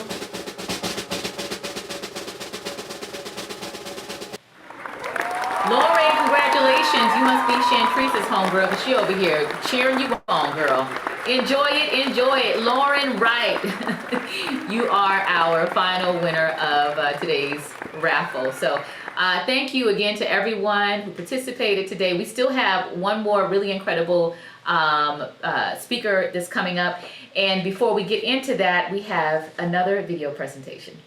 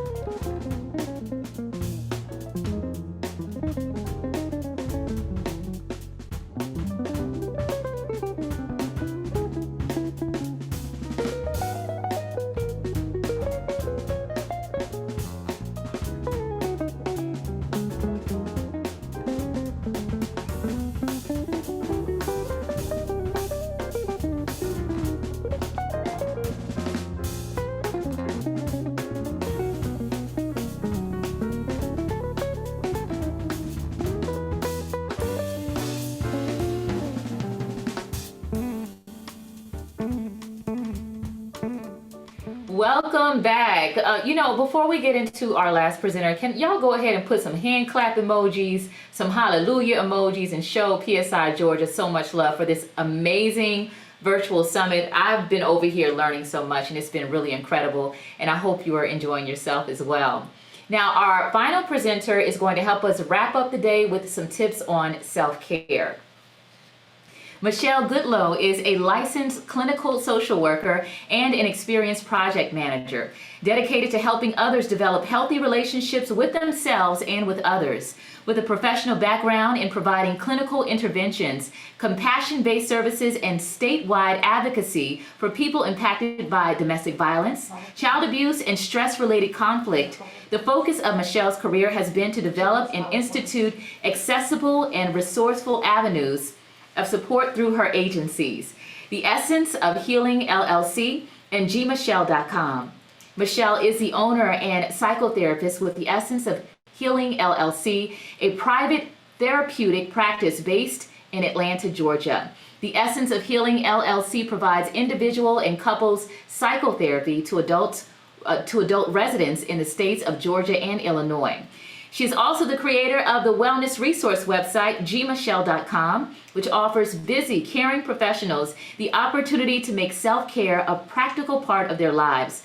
Michelle facilitates interactive workshops for nonprofit and private organizations that experience challenges and addressing self-care, compassion fatigue, and professional burnout. Michelle, welcome.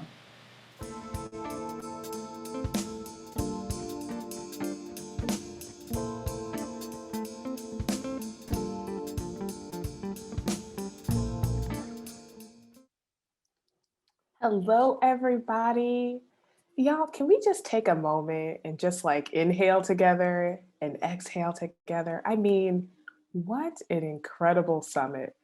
It is my absolute pleasure to add my 2 cents in terms of why our care is so incredibly important, why self-care for Black mothers is incredibly important. I'm so excited to offer not just some woo-woo, can we keep it real?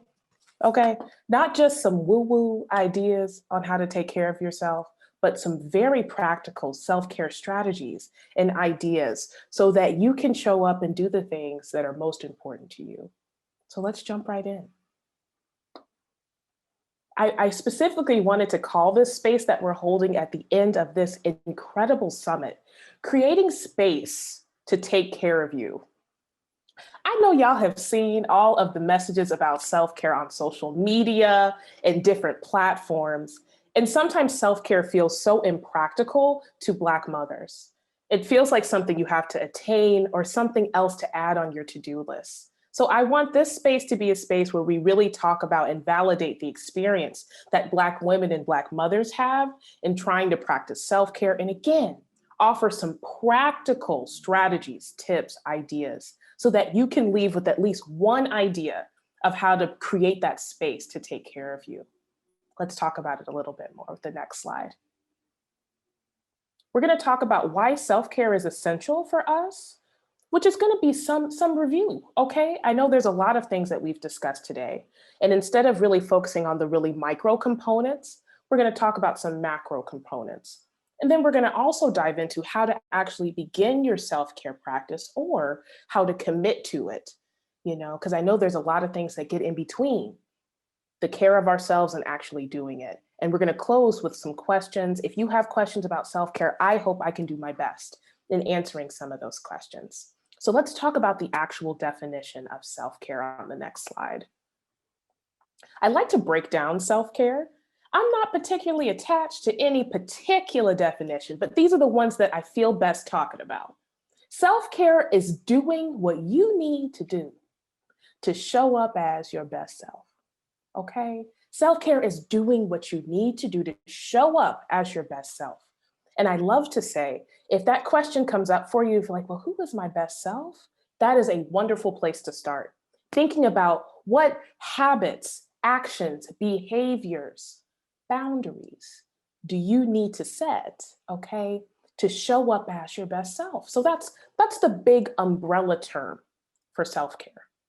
If we were to narrow it down a little bit more, a self-care practice Other words for practice: routine, plan, schedule, agenda.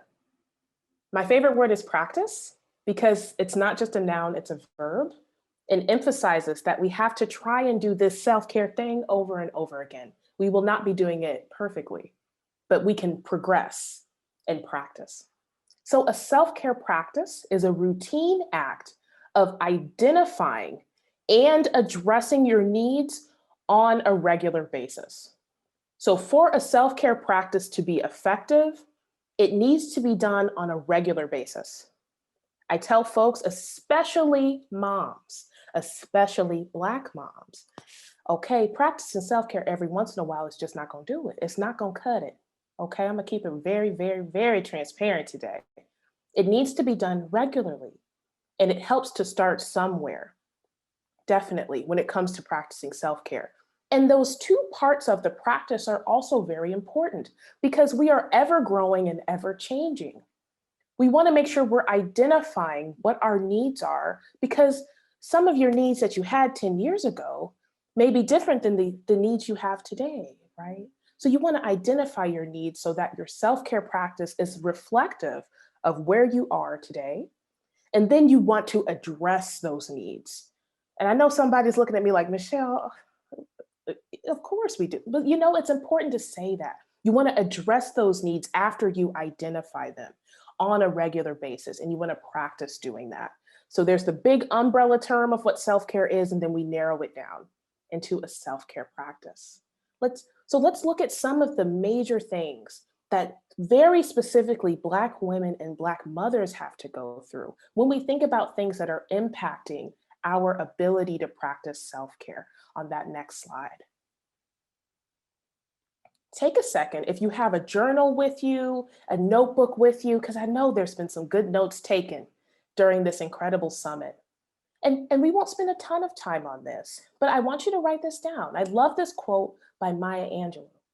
If women take care of their health, they become their own best friend. I talk about compassion a lot in the work that I do, and I kind of want to break that word down and bring it back to this definition, this quote. Compassion is noticing someone, an entity, a group suffering and wanting to do something about it. So I like to say self-compassion is recognizing when you're going through something, when you're experiencing difficulty, when things feel rough and not perfect, that you are pouring into yourself and wanting to do something about the suffering you're experiencing. In a lot of ways, like being your own best friend. That's another way to look at self-care and self-compassion. You're taking care of yourself because you recognize you're going through something. You're going through a lot. You're trying your best to take care of your kids. So here are some ideas to stick with you.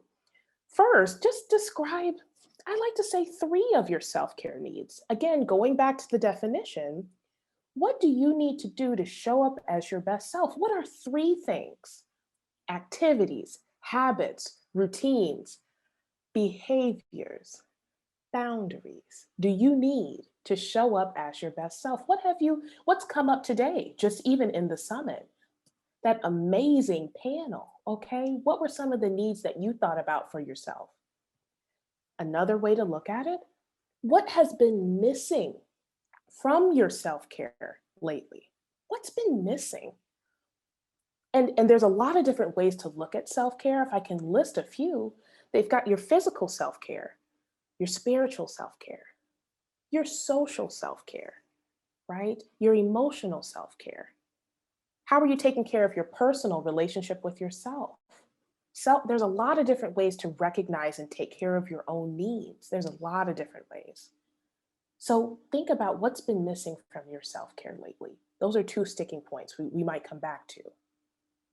Let's go to the next slide. It's no secret that there are a lot of things that Black women are facing. And here are just a few things that we want to list together and recognize because as we've been talking about throughout this summit, there are very specific things that Black women are burdened with, are carrying, pressured to do, that have a lot to do with who we are and our identity. One of the first one of the most important is our repeated exposure to systemic oppression, injustice, and racism. Repeated exposure, right? We don't get a chance to take a break. And that's part of that privilege that people who are not us experience, right? That has a very strong impact on our emotional health, our physical health, right? When we are repeatedly exposed to, victimized, witnessing oppression, that has an impact on who we are and how we show up. Similarly, the stress of not only being Black people, but people who are female, people who are women, that intersectionality of racism and sexism also has an impact on how we show up every day. It has an impact on what we experience, on what we're going through, on how we raise our children, right? And adding to that, sometimes finding the space to be our authentic selves and the pressure to assimilate also can cause a lot of stress when trying to take care of yourself. There are a number, I mean, I really appreciate the discussion that was had in the panel of just how motherhood in a lot of different frameworks is seen from a white perspective. And our identity in terms of motherhood, it doesn't fit in there. And so we don't have, a lot of Black moms do not have opportunities to be their authentic selves, to talk about things that are just special to us because it's not deemed as one thing or another. And that pressure to assimilate is exhausting. So, and I'll throw this out there too, sometimes self-care is just finding spaces to be your authentic self. And when I say your authentic self, it's the self that doesn't have to put on a show, that doesn't have to perform, that can truly, I mean, I feel a lot of stress here in my body. So when I know I'm in a space where I'm being appreciated authentically, I know my shoulders drop, you know, I feel less tense, I'm more relaxed, I'm not overthinking. So we'll talk about that a little bit more, but that in itself is an important self-care practice for Black women and Black moms, having space to be authentic. And then of course, we know this, but it's important to say it out loud to each other, the history of dehumanization and disrespect of Black women and Black mothers. We're still in the process of advocating and recovering from, but there's still a long way to go, and we all know that.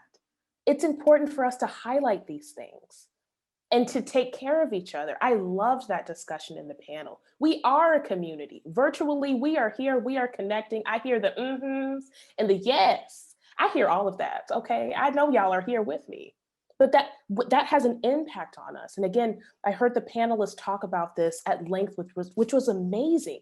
The generational trauma, the historical trauma, you know, the interpersonal trauma that we are recovering from generations, it still has an impact on us today.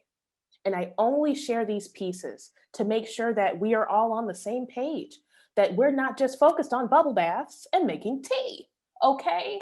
Y'all know what I'm talking about when it comes to self-care. We're talking about recovery and healing from years, from centuries of dehumanization, right?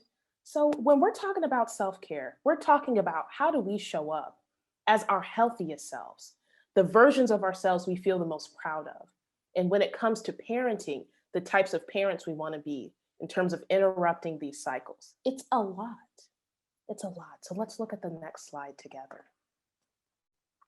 This is the best time. If you have your journal or a notebook, I strongly recommend writing these practices down that we're going to go over today. So let's break it down. When you're thinking about creating a self-care practice where you're identifying and addressing your needs on a regular basis, I want you to think about these three things. The first thing I want you to think about is, what is one practice that helps you feel less tense, less overwhelmed, and less exhausted? Okay? Because I know somebody is like, okay, that sounds great, Michelle, but where should I start with practices? I want you to start here.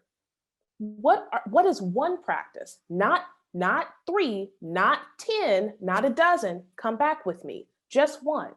What's one practice that can help alleviate what I like to call some of these heavy feelings? tension, stress, exhaustion, overwhelm. Is there one practice? I know for myself, getting some type of physical movement, and I like to give myself plenty of space and flexibility, some type of physical movement so I can release the tension that's held within my body, because my body holds a lot. Oh, my body is working so hard. Anybody else? Come on now. So I like to get a little bit of physical movement. If it's going for a walk, if it's doing a quick 5-minute video on YouTube, if it's just stretching in between the things and the meetings and the sessions, some type of physical movement. And I like to embody that, okay, I'm releasing the tension when I'm moving my body. Intentionality with that piece. That's what works for me. What works for you? That's one thing to consider. The second question, what is one practice that helps you feel more calm, balanced, recharged? What's one practice that gets you closer to the lighter feelings? We got heavy feelings, okay? The ones that weigh a lot, that feel a lot, but then we have our lighter feelings. What gets you closer to calm, balanced, feeling recharged, restored, more joyful, more relaxed? For me, it has been journaling, especially as sheltering in place and dealing with everything that we've dealt with. Having some space to just write down what's going on with me, because if I don't check on me, who gonna do it? Okay, I can always depend on myself to check in. And y'all, I keep it really simple with journal prompts. I will literally ask myself, Michelle, how are you doing? Michelle, how is your body doing? Michelle, what are you feeling today? If I know something's not going right within my body, I will ask myself, Michelle, what is wrong? What's wrong? In a way that's caring and kind to myself, because I've got to check in on me. I've got to check in on me. One of my favorite affirmations that I will say to myself, I am too important to not take care of me. That's just facts. I'm just too important. I've got to prioritize what's important to me because I hold a lot of value. I am just that special. You know what I'm saying? And I say that so specifically because I know that there's a lot of rhetoric around how self-care is selfish or how self-care is self-centered, especially for Black women. And so we breaking that all up today. No, we're releasing the strong Black woman narrative. We letting that go too. No, I'm a Black woman that has all the feelings. Sometimes I feel strong and sometimes I don't. And I'm okay with that. Okay, we're accepting our humanness, you know? So I check in with myself. I can keep it simple. It doesn't have to take a lot of time. It's another misconception that is very connected to mainstream audiences, white audiences, that self-care must be some type of expensive, very time extensive set of ways of caring for yourself. It doesn't have to be. And if it's been really tough for you to practice self-care, if it's tough to squeeze it in, just start somewhere. Just start somewhere. Take 2 to 5 minutes a day to do something intentionally, and then practice doing that repeatedly. Self-care must be practical to your life, your schedule, the things that you have to do. So again, what's one practice that helps you feel less tense, less overwhelmed, less stressed? What's one practice that helps you feel calm, balanced, recharged, right? The final piece is key, a major key, if you will. How can you mindfully use these practices on a regular basis? I love to use this method with my clients, so I'm gonna share it with y'all. Y'all remember when we were in school, you know, and there used to be a fire drill. You had to practice for if a fire happened, right? You heard the fire alarm. Everybody had to get up and line up. Everybody goes outside until it's the right time to go back in. We were practicing for if a crisis occurred. Kids were practicing. We were practicing because we was kids. We survived childhood, right? I like to say this is an incredible approach to have just for the care of yourself, a fire drill approach. If a crisis does happen, you're already practicing these self-care habits, so you'll be prepared to manage it. in the best way you know how. We can't control everything, but if you're doing your self-care practice routinely, if you're adding some physical movement in a couple times a week, if you're making sure to start your day with a journal prompt, if you're trying your best, to create a schedule that works for you, you know what I'm saying? If you're maintaining boundaries with people you need to maintain boundaries with, all of this has meaning and purpose. And when life comes at us, and it'll come at us fast, you'll have these practices ready to go to help you feel that calmness that you need, to help you feel less tense. So it's really important to figure out some of these pieces. And of course, there's a lot of intricacies in the way that you take care of yourself, but I also want to recognize how that can feel really overwhelming. So again, just start somewhere. Start with a practice that helps you feel less of the heavy feelings and more of the light feelings. How can you do this regularly, on a regular basis? Let's go to the next slide. Now, here are a bunch of different ways. If you're like, Michelle, I'm not sure which practices to start with, here are some ideas. Again, some of these ideas may resonate and some of them may not, and that's okay. You get to decide what works best for you and how you want to show up as the best version of yourself. So of course, writing, journaling your feelings and thoughts, again, doing self-check-ins to take care of that part of you. If writing isn't your thing, I strongly recommend just using your voice memo app and talking into your voice memo. Because journaling does not just have to be writing things down, it can be drawing, it can be making a list, it can be just brainstorming, letting whatever comes up, getting it out, or it could just be talking into, a voice memo. You're going for a walk, you've got your headphones in, you got your mask on. If you need to release some thoughts, feel free to do that. That's still part of the practice, okay? Engaging in some type of physical activity. I want to add a physical activity that you enjoy or that makes you feel proud. Everybody doesn't like a formal workout. Again, that's something else very connected to mainstream culture. White culture is a very particular way of working out. And I like to say, who says? Because there's nothing wrong with putting on a good playlist, okay, and dancing. If that feels good for you, do what feels good for you or what helps you feel proud. Expand what it means for you to get that physical movement in and taking care of your body that way. We're still doing our virtual experiences. So if you still want to, having a virtual coffee date, a virtual tea date, still connecting with folks virtually is still incredibly important. So again, summits just like this are so important for us in terms of mental health and beyond. So continue to connect with folks in those social ways if that feels good for you. And then express yourself creatively. Is there anything you like to make, create that feels good for you? Do you like singing? Do you want to create a new dance? Do you love painting? What about plants? Do you love putting bouquets together? Do you like writing poems, writing songs, writing stories? Do you like to put together things in terms of pottery? Is anybody else's hair a space for creativity? Because I've been trying with, we got some protective styling going on, some low manipulation styles. Come on, natural folks, right? How can you express? Can you do it through your dress? What do you like to do to express yourself creatively? Creativity is such an incredible part of taking care of yourself. And we have so many ways to be creative.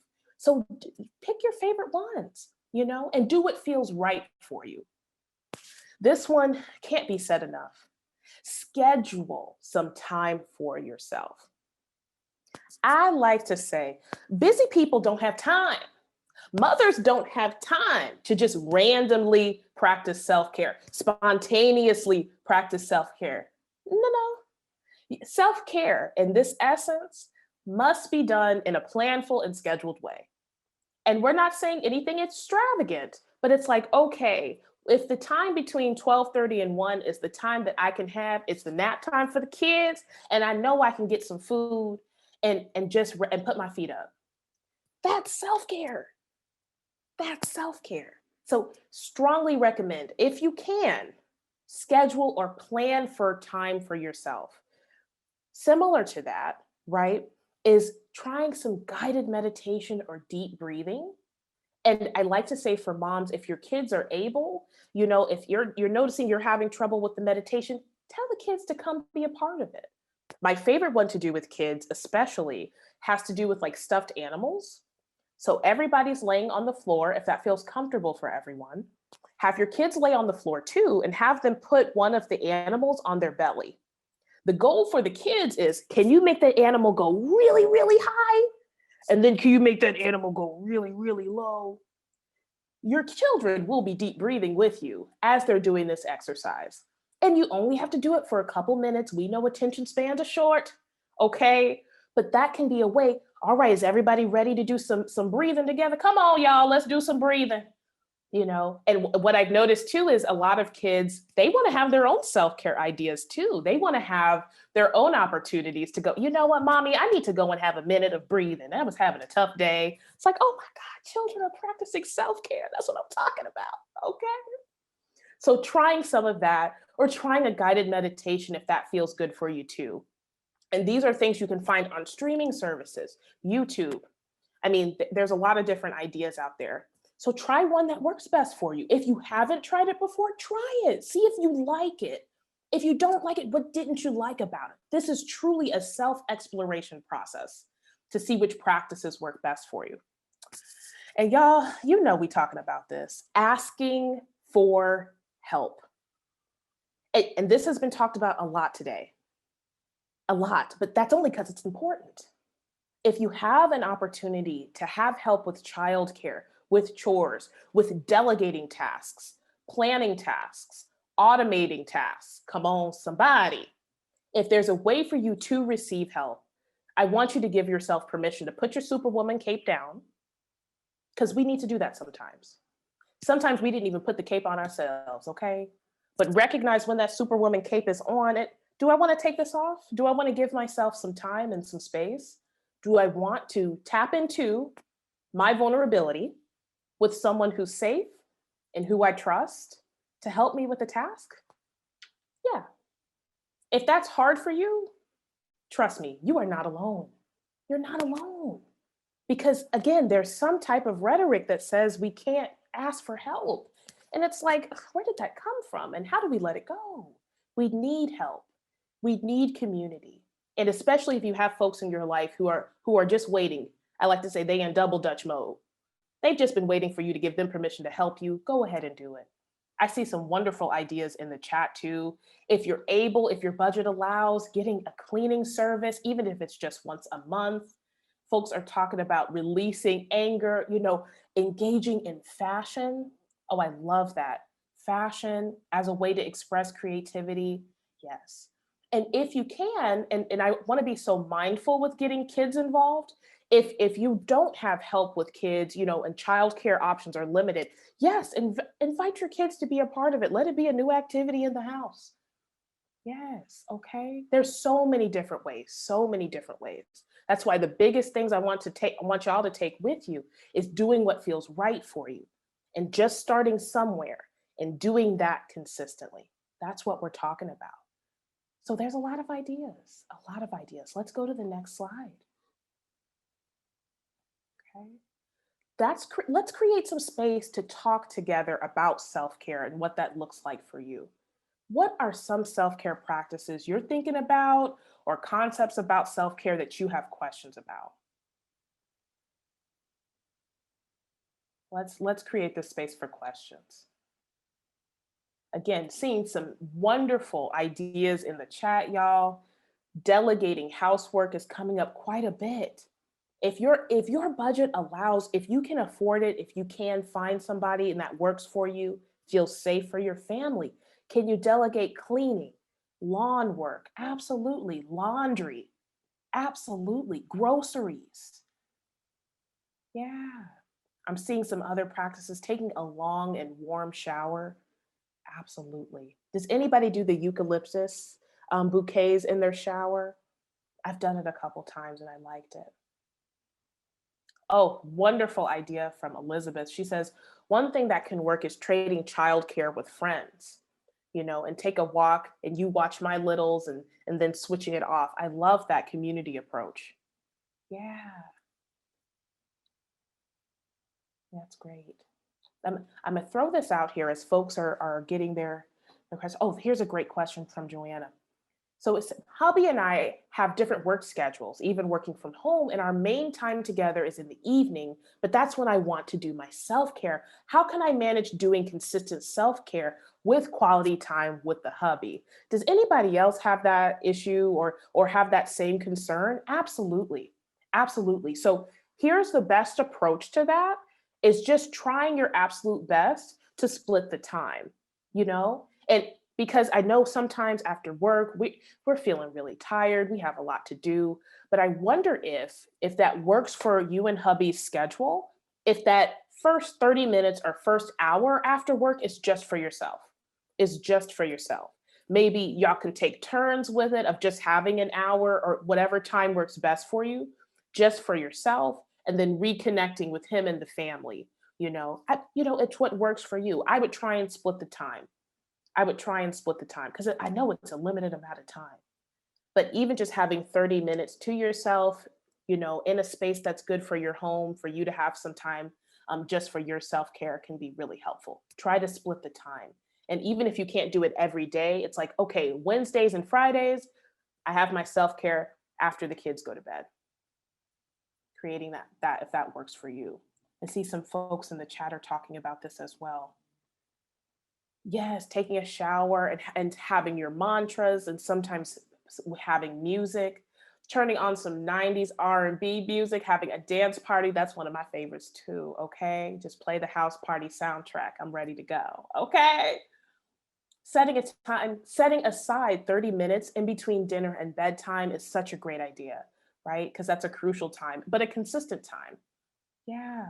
Having a spa night with bath bombs is fantastic. Having some candles and Kim playing in the background. Yes, ma'am. Yes. Having a dance party with the little ones to any song that isn't Sesame Street, self-care. Okay. Driving home in complete silence and breathing. Can we spend a second on if you have a personal vehicle, how that can be a space for self-care? Absolutely. I like to emphasize having some opportunities for privacy as a parent is self-care.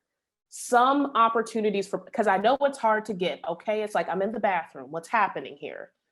Okay, I thought I closed the door. If there's any ways that you can just have a few moments to yourself, that can be self-care too. If it's just being in your car alone, somebody's watching your kids, if it's just being on the other side of a door with the door closed, that can be helpful too. Yeah. These are some wonderful ideas. Music therapy. I'll share this one too for folks who love music. I love creating mood playlists. So creating a playlist of songs based around particular feelings. Are there certain songs that you like that have to do with anger and you want to validate that anger? Create a playlist of it. Are there songs that really connect you to joy as soon as you hear them? Create that playlist. Let these songs, music is a part of our cultural identity. So let's allow music to intentionally help us in terms of our emotional and mental health care. And my favorite one, if you notice you're feeling some of the heavier feelings and you want to feel the light ones, but you want to validate your experience, create a mood playlist that starts with heavy feelings, maybe feelings that kind of bring about sadness or anger. Crescendo that mood playlist to the happy, joyful, balanced feeling songs. I strongly recommend it as a self-care practice, for sure.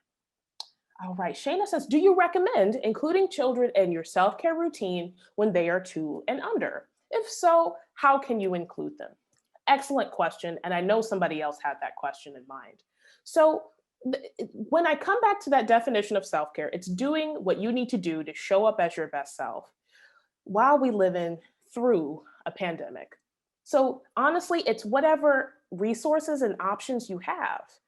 Ideally, if you recharge best by having some time away from your kids, if there's an opportunity for you to do that, go for it. Go for it. But if there isn't an opportunity to do that, if you're with your children most of the time, definitely include your children on some of your self-care practices, for sure. If it's just deep breathing while holding your baby, that is self-care, especially for 2 and under. but it really means on what works best for you. And I have a feeling, I'm going to make a big assumption. You need some time away from your children, some time. And I'll throw this in there too, especially for any moms who are kind of watching and they're like, I feel kind of bad. I feel kind of guilty separating myself from my kids, especially when they're of a certain age. I want you to take a second and think about the different roles that you hold in your life outside of motherhood. Who are you outside of being a mom? And how can you take care of those parts of you? I have a feeling, and I'm just guessing, it's just an assumption, that you are more than a mom. You are a mom, and that's an important part of your life, but you also have other roles in your life. So I would take a second to explore that and see, okay, well, what can I do to take care of the part of me that's a friend, or the part of me that's a painter, or the part of me that's a dancer? I don't know. It's up to you to explore that, but that's something else to think about too. Yeah, excellent questions. Are there any other questions before we begin to close together, everyone? Yes, we got some good songs playing in here too. Come on, bust the windows out your car. That's a good song that, talks about some important feelings, okay? Yes, yes. So it sounds like some of the biggest pieces we're taking today, you've got to do what feels best for you in terms of self-care. There are a lot of components of self-care that are very mainstream, very white-centered, that don't align with our needs. And it's okay if you have different needs in terms of taking care of yourself. That's okay. Self-care is doing your best to show up as your best self and doing the things that help you get there. So if that means taking some time to explore, that's okay. I'm gonna do a really quick plug. If anybody needs help with that, I have a journal for that. It's on Amazon. It's called Self-Explore, Self-Restore. And literally throughout this journal, you'll receive journaling prompts that talk specifically about ways that you can take care of yourself. So you don't have to do all the heavy lifting. We are a community, okay? This journal is available on Barnes & Noble and Amazon.com. Y'all are welcome to stay connected with me. I'm on social media at the G Michelle with 2 L's on Instagram, Twitter, and Pinterest. And feel free to sign up for my newsletter where we're talking about the things that we need to take care of ourselves. That is exactly why I created the space that I created, because we need it. Black women need it, Black mothers need it, and we deserve it, okay? So I'm so excited to close this incredible summit. Thank you so much to the PSI team. This was incredible. This was incredible. Thank you all so much.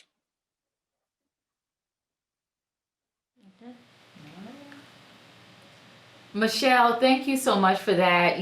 We were all back here like giving each other high fives, taking notes. And I really hope that, not only are these messages and these great discussions resonating with all of our participants, but you're really like kind of making a checklist, like what are some actionable steps that you can take to really incorporate self-care. Michelle, that was so good. Thank you so much. And I'm going to be checking out your journal and your book on Amazon.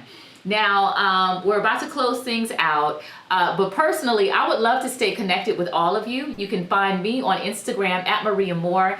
That's MariaMore.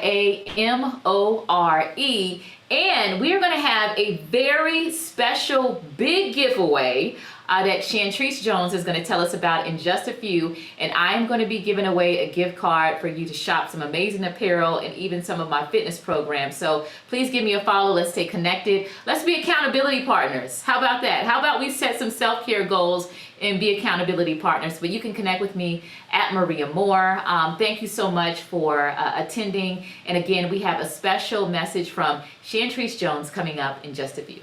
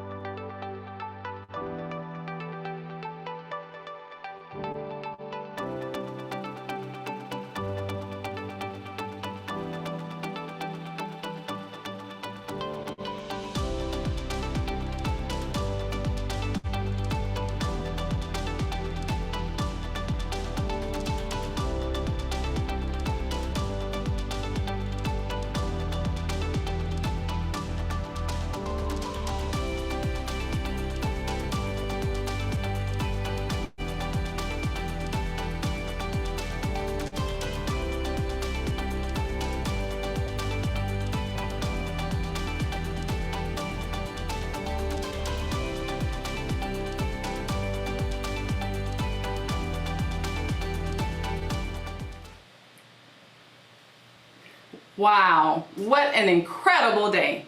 That was an amazing program, everyone. Thank you so much, Maria Moore, our wonderful MC, and to all of our speakers today. We are so grateful for your time and sharing your knowledge with us and your experiences. Thank you. We learned so much today about supporting Black women's mental health, breaking down stigma, how to be an advocate for yourself and others, engaging our Black kings, and making sure that they have a space at the table. We also learned about supporting, and we also learned about birth trauma, Black motherhood, and how women have survived and are thriving, which we know so many Black women share these same experiences. And of course, we just got some amazing tips for self-care. So thank you so much again to all of our amazing speakers. We hope after today you will share our resources with those in your community, get engaged with our programs, and most importantly, support the Black women in your community who are bearing age. Tell them about PSI and that we are a resource for every woman and family in Georgia. Congratulations again to our winners. We will be in touch with you directly to send you your prize in the mail. And lastly, if you enjoyed today's summit or learned something, please let us know. We value your feedback and would greatly appreciate you taking a few minutes to let us know how we did today.